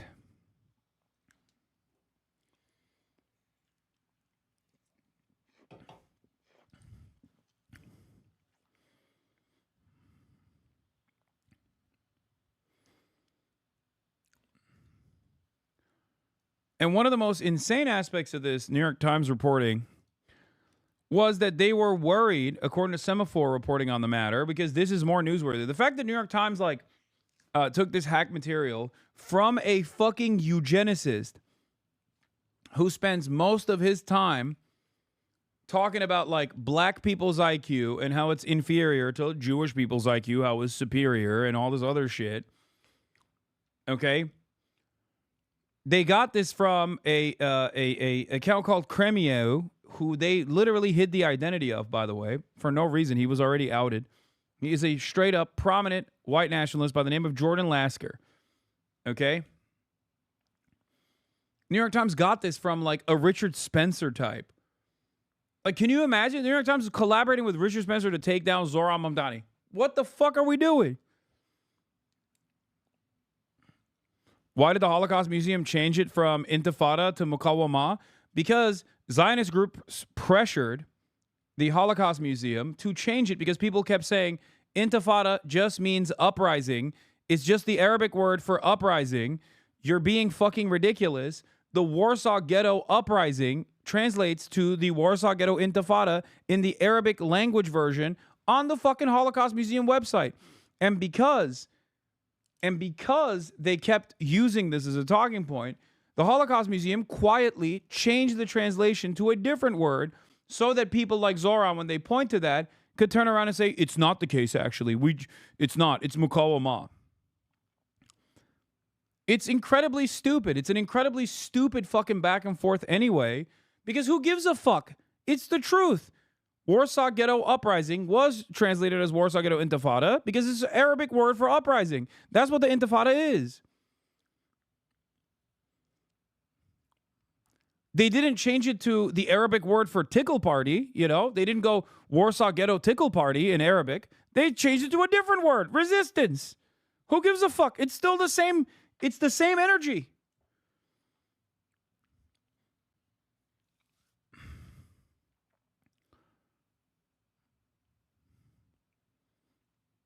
It's all the same shit.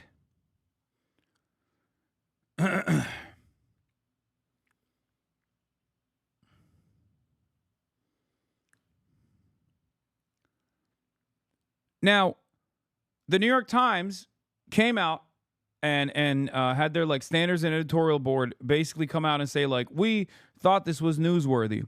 Then Semaphore actually investigated it a little bit further and found, this is from a senior New York Times reporter, about the reductive political economic worldview that drives much of mainstream corporate U.S. journalism, says that the widely criticized Mamdani piece must have been legit because it created conversation and debate. Okay? After a lot of people, classic New York Times fashion, got mad at the New York Times for doing this because they were like, who the fuck cares? Why is this newsworthy? What the fuck are you doing? Like, you, the New York Times, working with and sheltering the identity of a known white supremacist is infinitely more newsworthy than the fact that Zohran Mamdani ticked the box that that said he was African when he's from fucking Uganda, like in a college application that he didn't even get into. Who gives a fuck? His dad is a part of the fucking... His dad is a part of the college. His dad was a professor at Columbia, and he still didn't get it.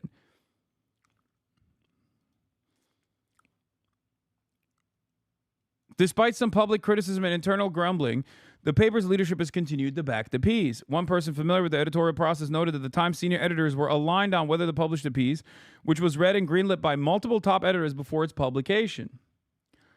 Others on staff that spoke with Semaphore on the condition of anonymity said the reaction to the piece showed why it was important to tackle it. The fact that the story engendered all the conversation and debate that it feels like all the evidence you need that this was a legitimate line of reporting, one reporter told Semaphore. Like, it's so stupid. They're literally, the New York Times is now doing, I was just pretending to be stupid as a fucking line of defense. Wow. Seems like we kicked the hornet's nest here.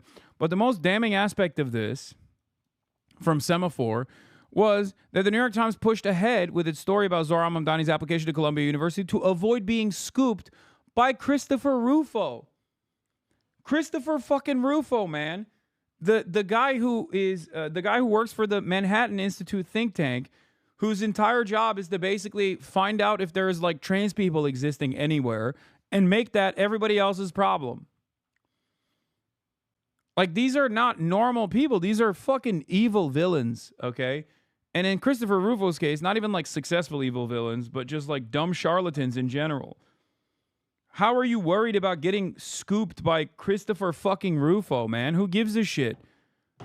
You're the paper of record. Write a story about how stupid this is after the fact.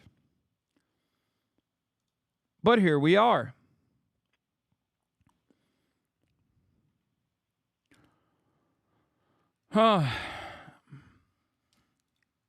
Used to condemn. But why wouldn't he just outright condemn the language? Why would you not condemn anti-Semitic language? You saw it happen. It's not anti-Semitic language. You didn't prove that it was anti-Semitic language. Something that offends you as a Jewish American does not automatically mean it's anti-Semitic. Okay? I'm a Muslim American. If someone were to say, Hasan, like, I don't know, I like bacon, or I think that your distaste for seafood is disgusting, that doesn't mean it's something that's offensive to me, okay? But that doesn't mean it's actually fucking anti-Islam or Islamophobic, okay? Or if someone were to say sacrilegious things such as LeBron James is not the greatest athlete of all time. I, Hasan Piker, a Muslim American, find that to be unconscionable. I find that to be sacrilegious. I find that to be completely insane. But this still does not make it Islamophobic, okay? Something that offends me personally does not automatically make it Islamophobic, okay? This is so stupid. I apologize to everyone else for even uttering the words that LeBron is not the greatest athlete of all time. I done did it again. Apologies once again for saying that. It's obviously sacrilegious, but it needed to be done so that I could prove a point here. Okay? Washington, Boulder, Colorado, and the surge of hate around the country, why would you not condemn hate speech? You know, and that's not something that should be confused. Oh, it's anti-Semitic and it's hate speech. From the river to the sea, Palestine will be free. Anti-Semitic hate speech. Globalize the Intifada. Anti-Semitic hate speech. Globalize the uprising. Anti-Semitic hate speech. Like, what are we doing here? What the fuck do you mean it's hate speech? These people unironically do the same thing that white racists do when they miscalculate what the N-word actually means. They think it's just a word that like hurts the feelings of black people. Okay? They don't understand that in order for something to be hate speech, there needs to be association with dehumanization and some form of like tangible systematic harm that the word is associated with. Okay? It's not just, the N-word is not bad because it hurts the feelings of black people. The N-word is bad because it's historically been deployed as a mechanism of dehumanizing black people, and successfully been deployed as a mechanism of dehumanizing black people. So when someone says the N-word, they're basically relitigating all of that and reminding black people that the ongoing violence and systematic harm that they have to endure, that they have to experience even in modern society. There is no equivalence when you say globalize the uprising, but in fucking Arabic. There's no equivalence when someone is engaging in the emancipatory slogan of saying from the river to the sea, Palestine will be free. We do not actually decide something is anti-Semitic or something is a form of violent bigotry by the feelings of a couple of people who claim that it's scaring them. Okay? Oh. Like, this didn't happen for the N-word in particular. This did not happen because, like, a bunch of black people got together and they were like, let's find a word that white people can't say. It'll be like our little secret. We'll act like it actually fucking hurts our feelings so we can, like, cynically claim that, like, white people are racist when they use it. Like, that's not the etymology behind it. That's not how this word came about. And that's not the reason why it's, like, considered a fucking slur for understandable reasons. Okay? It is associated with systematic harm. It is both a reminder of the historic harm that has happened, the historic dehumanization that has happened, and is a reminder of the ongoing dehumanization that continues. Okay? There is no fucking equivalence between something like that, a real form of bigotry, like the K word for Jews. There's a word for it. There's a word for it. Okay? That is anti-Semitic hate speech. Why? Or even Shylock, when Trump was using the word Shylock. Like, this is a consistent form of a persistent form of anti-Semitism. Oh, like, Jews are notoriously shitty money lenders. Like, they control all the money. Like, that is actually anti-Semitic, right? For those of you who don't know, obviously there's also a varying degree of terms. Obviously, Shylock is multi-use. Like, for example, when you're talking about the fucking Shakespeare usage of it, even though that is also inherently an anti-Semitic stereotype, like, there's a difference between saying that versus saying the K word, for example, which I will not say. There's a difference between, like, the word queer versus the F slur, for example. I think you guys understand this. Anyway.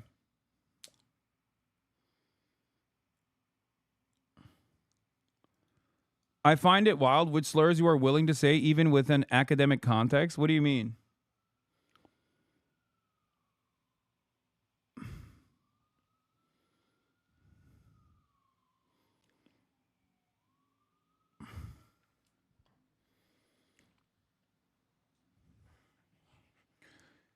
I think there's a pretty well-established, like, no word. There's a bunch of words that you shouldn't say and can't say, and it's understandable to not say it. And from the river to the sea, Palestine will be free does not meet that, okay? Does not meet that standard. Huh.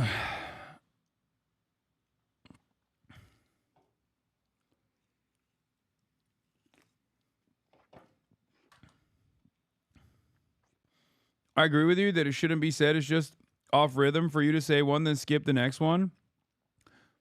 Say what and not the next.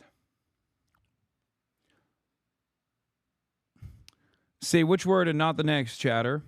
Do you feel like both of these words are to the same severity?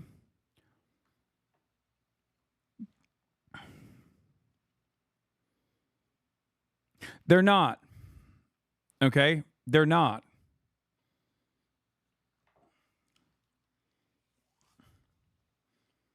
That's why I gave you an example from a different marginalized group of queer, which is multi-use. Okay? Versus the F slur, which is not multi-use. At least in its contemporary application. Do you understand?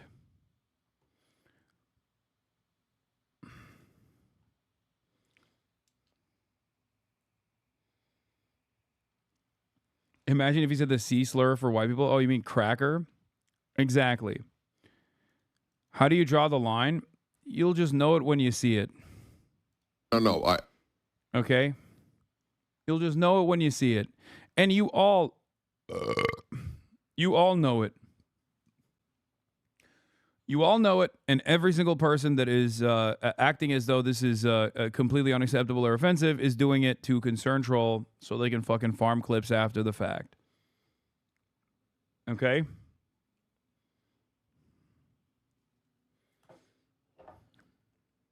Stop.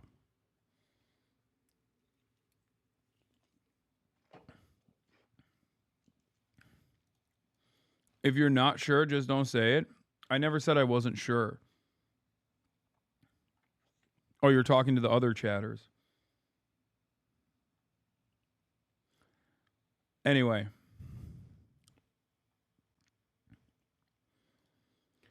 Also, something that is, I guess, unique, surprising, is you find allies in the strangest of places when the New York Times is so off base. This time, it's Curtis Sliwa. This is the second time where Curtis Sliwa has gone on Fox News, who is running as the Republican in the New York mayoral race, by the way. For those of you who don't know, the beret guy. Okay?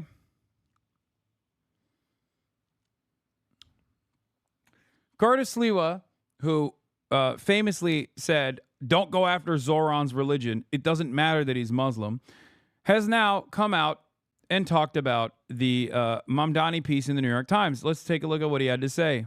This broke just before the show. According to the New York Times, he identified on his college application as Asian and African American. He doesn't consider himself black, but said the application didn't allow for the complexity of his background. What do you make of that, Curtis? Well, I do know he is a practicing Muslim, and I've advised our colleagues, of which there are many on our side of this issue, because we know Zohran will destroy this city.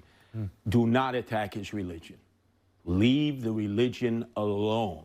If you don't want to see him elected, there are 1 million Muslims in New York City who can vote, many of them with conservative values, many of them who voted for Donald Trump for president.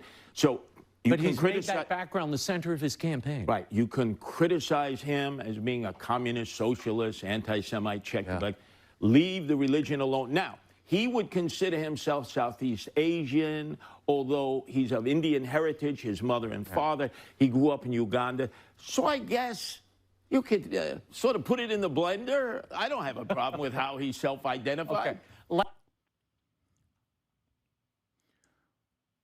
It is unbelievable that motherfucking right-wing fascist Curtis Sliwa is more reasonable on this issue than the fucking New York Times, dude.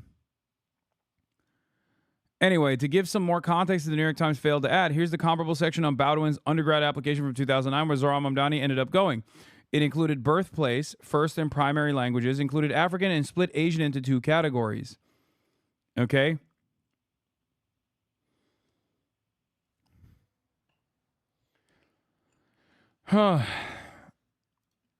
As opposed to the questions that Columbia had here.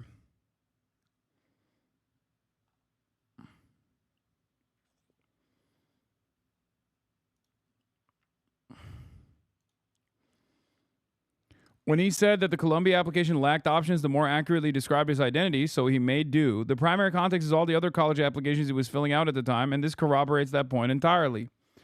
Bowden, sorry, not Bowdoin. I always say it wrong. But once again, it doesn't fucking matter. It does not matter. Yeah, also, there's apparently a massive, massive Israeli occupying force ambush that took place in the hands of the Harakat al-Muqawwama al-Islamiyya, also known as Hamas, the Al-Qassam brigades.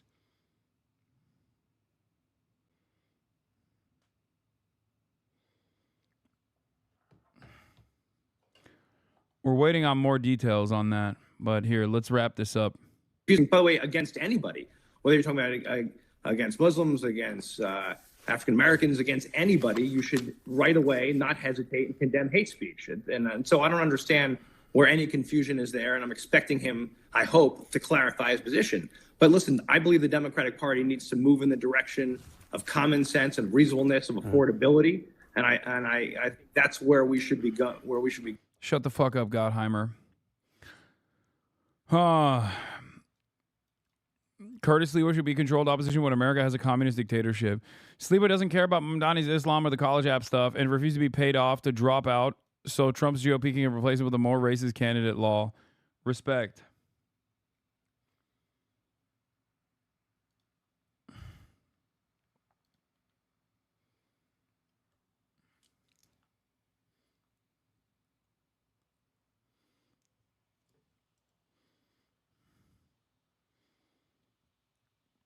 Anyway.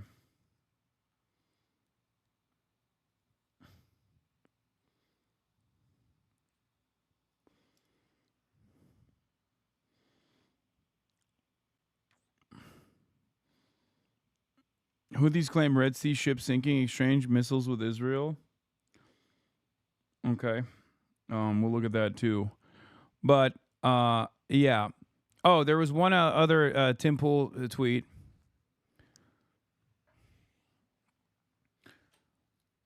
I can't tell if Tim Pool is like joking here or if he's just like legitimately saying this.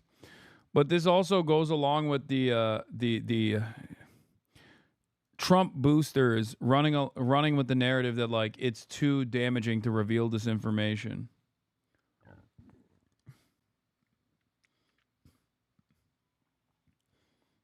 Okay. As far as the Jeffrey Epstein stuff goes, think about the economic fallout of, say, hypothetically, Bill Gates was revealed to have been flying around with Epstein, and then we got videos of him abusing underage girls. We absolutely cannot risk shareholder value by telling the people what really happened. I think he's being sarcastic here. I'm gonna go ahead and say that's sarcastic. If it was about Israel, he would not have been implying that sarcastically. But I think in this circumstance, he is implying it sarcastically. All right, let's continue. President Trump and Elon Musk. Speaking of Elon Musk, Elon Musk has ambitions of creating a new party. We talked about it briefly when he launched it.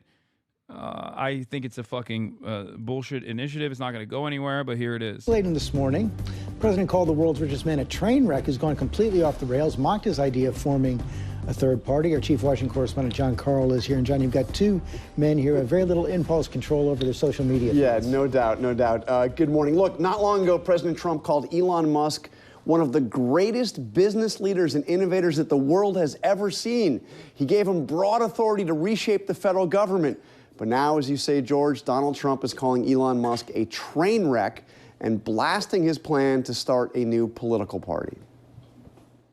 Donald Trump's alliance with Elon Musk was already in tatters after Musk attacked Trump's big tax and spending bill. He called it a disgusting abomination. But now Trump is taking aim at Musk's plans to create a new political party that he is calling the America Party. Third parties have never worked, so he can have fun with it, but I think it's ridiculous. Minutes later, Trump went further, writing on social media, quote, "I am saddened to watch Elon Musk go completely off the rails, essentially becoming a train wreck." Trump had made Musk arguably the most powerful person serving in his administration. Just 5 weeks ago, he praised him as a, quote, "incredible patriot" for slashing government spending through the so-called Department of Government Efficiency. Elon's service to America has been without comparison in modern history. But Musk hated the big Republican tax and spending bill, what Trump called the big beautiful bill, saying every lawmaker who supported the legislation should hang their head in shame because of how much it will add to the debt. Holy fuck. It's like This is so long. Oh my God, you know his ass is bent. Oh, he's pissed, bro. He's fucking pissed off. That's crazy to see. I'm not reading all that. I'm sorry. Disappointed to see the massive spending bill, frankly, which increases the budget deficit, not just decrease it, and undermines the work that the Doge team is doing. The president signed that new spending bill into law on Friday. Over the weekend, Musk replied to one ex-user asking what the heck was the point of Doge if he's just going to increase the debt. Musk even issued a threat to every Republican voting for it, saying they will lose their primary next year if it is the last thing I do on this earth. Oh. What the heck? What the heck is the point of Doge? I mean, I don't know. It feels like you got everything you wanted out of this.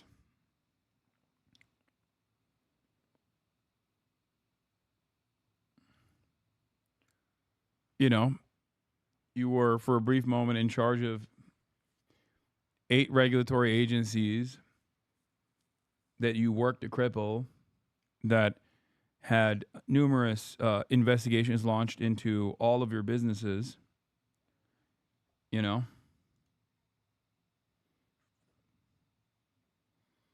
Trump says that Musk is just upset because he has slashed government support for electric vehicles, hurting Tesla. He's losing his EV mandate, and he's very upset about things, but, he could lose a lot more than that. I can tell you right now.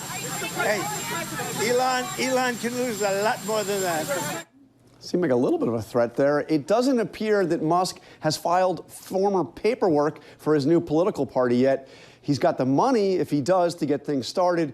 But, George, he is a long, long, long way from creating a party that could actually be a threat to Democrats and Republicans. It's been more than a century since we've seen one in this country. Okay, John, thanks very much.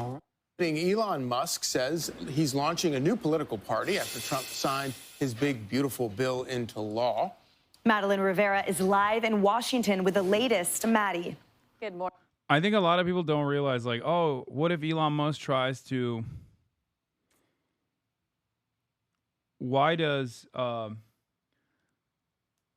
Elon Musk tries to, like, primary Trump and Trump associates by saying Trump was a Jeffrey Epstein affiliate?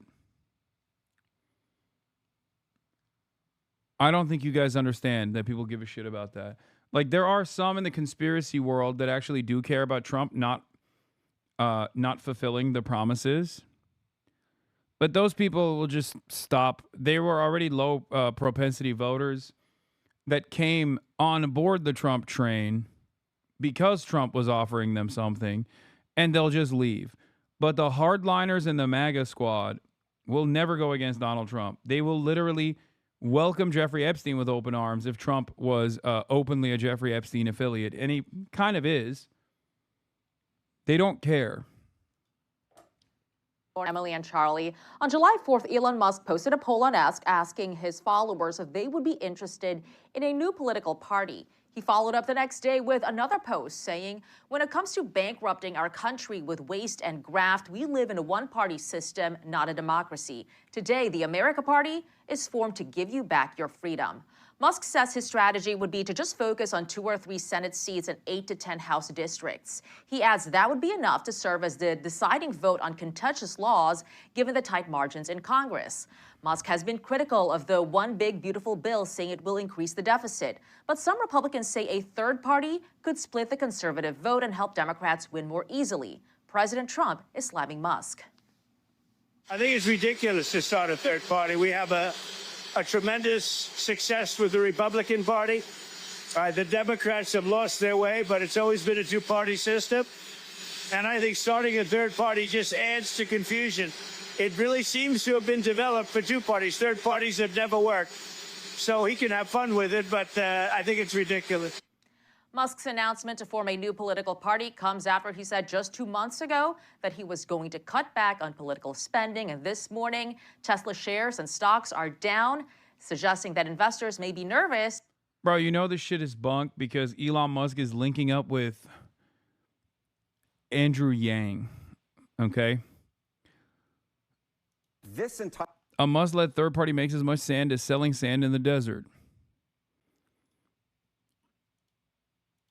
Entire thing makes very little sense to me. It makes about as much sense as selling sand in the desert. What are we talking about here? What is the size of Elon Musk's base? Well, I calculate it to be about 4%, just 4%, 1, 2, 3, 4% of all voters. What is that base made up of? Well, it's those who view Elon Musk favorably and the GOP unfavorably. We're talking just about 4% of all voters out there, because it turns out most of the people who like Elon Musk already like the GOP already. That is, they already have a party for him. In my mind, there is just no base for Elon Musk's third party in the electorate, at least initially speaking.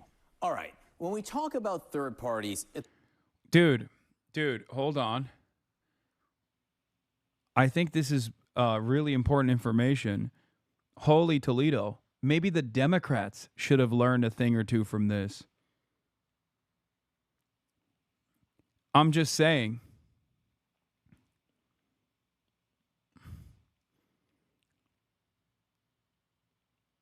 I said this already. Elon Musk, with his money, was able to try and jump on the Trump train. He did not make the Trump train choo-choo harder, okay? I think he's so stupid that he personally thought that all of the glazing that he got from Trump and prominent figures actually led to some kind of like real transitive property Elon Musk love. That is not the case. Okay, $250 million gives you access, unprecedented access in the Trump administration. Okay, it goes a long way, but you can't buy people's actual loyalty, especially if you position yourself against Donald Trump, who is a historically charismatic cult leader for his own cult. At the presidential level, the candidate who most recently had the most success in terms of getting the most votes was Ross Perot. So how does Elon Musk compare to Ross Perot? Yeah, we'll go all the way back in the time machine to 1992. And we will note Americans with an unfavorable view, i.e. essentially that Musk starts off with far more against him than Ross Perot ever did. Americans with an unfavorable view of Ross Perot was only 14% back in 1992. Now, the vast majority of Americans are already against Elon Musk, 58%. So what we're essentially saying here is that Elon Musk is going to go into an electorate that already dislikes him, is already against him, while there were far more people who are open to the idea of a Ross Perot third party or independent candidacy as compared to an Elon Musk third party in which the vast majority of Americans have already sided against the man from Tesla. So Elon Musk says he's going to play, forget, the presidential election is years away. The congressional election next year, he says he wants to play there. What's the history of third-party candidates in congressional races? Horrible, awful, terrible, terrible, terrible. What are we talking about here? All right, elected to Congress from a third party since 1970, just 0.2% of all winners were either third party, independent, or write-in. We're only talking about 24 out of over 13,000 winners. The bottom line is third party, independents, they just don't succeed. Donald Trump is right when he's talking about the fact that third parties, simply put, don't work. I will leave with this one coda, though. When you're talking about 4% here, it may not be about winning the race, but 4% has been enough to sway an election back and forth. Ralph Nader in 2000, as we were talking about. He could spoil it for the GOP, but he probably can't win it himself. Harry, thank you. Thank you, my friend. Holy Toledo, 1994.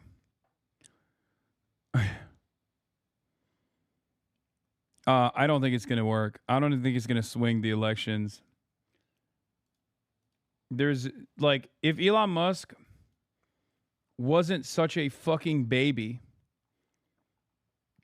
if Elon Musk wasn't such a thin-skinned man-child, he would recognize that any association with him is immediately going to ruin the chances of any party.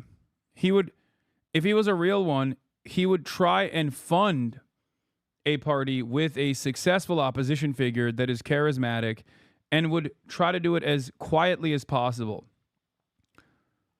But he wants all the glory, and he wants to feel like a powerful man. And what he fails to consider, what he fails to realize, is that there's no one. He has no one in the base that actually fucks with him.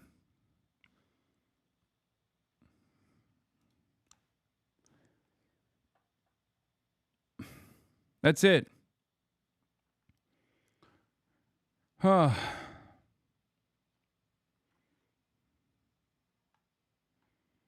What is this? Governor David Patterson? Why are you sending this to me?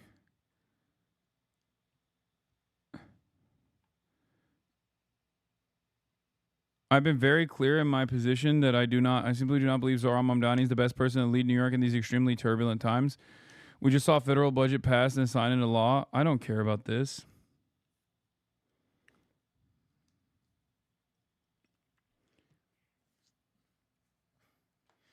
It's already quite difficult to launch a third-party initiative in this country.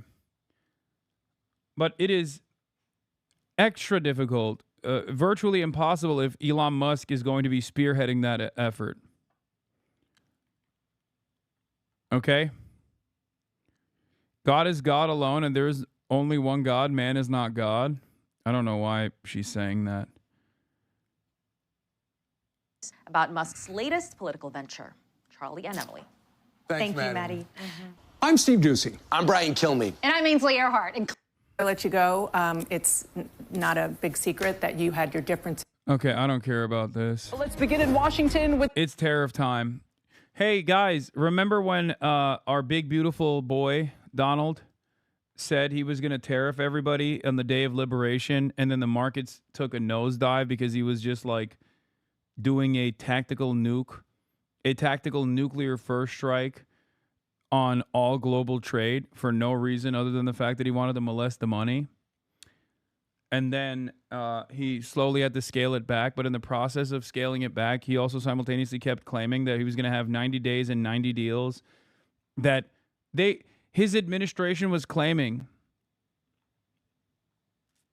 His administration was fucking claiming that they were doing hundreds of deals. If not, they were doing more tariffs deals than there are actual countries on the planet. Okay? Like Donald Trump literally came out and was like, we're doing 250 deals. It's like, there's not that many countries. Like, what are you talking about? He's like, no, we're doing 300 deals. And it turned out that there weren't any fucking 200, 300 fucking deals, okay? That was not happening at all. And I told you at the time, I was like, this is bullshit. It's not going to happen. Well, July 9th is the deadline for the 90 days, 90 deals. And now the Trump administration is going to start releasing letters on some of these countries that haven't come to the table, I guess. Okay? And he's also announcing some of the tariffs that are going through regardless. Here it is. With latest news on the tariff front, and Megan Costella has the details. Megan, we had heard things were a little contentious with the Japanese, which was supposed to be one of the first deals announced, and now this.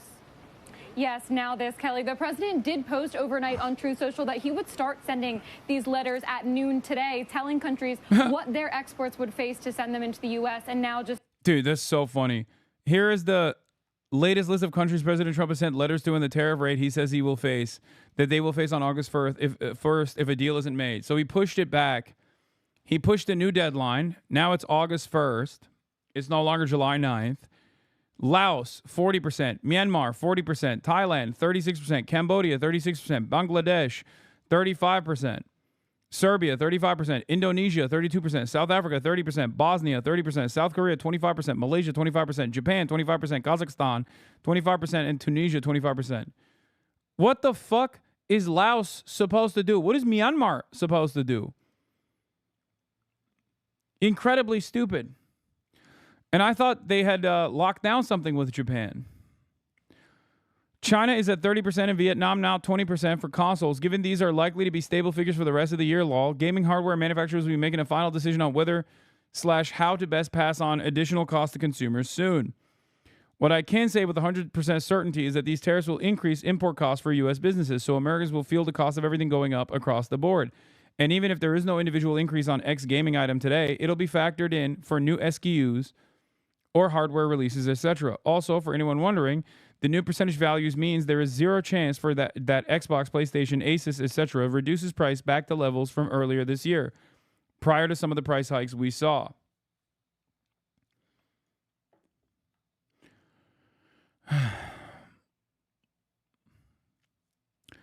He's fucking over the gamers, man.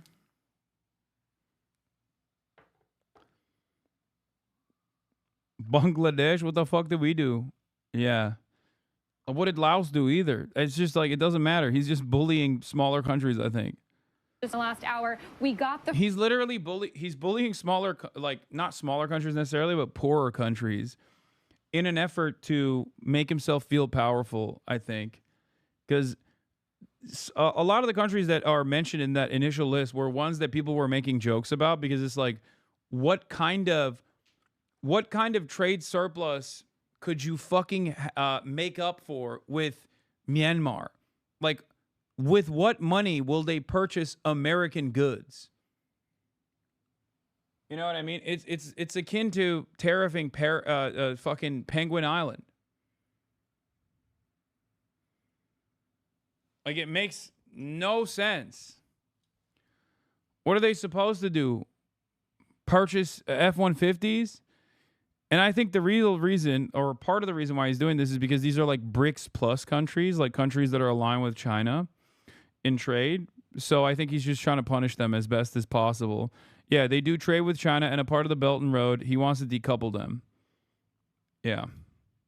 The first of those, the president posted full letters on Truth Social that he says he sent to the leader. But there are so many other countries that he could do.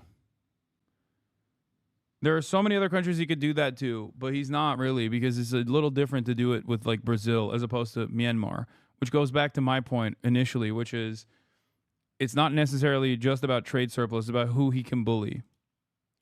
Of Japan and South Korea. Very long letters here, but some top line details to get into. These would be 25% tariffs on all Japanese and South Korean exports into the U.S. effective on August 1st, on top of any tariffs that are already in place or that are forthcoming in terms of the sectoral tariffs. He also said any retaliation would lead to a commensurate increase in the tariff rate, meaning if they retaliate, he's going to lift this tariff rate even further. Trump also said that he would consider an adjustment if countries do open their markets. And that's the key, Kelly, is that there is no certainty here. He goes on to say, hinting at further changes, saying, quote, these tariffs may be modified upwards or downwards depending on our relationship with your country. So interesting there that while the markets and investors have been craving certainty, they're not exactly getting it with this letter. And Kelly, the way I would sort of characterize this, even though we are seeing market reaction here, is just to remember that what this is essentially doing is kicking back in the reciprocal rates for these two countries that were announced on April 2nd. South Korea was already seeing 25%. Japan was at 24%. The White House has been threatening for weeks if they didn't strike a deal with these countries, we'd see those rates kick back in on. What happened? I thought he dealt with Japan first and foremost. I thought that was the #1 country that he dealt with. Interesting. July 9th. Japan about to sell off that American debt that they own. Now that date changes to August 1st, but otherwise everything else pretty much holds the same. So despite all the bluster in these letters, we are seeing them follow through on that threat, just delaying down the road a little bit further. Kelly? It was interesting to hear the Treasury Secretary, Megan, who also talked about effectively how with 100 countries that are too small to really affect the trade deficit that much, we may not have the capacity to even do any deals, and I wonder what that means. Yes, that's going to be interesting. That's where I think you'll just see these blanket tariffs have to take effect, because there isn't enough there. There isn't enough bandwidth to sort of negotiate deals. And they have said from the beginning that they're focused on something like the top 15 to 18 largest trading partners. It would be significant if we suddenly see huge tariffs imposed on very small countries. It's headline worthy, and it doesn't bode well for certainty and for the path forward. But I would also say that outside of the top 15 or 18 markets, we're not getting a ton coming in from those countries, but we would still see, importers having to pay those tariffs when they do import goods from whatever the country might be. Yeah, I mean, you add it all up, we do seem to be tiptoeing back to the landscape that was initially set out for us on April 2nd, but Megan, the market's up like 15% since then. Yeah, the market is not responding to the volatility because they just, I think, are operating on the notion that Donald Trump is going to do taco. He's going to chicken out. I mean, the very fact that he pushed the tariff limit past the initial deadline that he suggested from July 1st to August, or July 9th to August 1st, implies that he's just, I don't know, he's not going to shock people, I guess, or that's what they are. That is what they're waiting on.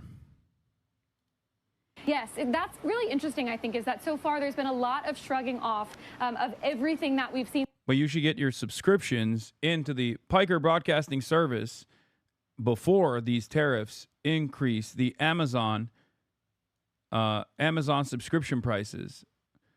That's right. The Piker Broadcasting Service is sponsored by you, the viewers, for you, the viewers. For $6 a month or for free in the form of a Twitch Prime by connecting your Amazon Prime account to your Twitch account, you get one free Prime subscription a month. Use it on your favorite broadcaster, the Piker Broadcasting Service. This allows me to maintain an ad-free experience for everyone and editorial independence. The Piker Broadcasting Service is brought to you by the viewers, for you, the viewers. Viewers like you. Thank you.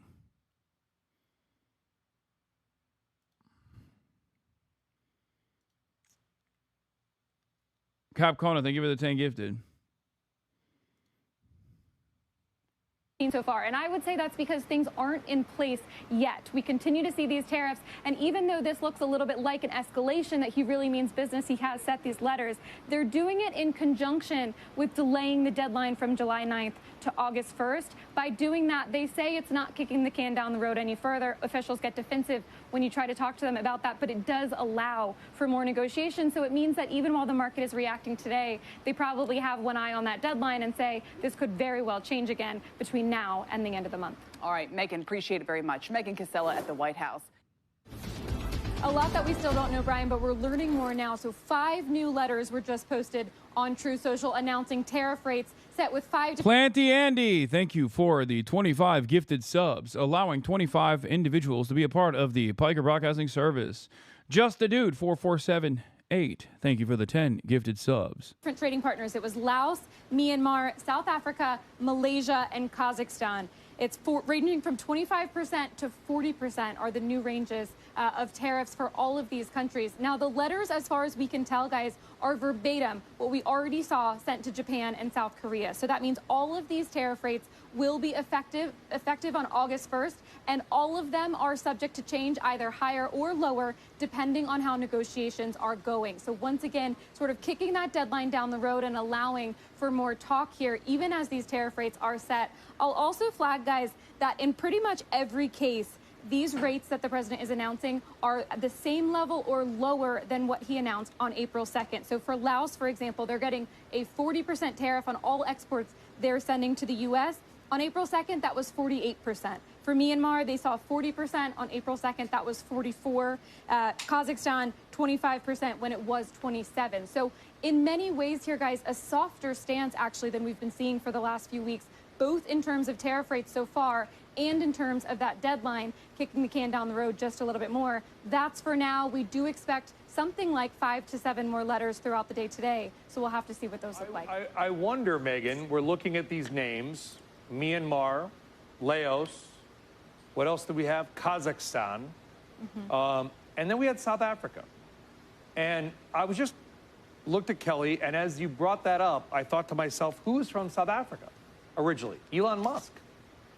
And it just made me wonder. What? What kind of financial association does Elon Musk have with South Africa, man? If anything, he wants to punish South Africa because of the ICJ genocide case.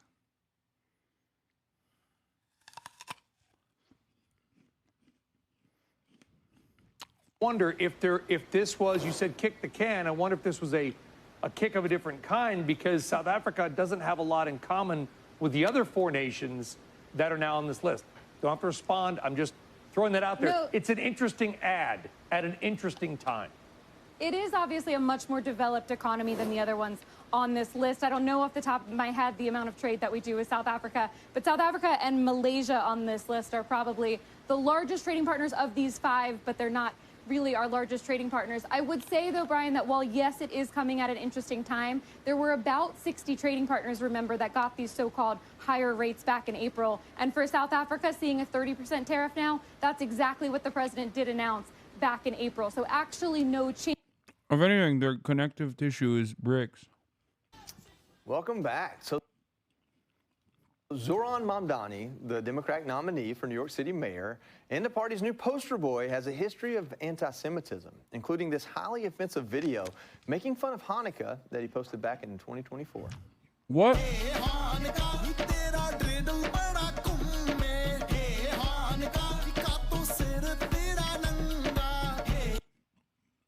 Wait, why is this offensive?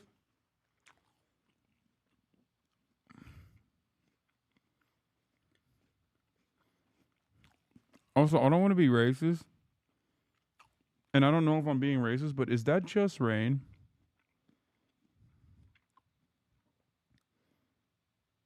Like, am I being... Like, are my eyes deceiving me?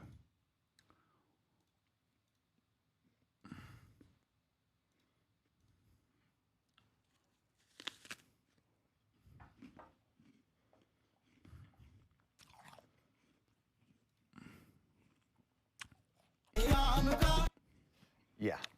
Fox News reached out to Mamdani's campaign about the video, but has not heard back. And Mamdani's still catching heat for reportedly lying about... Admitted he got caught. I don't understand what he did here. Take the L, bro. Take the L for what? Is Zohran even in the video?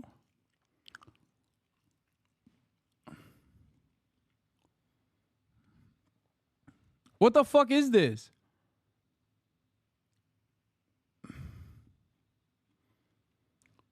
No, he just posted it.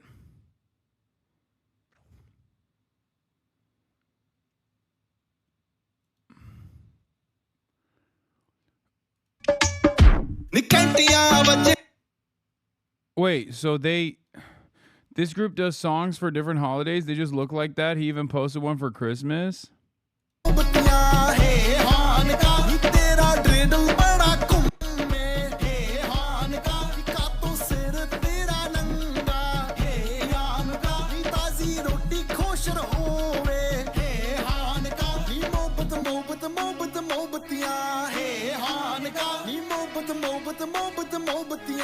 I don't get it. What's anti-Semitic? Like, what is the...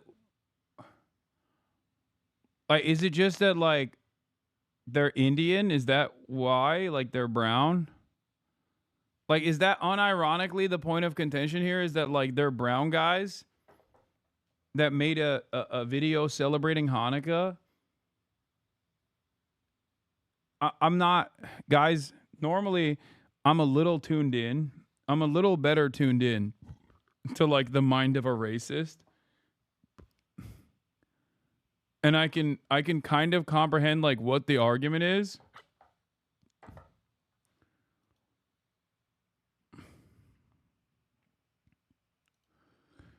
Wait, it's coming. Why is Drew Pavlov getting so much fucking playtime here?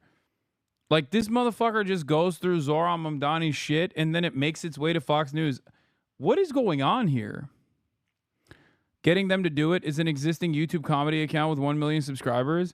Zohran celebrated Hanukkah by getting an Indian comedy trio to dress up as Jews and spin a dreidel. Literal blackface minstrel show tier racism. This is the most mask-off shit ever. Getting them to do it is an existing YouTube comedy account with 1 million subscribers from 2012.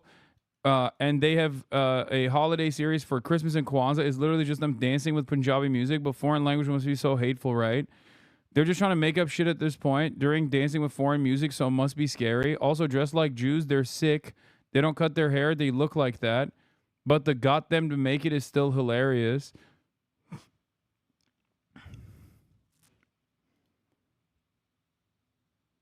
Wait.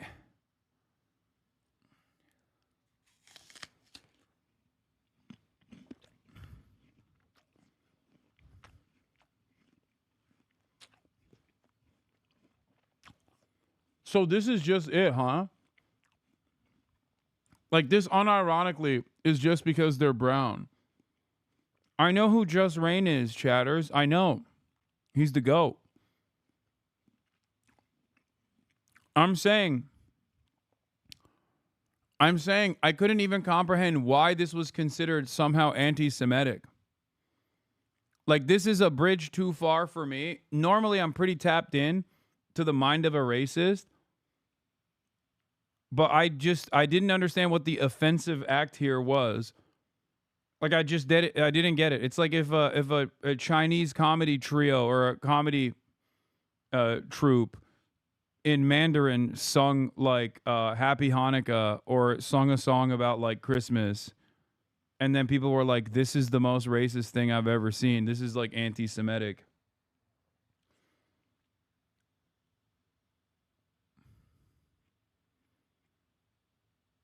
The offensive being Arab? They're not even Arab. They're Indian. They're Sikh Indians. They're not Muslim. And they're not Arab.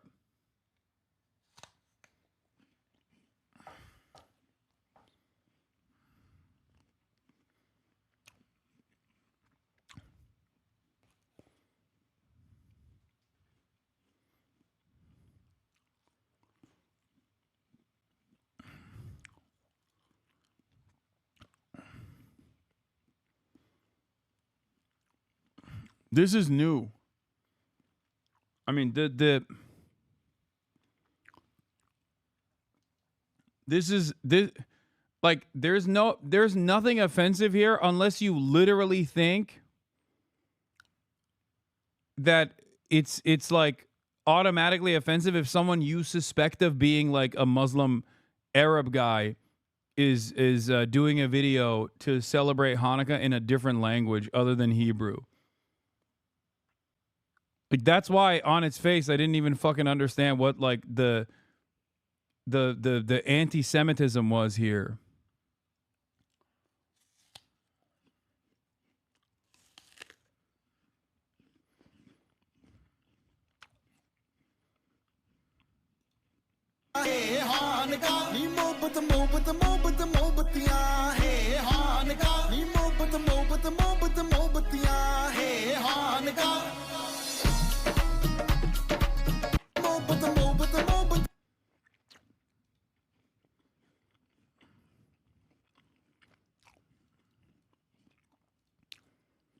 These are the lyrics only scary to race because they're in another language. Hanukkah, more lights, more lights. Hanukkah, where you play with a dreidel. Hanukkah, where the roti is kosher. Hanukkah, more lights, more lights.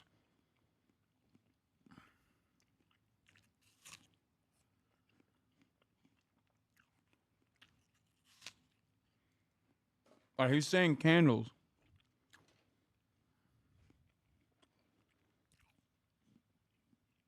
You look too deeply. You need to look without brain. I can't even. They did a Merry Christmas one too.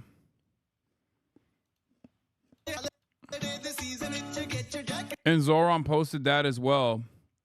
Is Zohran also anti-Christian?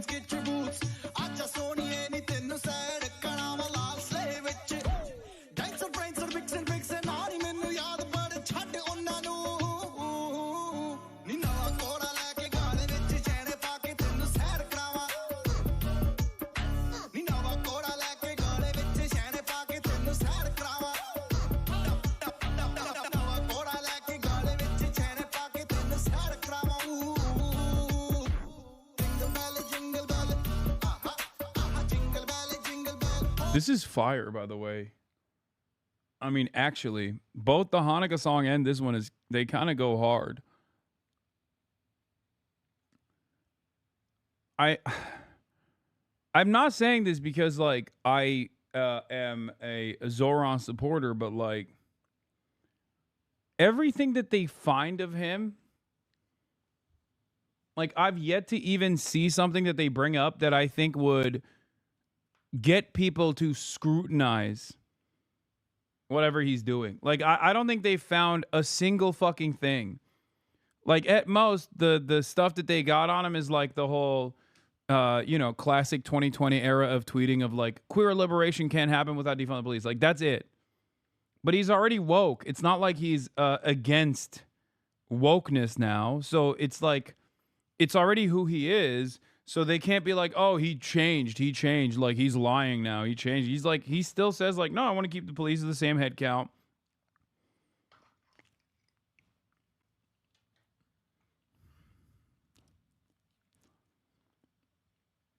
I want to keep the police at the same head count and like restructure the way that we utilize cops. Allegedly found him being pro-Assad. What? Zohran Mamdani faces new criticism after unearthed. Dude, this is like the same. The Zohran Mamdani shit is so funny because, like, I'm sorry, this is exactly what people do to me. It's so crazy. Sharing a pro-Assad article denying chemical weapons use is like remember when I wrote, remember when I famously, at the time, wrote an article for the Huffington Post and made a video about how people actually did not care about Syrian refugees at all. And I tweeted the sarcastic tweet like, oh, now it's time to care about Syrian children because the media told me so. And people always point to, you're much more attackable. No, dumb fuck. The reason why I'm much more attackable is because I'm not running for a fucking major seat and have a tremendous sea of support. And for years and years, they've been doing exactly what they're doing to Zohran to me. So much so that it doesn't even matter if something is true or not, which is the example that I was about to give. No, it's because you're annoying. Oh.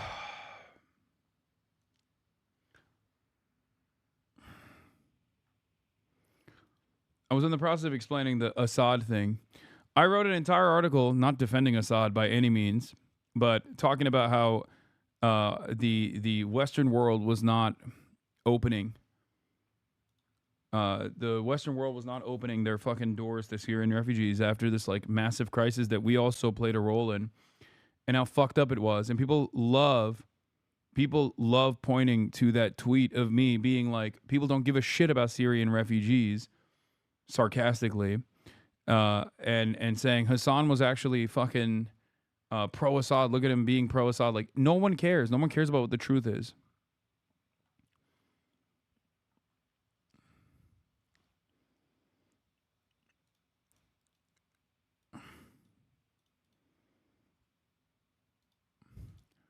The major difference here between me and that was a callous tweet. What? See, this is what I mean. That tweet was in poor taste. Let's be real. Look. I quite literally have also a legion of fucking weirdos that will relitigate all of the manufactured fucking crises that are not real. It's not a callous tweet. You misunderstood.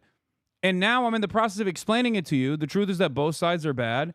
No, the truth is that you're a fucking moron. This is it. This is the problem. The truth is I'm an endlessly accessible person, which is precisely why all of the manufactured outrage that has calcified over years, regardless of what the truth is, doesn't fucking matter. It just like stays in your head. Do you see what I mean? That was not a fucking callous tweet at all. That was me literally fucking criticizing people not giving a shit about Syrians.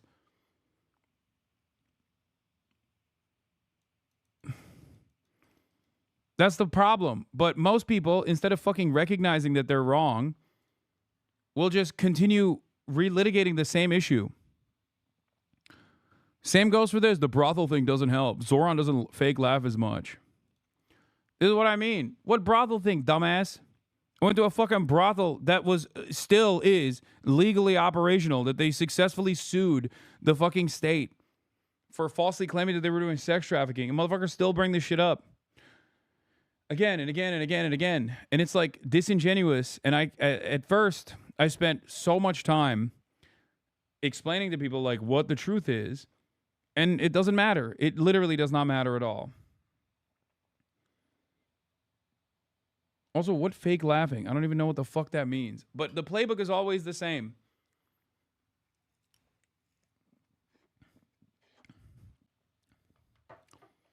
Like, there are content creators who have done horrifying things to people, whose victims are out there trying to defend themselves and get attacked by their fucking fans. Meanwhile, there are people in here who get whipped away by completely made up nonsense like outrage farming that unironically worked on them. And instead of understanding that this was just like outrage farming that worked on them, they turn around and relitigate it over and over again.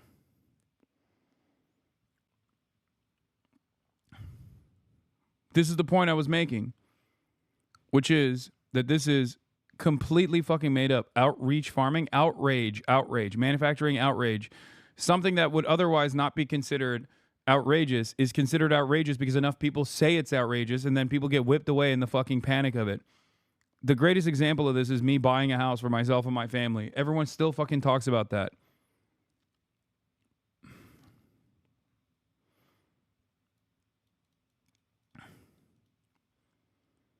The propaganda against you is infesting everywhere. I review on almost every day. My partner asked today how you came from being so right-wing to where you are now. I know. I was never like a fucking right-wing person.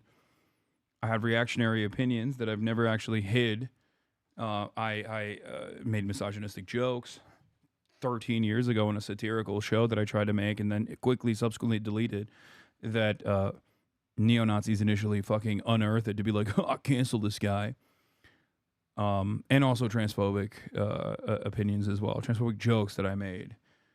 And it's a very formative and very important part of my evolution. And it drives my worldview. It's something that I've never hid. It's something that I actively will talk about. It's also part of the reason why I always explain to people, like, you can't hold people to positions that they had in the past, especially if they have evolved from said positions. Everyone has a different starting point.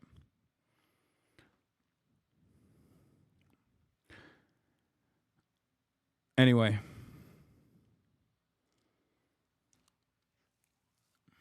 It is what it is. I don't have anything in my beard. It's just I have white beard hairs.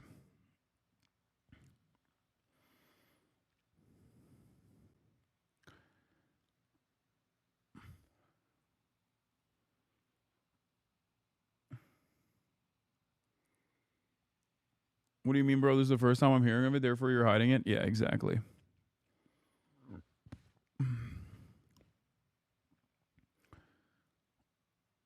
All right. But yeah, getting back to this, there's nothing here. There's literally nothing here. Yeah. Fox News reached out to Mamdani's campaign about the video, but has not heard back. And Mamdani's still catching heat for reportedly lying about his race on his college application. But that doesn't seem to bother the far left. They'll keep defending Mamdani, including House Minority Leader Hakeem Jeffries, who dodged the question last night. New York City Mayor Eric Adams is attacking Mamdani over reports that he identified himself as African American and Asian on college application. I mean, is this a real issue to you? I think to me, you know, the issue that we have to deal with in New York City, which our Democratic nominee did talk about extensively during the primary campaign, is affordability.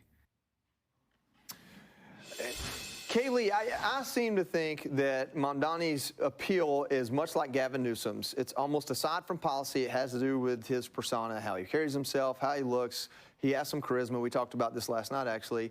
And then some of those policies that he's putting out there are very appealing to a younger audience. We were talking about that earlier. What are your thoughts on it? I think the charisma is a big part of it, especially for young voters my age. I think his social media appeal was a big part of it. I do think that the talk of affordability was also a big deal for younger voters in New York who might be struggling. Of course, I think they lack the political and life experience to understand that the solutions that he's putting forward are nothing but... Yeah, thank God you have the fucking political and life experience.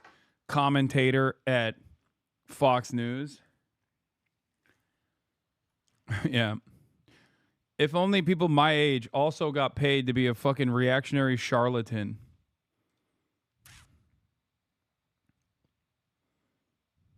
Empty promises. Everyone, it's a lower and lower constituency that insists on hating as you. As far as I can see, thank God. I don't get how chatters can see you walk in the streets of LA and anime expos and whatever, and everyone says they fucking love you. You make their day just showing up and still go chatting. I think I know why everyone hates you. Yeah, it's people that spend most of their time online. That's what it is. And there's a lot of people who increasingly spend all of their every waking moment online, and that's the only way they can like see the world. So if people online are constantly fucking farming outrage, but the much, much larger group of individuals that are out there existing in the real world don't see it, then it doesn't make like, as long as you never go outside, you will never have that opinion be challenged. And that's it. It's just mostly hate. The reason why I'm bringing this up when we're talking about Zohran is because it's just like I see so much of the identical lines of attack trying to fucking create. I'm using my own personal experience in this situation because, like, background-wise, we have a lot of similarities. But it's the primary, the driving factor of all of this discourse is still the same. It's just like attacking the messenger rather than the message, because they're fearful that the message itself might reach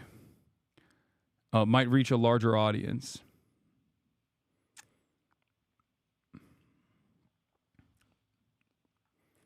That's it. Did seeing the attacks on Zohran help you understand the attacks against you better? I mean, I already know what the primary focus of the attacks against me are. So it's not new to me. But what's notable is that you know who did see through that?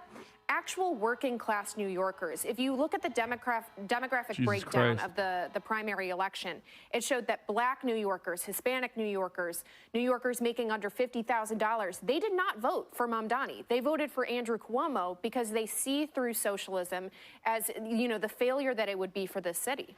Arthel, I understand there's been a push on the right. Curtis, I always say his name wrong. Sliwa. He came out on Fox and said, listen, don't talk about this race on the college application thing, talk about his policies. But when you go and make a video like that, which is essentially making fun of both a race and a religion, you kind of put yourself out there and you need to kind of walk a straight line. He's not making fun of anyone's religion, big dog. They have not made an argument as to, they have not even proven, they've not even shown anything. He didn't even make the video, and not only did he not make the video, but the video itself is not even like making fun of Jews. Do they think he's in the video? Oh my God. Do they think he's in the fucking video, dude?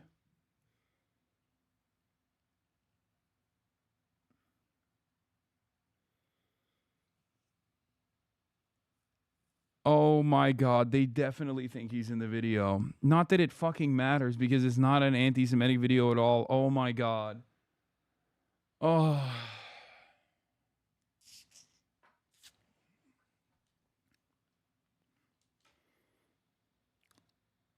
Some do. Zohran Mamdani celebrated Hanukkah by releasing a video of himself as an Indian comedy trio dressing up as Jews and spinning a dreidel. Imagine the outrage if a white politician did this with any other religion.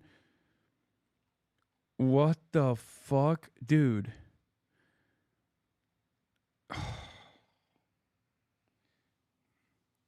God, Eyal Yakubi is so fucking annoying. I mean, it's just like these guys, Drew Pavlov, Eyal Yakubi, all these like fucking people, they're so stupid and so fucking racist. And you expect them to just like kind of go away because people will like recognize they're stupid and racist after the 700th fucking time that they're outed as being stupid and racist. But then you realize, no, actually, everyone is just as stupid and just as racist. So they love this shit. The whole conversation is so fucking funny. There are literally videos of people making Hanukkah raps, and we don't hear a fucking peep out of those people. It's not mocking the Jewish faith. It's pure fucking racism, unironically anti-Semitism for basically saying that Jews can only be white. Yeah.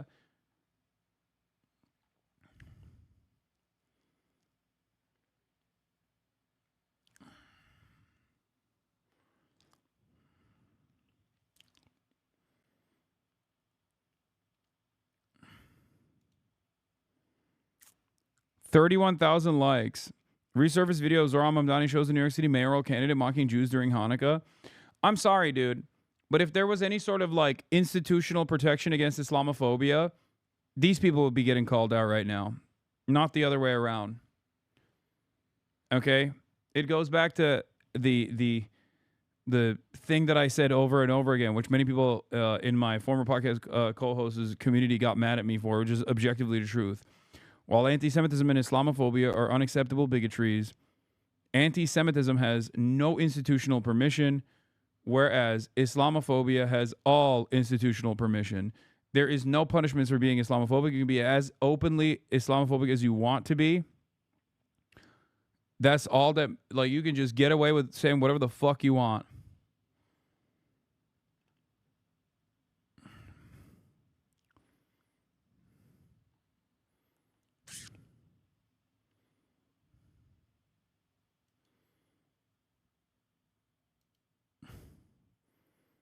This is only offensive if you're literally just super racist. It's true.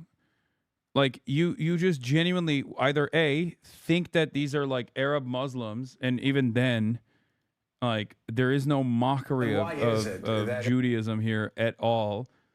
And you just personally are racist enough to think that they're, one, A, Arab Muslims, and B, making a mockery of Judaism by singing a song in a foreign language about Hanukkah, which automatically means it's a mockery. And why is it that in the Democratic Party, the three most compelling figures, the mayoral candidate, Bernie Sanders, and AOC, the three most compelling figures since the election have been far left of, let's say, the mainstream of a lot of Americans? Why? Are they? Joe Scarborough, why is it in the Democratic Party the three most compelling figures have been the mayoral candidate Zohran Mamdani, Bernie Sanders, and AOC? Why can't moderate Democrats make that same compelling message? Can't moderate Democrats? Why can't conservative moderate Democrats like you make that same compelling message? Great question. Great fucking question. Perhaps it's actually the message that is important here. I don't know. Why are our dog shit institutionalist, cowardly, no motion arguments not actually cutting across? Why are they unpopular? I mean, at a fucking certain point, you have to realize that maybe it is the policies that make these people popular. It is the fact that they can earnestly communicate these changes that they want to implement that are actually popular. I don't know. These guys have deluded themselves into thinking that there's some other reason as to why Zohran's popular. He's a politician. He's a politician, okay? Before he ran for mayor of New York, he was a state assembly person. Not a lot of people knew who he was. So why is it that when they encountered him in this setting as a politician, advocating for these things, did they actually like what he has to say? Perhaps it has something to do with his policies. Maybe they should spend another fucking $40 million trying to figure out how they can get Pete Buttigieg to be on board with this.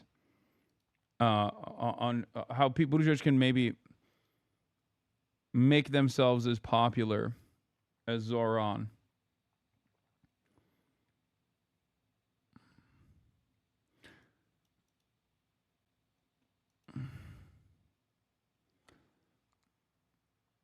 Yeah.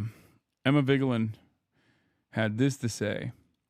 DC brain rot is so pernicious that these guys can't conceive of left-wing policy driving electoral success. They don't have that problem with Trump and issues like immigration, notably. They keep searching for a manipulative secret sauce to be the counterweight to tax the rich.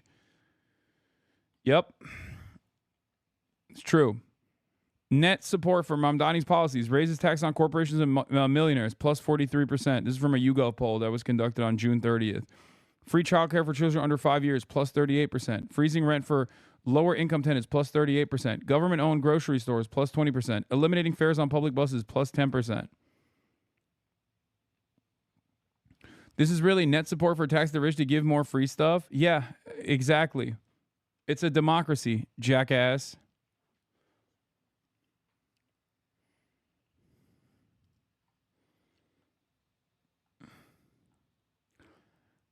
I wonder how. I wonder why he's so fucking popular.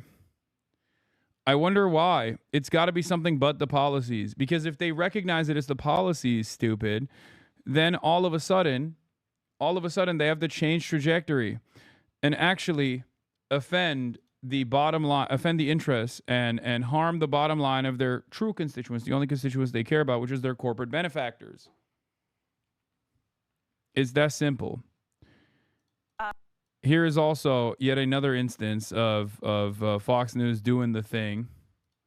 People get to know him, and I'm hopeful more people get to know him, the more we'll make sure that he is rejected at the ballot box come November. Yeah, that's right. Well, November's a long way away. Congresswoman, thank you for joining us, of course. A disturbing new poll reveals that the growing anti-Semitism on the left in 2017...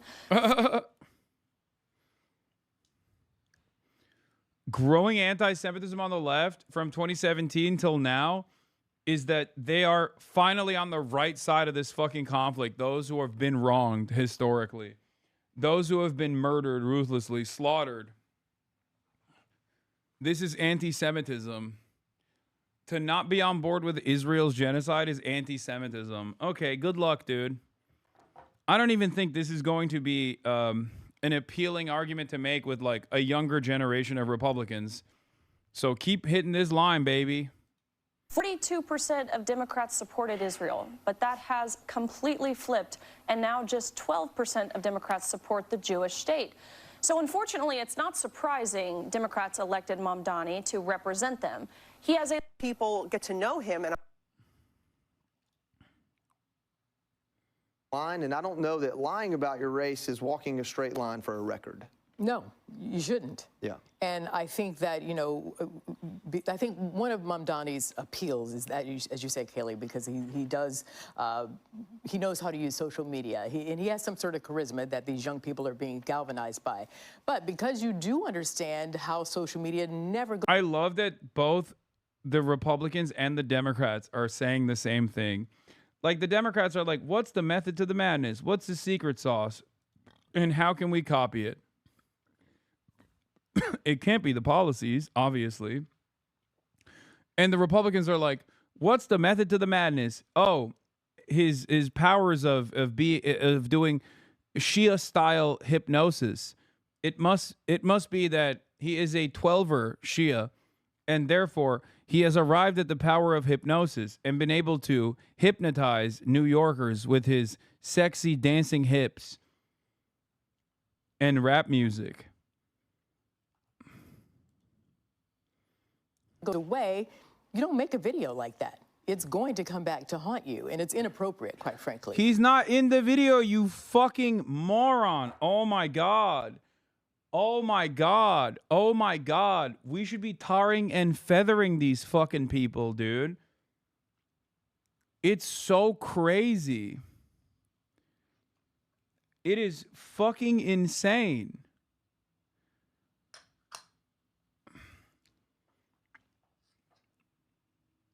Not only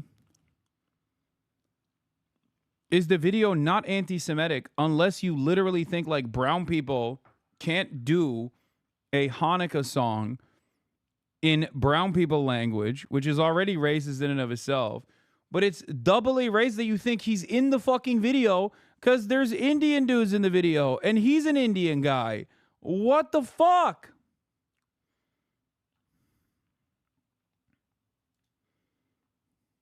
But, you know, listen, I think that I noticed that Minority Leader Jeffries didn't necessarily answer Mr. Sharpton's question, and I think that's where the Democrats are having some big problems. I think they need to offer Americans something to stand for and to be drawn to, as opposed to just telling them to run away from something that they say is not bad. Joe, I know you've got something to say about this. Let me introduce this, and then you can double up here. While most Democrats hail Mamdani as their socialist savior, a few are worried this lurch to the far left could cost them in the midterms. I was very surprised that he won. When you talk about, free child care and free buses and all of this stuff, it's like free, free, free. It ain't gonna work. If you're the Democrats, and you hear me and hear me good, if you... Bro, Unc, stick to fucking ball, okay? Stick to fucking ball. You don't know what the fuck you're talking about. Stick to, like, which Pokemon you'd fuck, okay? Or which Pokemon you think is, like, cool. Just get the fuck out of here, dude. Oh my God, going on the Sean Hannity show. Like, what is his pedigree? What the hell is this shit?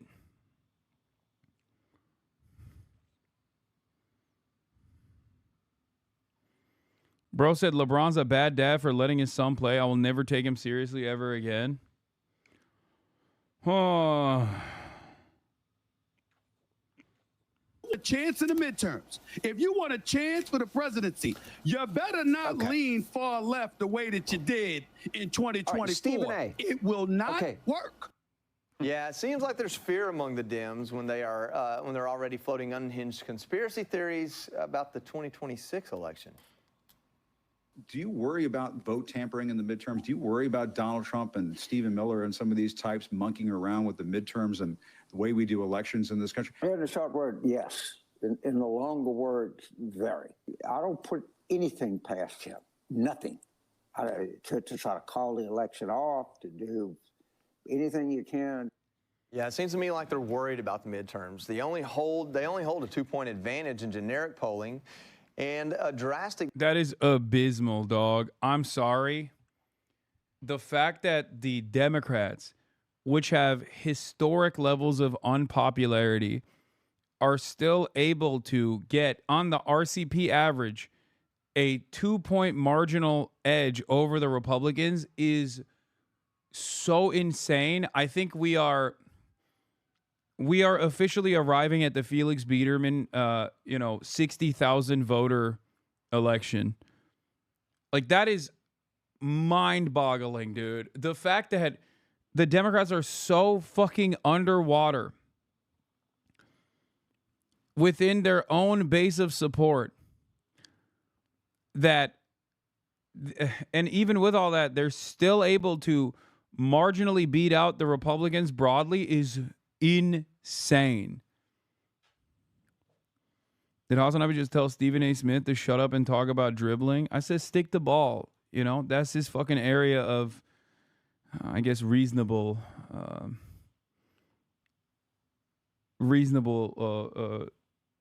success. That's his thing, you know? Yeah, the RCP average is also like favoring the Republicans too. Difference compared to the 7% lead they had ahead of the 2018 midterms. It's not just Congress where Republicans are surging. President Trump is winning over America. His approval rating is 10 points higher than it was in his first term. Conch, I've thrown a lot at you. Go where you want. Okay, so if we're at a point where we get to 2026 in the midterms, and it is shown that Iran's nuclear facilities were obliterated, as many believe they were, and we have inflation in the 2% range, about where it is right now. The S&P just had its best month in many years. Consumer confidence at a 4-year high. Unemployment down around 4%. We have more job openings than we actually have people looking for jobs at this point. So if the economy continues to take off, especially after this big, beautiful bill, and we have peace and prosperity, to Arthel's point, then what are Democrats going to run on in terms of not so much... How long could they just, like, deny observable reality, you think? Every time I click on a Fox News report, it just feels like they're speaking from an alternative dimension where things are great. When the president is Donald Trump or a Republican, obviously. Because when it's not, things are still shitty, but at least they like accurately reflect on how shitty things are when it's a Democrat in charge. But when a fucking Republican is in charge, they're like, dude, the economy is great. Everyone can afford multiple homes. Okay? There are so many jobs. There are job postings with hundreds of thousands of dollars on the line. People are just not even going after these jobs anymore because everyone has a job. Everyone's so happy with the availability of jobs and how much money they make. Trump is bad. We're going to save democracy. But what are you going to offer up to the American people if the economy... There's so much peace and prosperity around the world, too. ...is going well, and we have peace in the Middle East. I don't see where they go with this from here, especially when you have... How do you pronounce his name again? Sharpton called him Mamdani. He added 9 letters to the guy's name. It's remarkable. Yeah, Mamdani is the... correct way. But again, if you're an anti-Semite, you're basically a communist. You want government-run supermarkets, free universal child care, free busing, the NYPD replaced by social workers, and abolishing ICE. If that defines... Is photoshopped? Wait, what do you mean is photoshopped? Oh my God. Did they make his hips smaller or something? What is this distortion? Oh my God. It makes it look like his ass has gravitational pull. What the hell?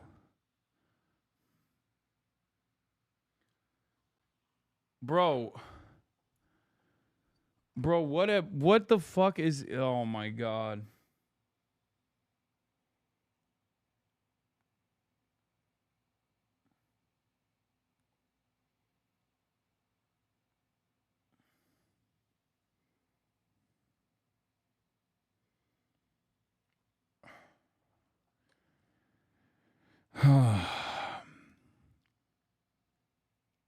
Democratic Party, they're going to have a lot of trouble winning in the midterms. That what works in New York will not work in many swing states. That's certainly for sure. Kayleigh, I think what defines the Democratic Party right now is just simply being anti-Trump. And Joy Reid has put out another conspiracy theory. Let's hear it.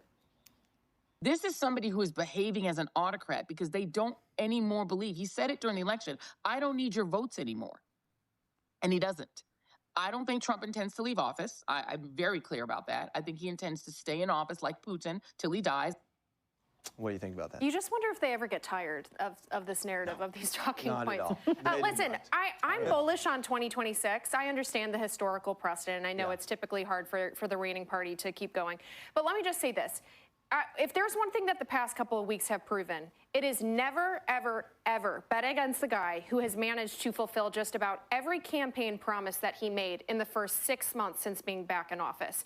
And never, never overestimate a party that is caught in a death spiral of its own making, refusing to learn any... Yeah. The only organically popular figure... The only organically popular figure in a party that is like experiencing unimaginable unpopularity is actually signing off on their death sentence. If it is... and you guys hate the Democrats, why the fuck are you advocating for them then? This doesn't make any sense, right? If you want the Democrats to lose over and over again, you should be talking about how great Mamdani is.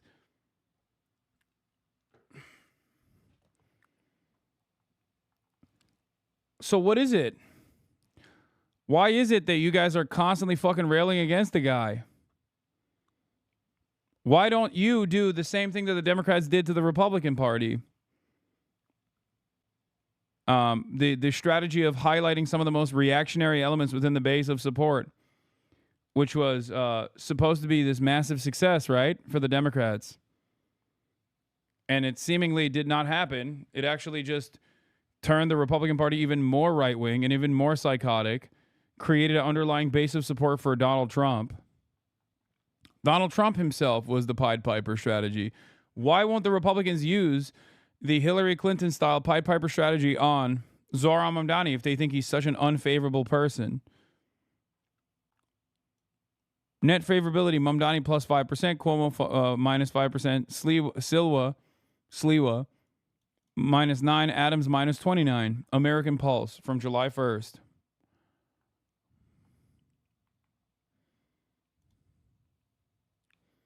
Lesson from the past 6 months. The Democrats are destroying themselves. Trump is doing everything that he promised, and voters are paying attention. All right. Well, anything? No, I'm just going to say I'm going to defend Reverend Sharpton. It's an easy name to say, but when you come across a new name, that just can happen. No, you know, this is going to happen. It's been in the news for 3 months. You know, come on now, come on. Donnie, it's easy. All right. Hey, Sean Hannity here. Hey, click here to subscribe to Fox. I think everything in war is kind of... Yeah, let's do some Israel here. Some Israel news as well. Oh, also, the girlies are calling out Hakeem Jeffries for not defending Zohran Mamdani on anti-Semitism. This was your moment, Hakeem. This is the kind of cherry picking because of who donates to Hakeem Jeffries. AIPAC donates to Hakeem Jeffries.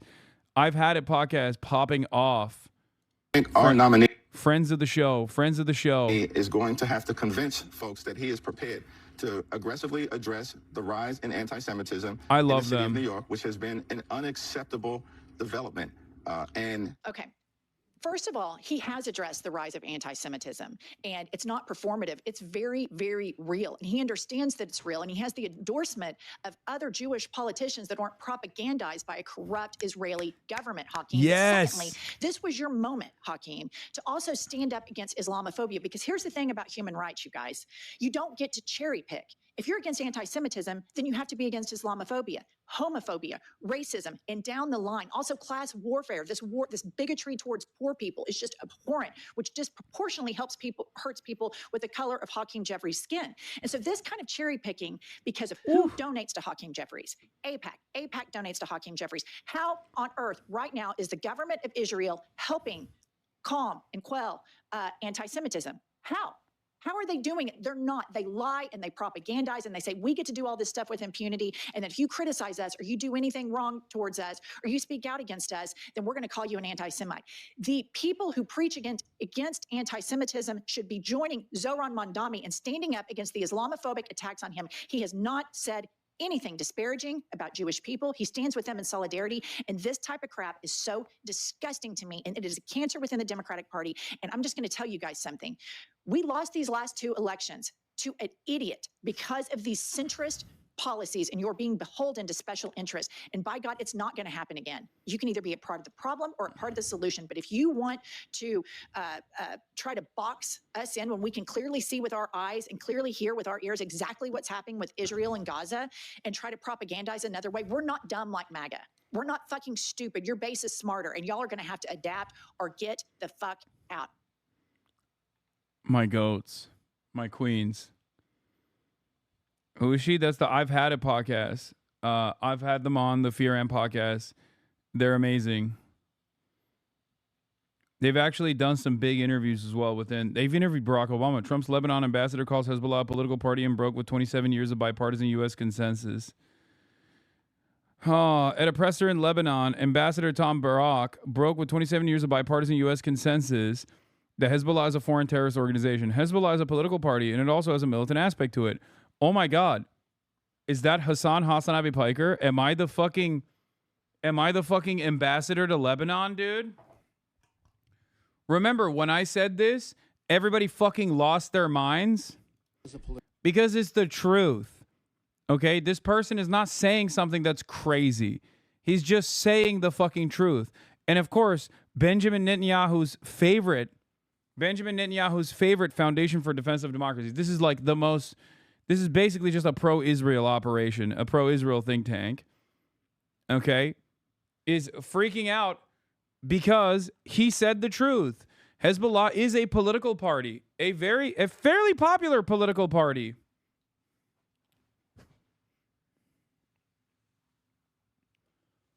In Lebanon, an incredibly diverse country.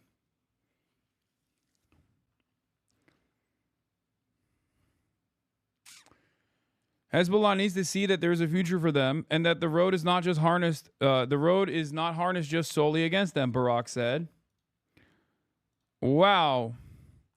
While some European governments distinguish between Hezbollah's political and military wings, successive U.S. administrations, Republican and Democratic, insist that Hezbollah is a single terrorist organization.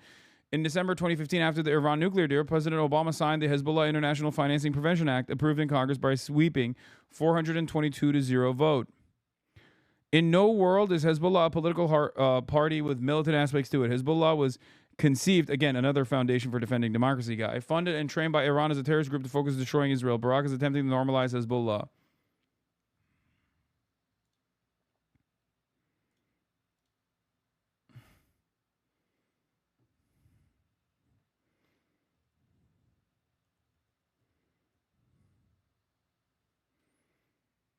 He's fucking right. He's 100% right.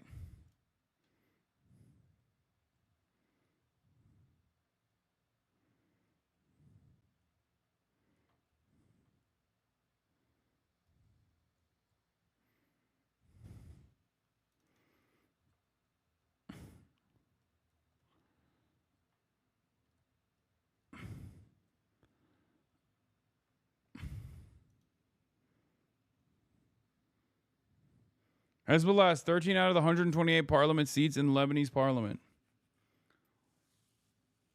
They are a significant part of the coalition. ICE raided MacArthur Park today in full military gear. I know, I haven't gotten to that yet.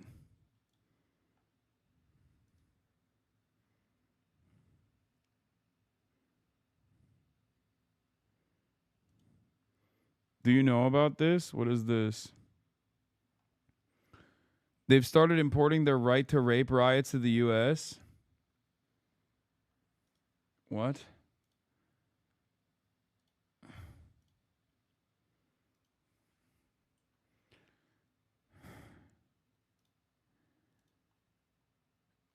Mass protests continue. Lakewood, New Jersey is in uproar over the 1,000 Jews protesting outside the police station. There are claims that a 15-year-old Mexican illegal filed a false report accusing an American Jewish citizen of propositioning him, and the local cops threw a father of 8 into jail on his word only over the July 4th weekend, and as of now has not been released. Lakewood police officers are manning the entrance of the department's headquarters as more than 1,000 protest outside.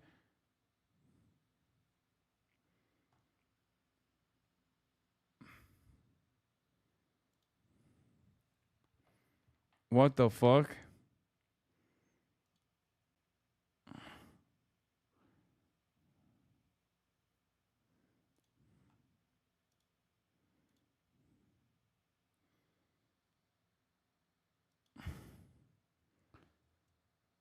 Oh shit.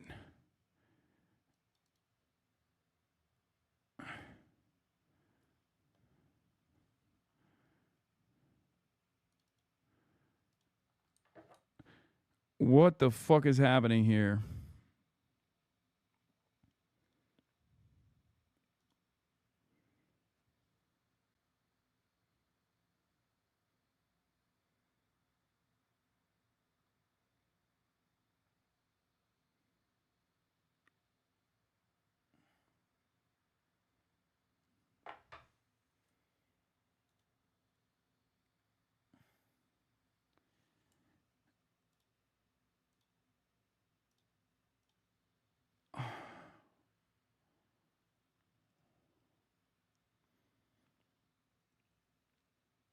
Read the comments.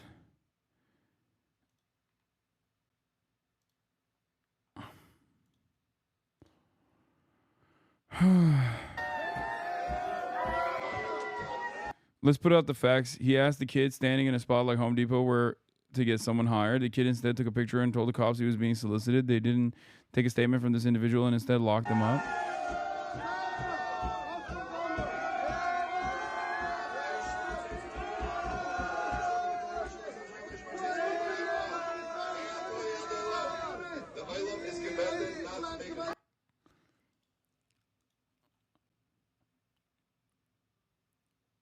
Lakewood resident Rabbi Binyamin Kubani arrested for allegedly attempting to lure minor. According to a criminal complaint filed on July 3rd, the 15-year-old complaining witness was riding his bike near a car that was at 201 Ocean Avenue in Lakewood when he was approached by Rabbi Binyamin Kubani. The complaint allegedly Kubani then asked him if he had a job, and when the 15-year-old replied no, Kubani asked him if he would like to make some money while gesturing in a way that indicated masturbation. The complaint states that 15-year-old was snapped a picture of Kubani in the car he was driving. Later reporting the incident to Lakewood police, the minor, according to the complaint, stated to the police that Kubani had mentioned masturbation verbally during the encounter. Kubani was later arrested by Lakewood police and charged with attempted second-degree luring. He's currently incarcerated awaiting his arraignment. Prosecutors have requested pretrial detention. Surveillance footage of the encounter has been released by a number of sources. In the video, Kubani's van is shown inside the area of the car wash while the minor is on a bicycle in the corner. The minor approaches Kubani. There's no audio, so unclear why. Passenger window and appears to talk to him.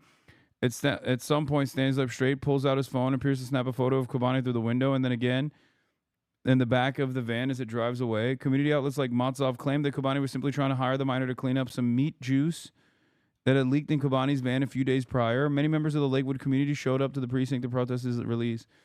I mean, I don't know. He's been released without bail, limited release conditions imposed.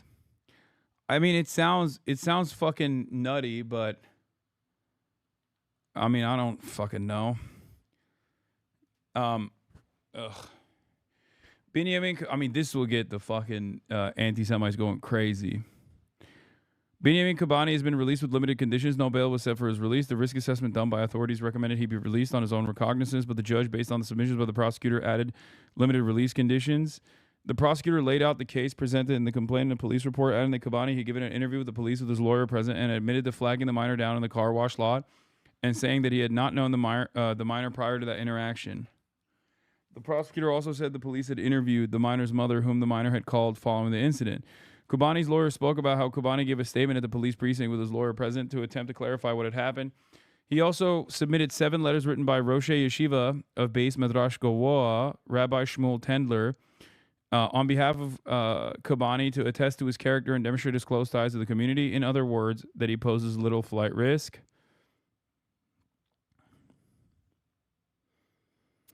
Given no prior record of contact between Kobani and the criminal system, the letters and the ROR recommendation from the assessment, the judge released Kobani ahead of his next court date on August 18th at 9 a.m. with the following conditions. Kobani is not to commit any new crimes, must appear for the proceedings, must let pretrial know where he lives and provide contact information, must check in with pretrial services by phone and in person once a month.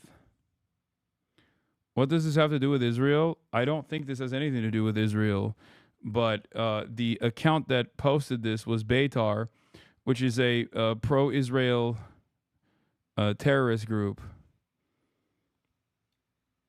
That's how we started the conversation. Kobani's first language is very clearly not English. He spoke with a heavy accent and seemed to have difficulty at times understanding the judge.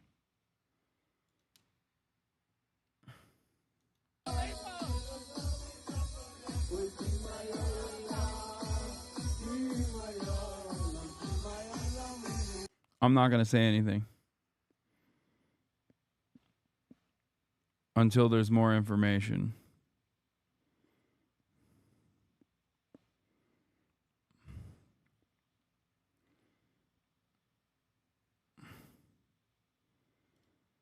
Good Felix reply here about claims this is a fake report. What?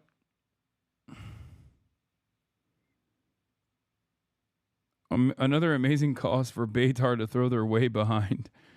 15-year-old undocumented Mexican immigrants love making unsolicited false reports to the police. I mean, was he actually undocumented? Oh, Beitar claims that he was undocumented. We don't even know if he's actually undocumented.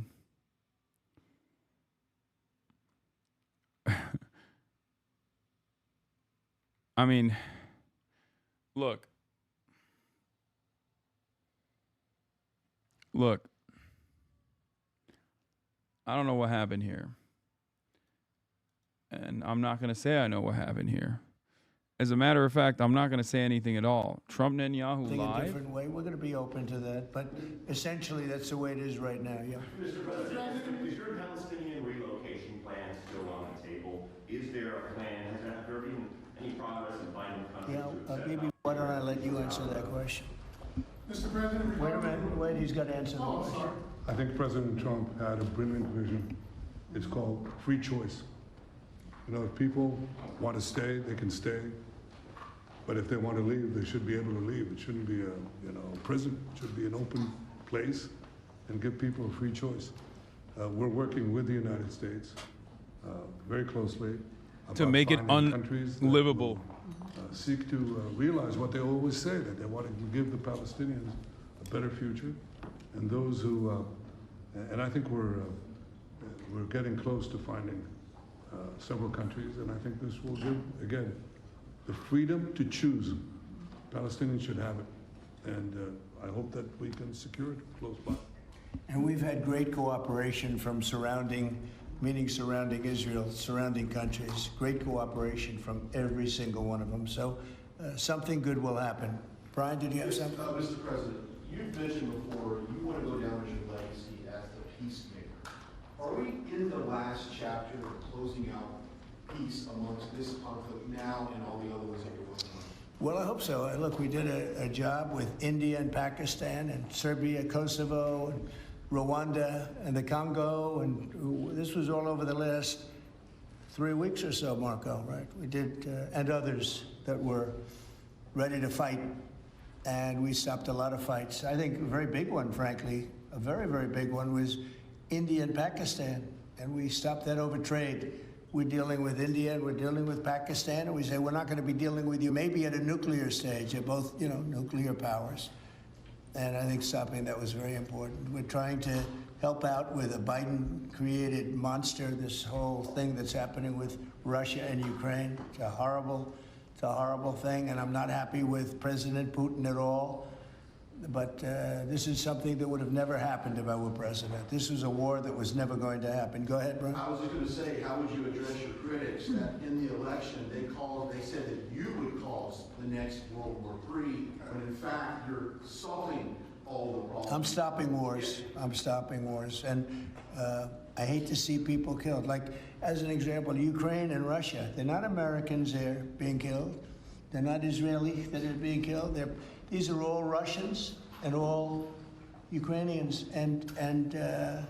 But it's 5,000, maybe 7,000 last week, 7,500 last week, mostly soldiers.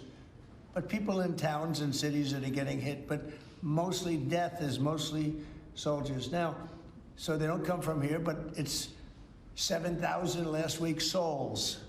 And if I can stop that, you know, they have parents and they have sisters and brothers and getting married, and who knows, they're just people, but they're souls. And if I can stop a war, you know, because I have an ability to do so, I'm disappointed, frankly, that President Putin hasn't stopped. I'm not happy about it either. Mr. President, on the Iran talks, can you say if you've scheduled the next round of Iran talks, and then also on strike? We have scheduled Iran talks, and they want to talk.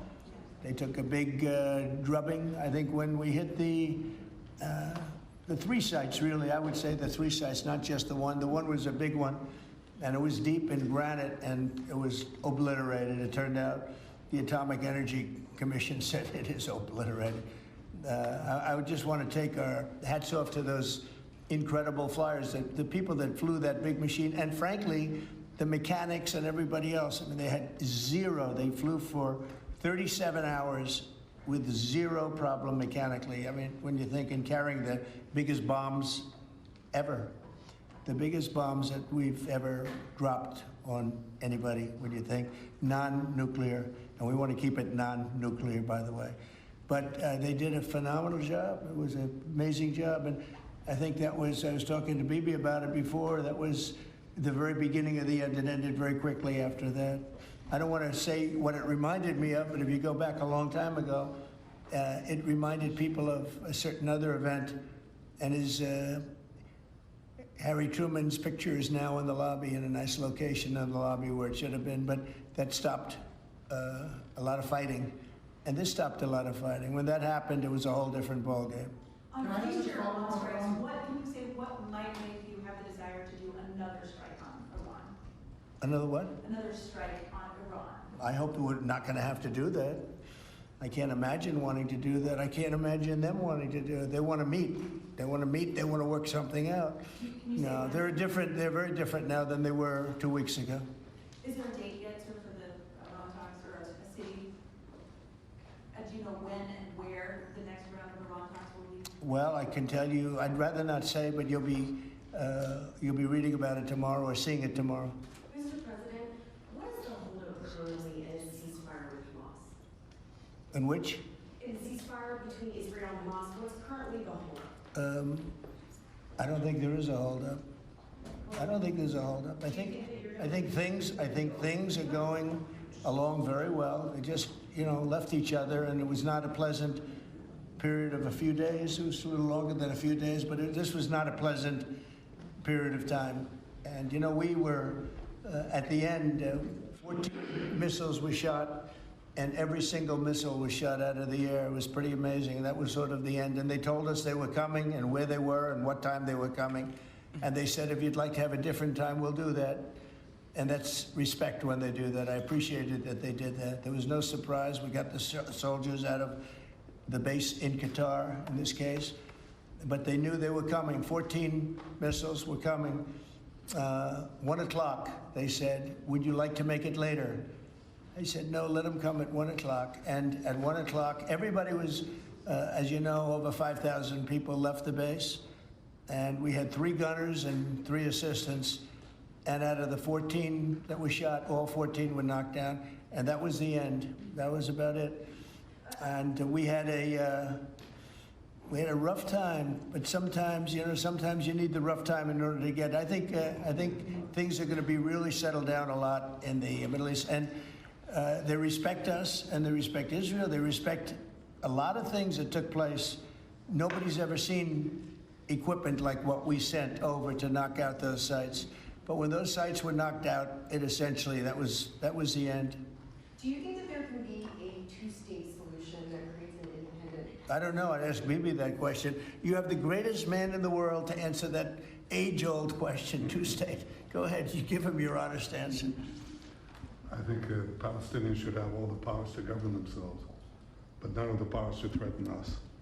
And that means that certain powers, like overall security, will always remain in our hands. Now, that is a fact. And no one in Israel will agree to anything else because we don't commit suicide. We want life, we cherish life for ourselves, for our neighbors.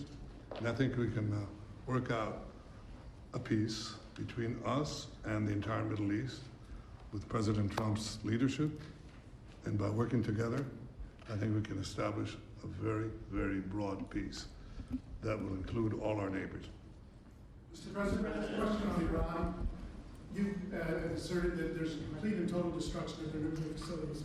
So what is the basis of the talks going forward? Is it to cap future nuclear activity? Is it ballistic missiles, terror support, economic-based opportunities? What are the It's really a good question because if you remember when it was done, I sort of said, what's the purpose of talking? It's been knocked out completely. But they've requested a meeting, and I'm going to go to a meeting, and if we can put something down on paper, that will be fine. That'll be good. I think they've gained a lot of respect for us. I think they've gained a lot of respect for Israel also. But they would like to meet, and we're going to have a meeting. Steve, when is that meeting going to be? Do you want to say? Rather, very quickly, in the next week or so. So we'll see what happens. I think it would be nice to memorialize it, put it down, but because of the incredible result of that attack, if you want to call it an attack, I didn't think it was necessary to have it in writing. I think we spoke. I mean, that speaks much louder than writing, but I can also understand why they'd want it. And they've been very nice. They've been very respectful. And it began by them telling us about 14 they had to do. You know what 14 represents, right? Do you know what 14 represents? Right? Adolf You know Hitler. that, right? The number of bombs dropped. So it was, 1 and 4, A and H. Got them all. Yeah, please. Behind you, please. No, you. So this is a question to the Prime Minister. The likely next mayor of New York City is Zohran Mamdani, the Democratic Socialist, the local critic of Israel and of yourself, and has said he would arrest you if you came to New York City if he was mayor. Is that something you take seriously, or are you concerned about that? Do you have a response to that? No, I'm not concerned about that. I'll get him out. Look, there's enough craziness in the world, but I guess it never ends. I mean, you have this is a folly, and it's it's silly in many ways because it's just not serious. But what is serious is the question I was asked before. Trump said, after "I'll October get 7th, him out," about an American Democratic candidate of mayor of New York.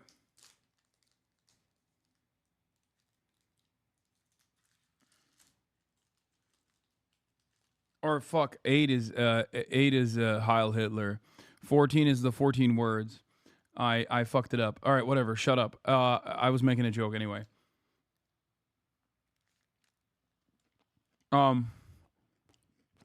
He just said at the behest of Netanyahu, he will. We'll work out a peace with our Palestinian neighbors, those who don't want to destroy us, and we'll work out a peace in which our security, the sovereign power of security, always remains in our hands. Or he means Now, he'll people get say it's Netanyahu not out a of prison. complete state. It's not a state. It's not that.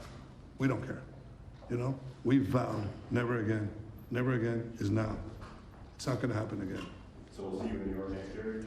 Oh, well, look, I'm going to come there with the President Trump, and we'll see how do you know who the mayor will be? I don't know that. Do we know that? He's going to be very fine, and who knows? We don't know who the mayor's going to be yet. but this is a communist. He's not a socialist, he's a communist. And he said some really bad things about Jewish people, and he said some really bad things about a lot of people. And I think he's going through a little bit of a honeymoon right now, but he might make it. But, you know, it all comes through the White House. He needs the money through the White House. He needs a lot. He's going to behave. He'll behave. He better behave, otherwise he's going to have big problems. But it's a philosophy that this country is not ready for, and it never will be. By the way, we have a man with us who thought this was going to be a very glamorous, easy job. He's the ambassador to Israel, Mike Huckabee, former governor, former everything. I'd say he's a former everything, and respected and loved by everybody. And he loves Israel. He loves the state of Israel, and nobody loves it much more. And he's not Jewish, and he loves Israel. And he wanted to be there. I said, you know, Mike, it could be dangerous. No, no, no. Well, at least I was right about that. He was in every bunker you could be in. He was running around from bunker to bunker, but he's still with us, fortunately, and he's done a great job. Would you say a few words, Mike? Just want to say what an honor it is to serve you, Mr. President, and to see a historic horizon that we're looking at in the Middle East. And when the President made his trip to the Middle East, and then he really reached out to the new Syrian government, knowing they needed a partner, and knowing that they could pick the wrong partner. And what the President did, which took us all off guard, but the strategic move in that has set up something that is absolutely historic. And Mr. President, I don't even think you fully comprehend the impact that you're having on the region in a way that is so remarkable. And it was your leadership, the celebration, the sense of partnership that you gave with the Israeli people was so dramatic. But the message was bigger than to Israel. It was a message to the world. America's friends can trust us, but America's foes had better fear us. And that is a message that the President sent to everyone on the planet. And it is a message that will resonate toward a matter of peace, the likes of which I don't think we've ever seen. So thank you. Great job you're doing, too. Thank you. They love you over there. They respect him and they love him. You know, it's very, very interesting. We had the pilots here yesterday, as you know, and they were incredible. And we also had the mechanics. We had a lot of people here that had to do, I think about 170 people that had to do with that incredible journey, a journey that could have been horrible. You remember what happened with Jimmy Carter with the helicopters and all of the problems, and ultimately hostages. We had the exact opposite. Everything was perfect. It worked perfectly. But I didn't realize, I was saying to one, is this something that you felt strongly about? Absolutely, sir. I couldn't wait. I said, better than you, really better you than me. But they couldn't wait. He said, sir, we've been practicing for this mission for more than 20 years. From just after 2000, they've been thinking and practicing to go into that area. I guess you probably know that better than anybody, Pete. They've been looking at going in, but they never had a president that would allow them to do it. And perhaps right, perhaps wrong. I don't know if that's true or not, but I didn't realize they were preparing for that journey from just a little bit after 2000, the year 2000. And I was pretty amazed by that. They knew it. They knew every inch of it. And they came back and they said, we got it better than we ever did in practice. But they've been practicing for more than 20 years. Can you imagine? Yeah. On Ukraine, Mr. President, are you planning to send more weapons to Ukraine?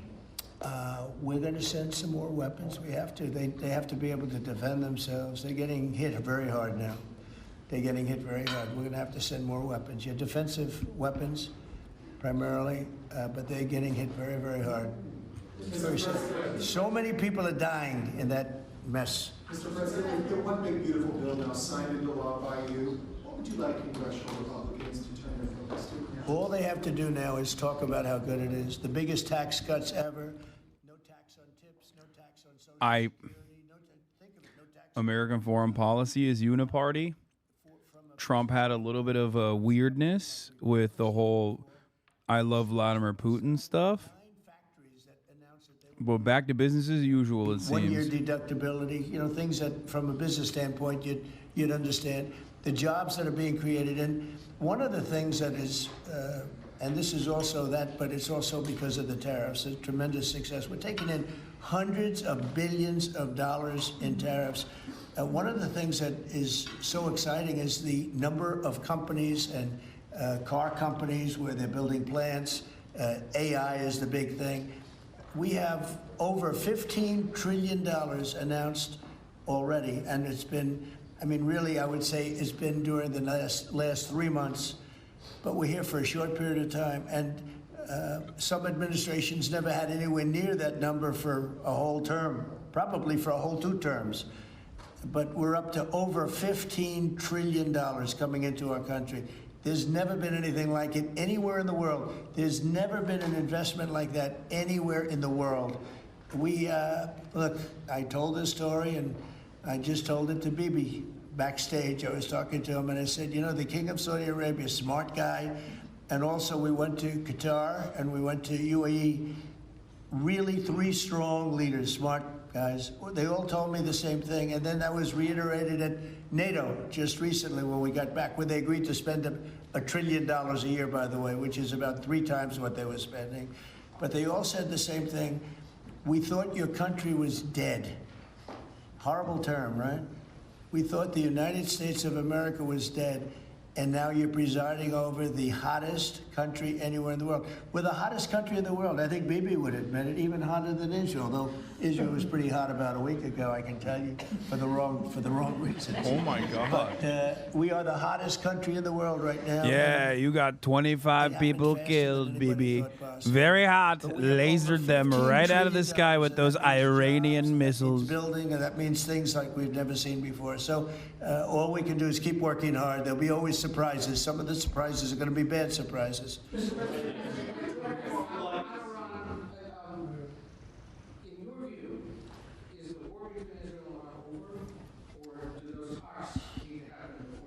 Well, I would say that the best man to answer that is the Prime Minister. But I will tell you that, in my view, I hope it's over. Yeah, I think Iran wants to meet. I think they want to make peace, and I'm all for it. Now, if that's not the case, we are ready, willing, and able. But I don't think we're going to have to be. But I think Bibi would answer that question very well. I think the partnership between Israel and the United States, the partnership between President Trump and me, produced a historic victory. It's an incredible victory, actually. It brought the greatest capabilities of the United States that are unmatched with the great capabilities of Israel and the army of Israel, pilots of Israel, soldiers of Israel, and the Mossad.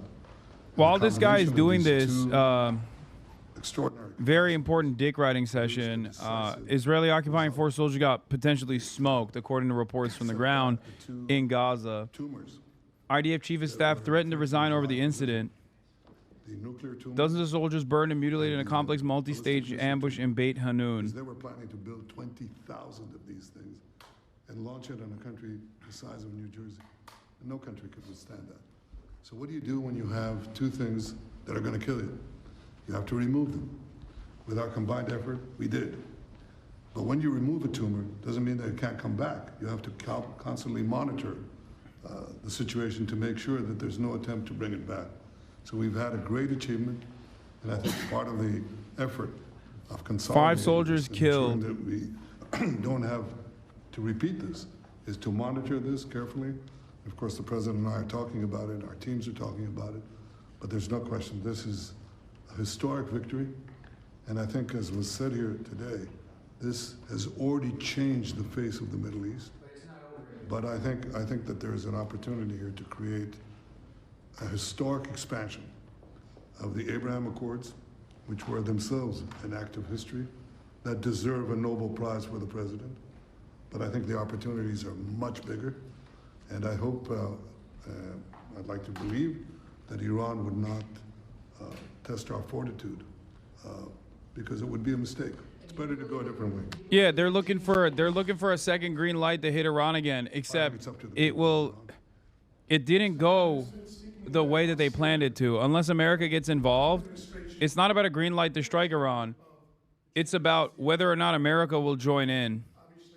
and how much America has the capacity to join Are in. you comfortable with the pace of change, with the security situation vis-a-vis Syria right now? I think there's an opportunity to explore. I think that everyone understands that the situation has changed. Before that, Iran was essentially running Syria, okay, directly through Hezbollah. Hezbollah has been brought to the Hezbollah. Iran Hezbollah is out of the picture. So I think this presents opportunities for stability, for security, and eventually for peace. And I think that's been opened up also by the fact that the president has opened up a channel. So they have something. There's a lot to lose by going back to conflict, and there's a lot to gain by moving towards peace. And I think that opportunity has been opened by the president and by the changed security situation which we brought about with the collapse of the Assad regime. Are there direct talks with the Al-Shah government? Now, let's suppose there were. Would I answer yes? No, right? That's my duty to ask. Right? It's your duty to ask, and my duty to ask you back. So, You know, at the request of a lot of countries in the surrounding area of the Middle East, including Bibi, we took the sanctions off Syria, and I met the new leader. I was very impressed by him. Somebody said, well, he comes from a very tough background. I said, well, you know, I'm not that surprised. It's a tough part of the world. But I was very impressed by him. But we took the sanctions off because we want to give them a chance. They would never have had a chance without the sanctions. And one of the things we have with Iran is, you know, we have they are very biting sanctions. And I would love to be able to, at the right time, take those sanctions off, give them a chance at rebuilding, because I'd like to see Iran build itself back up in a peaceful manner and not going around saying death to America, death to the USA, death to Israel, as they were doing. You know, they were the bully of the Middle East, and now they're not the bully anymore. But they were saying terrible things, and would like to see them. They have such potential. You know, they have the oil power, and they have great people, smart people, energetic people, amazing. And I know so many Iranians from New York. I have a lot of friends, and they're great people. So it's a shame when you see a thing like this happen. But I think that taking the sanctions off of Syria is going to give Syria a great shot at making it. Mr. President, a congressional question. Are there any executive orders that you'd like to see Congress focus on when they come back in session? Do you have any that you prioritize to go first? Well, we've done a lot of them in the last, as you know, and I always say the great, big, beautiful bill. I add the word great. But it was the largest bill of its kind ever passed. We were talking about it before. It was beauty. But, you know, a lot of the things that we did, executive orders, have been codified in the legislation that we just had passed. And we're going to be sending in a lot more over the next period of about 2 months separately. But a lot of it was part of that beautiful big bill. Mr. President, on tariffs, what happened to 90 trade deals in 90 days? Oh, we've spoken to everybody. We know it's all done. I told you, we'll make some deals, but for the most part, we're going to send a letter. We're going to say, welcome to the United States. If you'd like to participate in the greatest, most successful country ever. I mean, we're doing better than ever. I don't think, and you're going to see these numbers soon. We've never had numbers like this. We've never had investment like this. We have more than 90. We're going to have much more than 90, but most of those are going to be sent a letter. This is exactly what I said. Now, we've made a deal with United Kingdom. We've made a deal with China. We've made a deal. We're close to making a deal with India. Others we met with, and we don't think we're going to be able to make a deal, so we just send them a letter. If you want to play ball, you have to. This is what you have to pay. So as far as I'm concerned, we're done. We're sending out letters to various countries telling them how much tariffs they have to pay. Some will maybe adjust a little bit depending if they have a cause. We're not going to be unfair about it. And actually, it's a small fraction compared to what we should be getting. We could be asking for money. It's really cool of Trump to be able to speak like this with Benjamin Netanyahu's dick shoved so far down his throat. You know, it is impressive. And in any case, it is. I need to figure out the lighting in here for later in the day.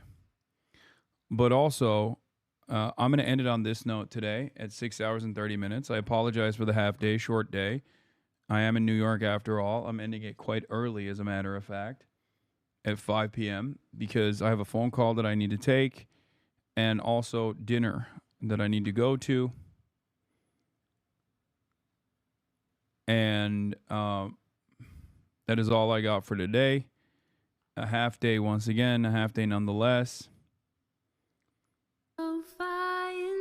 But I will be back tomorrow. What the fuck is going on? Oh, this thing can't handle 2 videos at the same time. Anyway, what is happening? My internet connection is so ass here. Not the upload speed, thank God, but the download is bad. Anyway, love you guys and see you tomorrow. Hopefully we'll have some IRLs mapped out for tomorrow as well. I'm still working on it, but love you guys. And I'll be doing a majority report in the morning, tomorrow morning, and then after that I'll be live on my channel. Peace, and see you tomorrow. Bye-bye.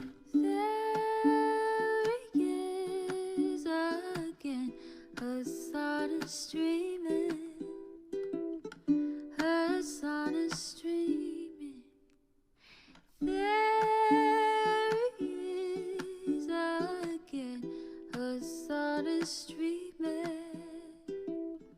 Hasan is streaming.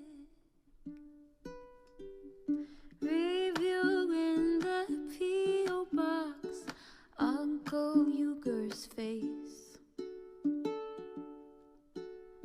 Sudden discord agitprop. Great names take embrace. Tiny Bernie Sanders, LGBTQ Air Force. The whole left at your fingertips, Ane at your door. H3 crowded debate, the Young Turks online show. 3 full fucking years of this, plenty more to go. 90-day fiance talks of champagne bourgeoisie. A Trump rally live reaction, a mass riot at DC. There he is again, Hasan is streaming. Hasan is streaming. There he is again, Hasan is streaming. Hasan is streaming. Reading live stream fair comments, Austin show chat advice. And all the ways the right-wing pipeline can suck you in online.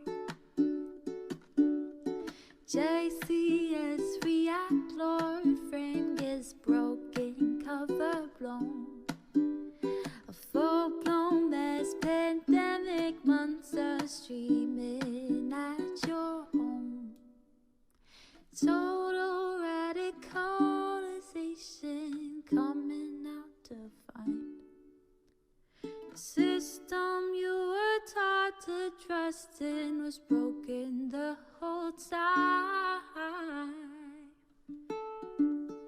All these daily streams, whether big or whether small, have helped me and so many find the meaning through it all.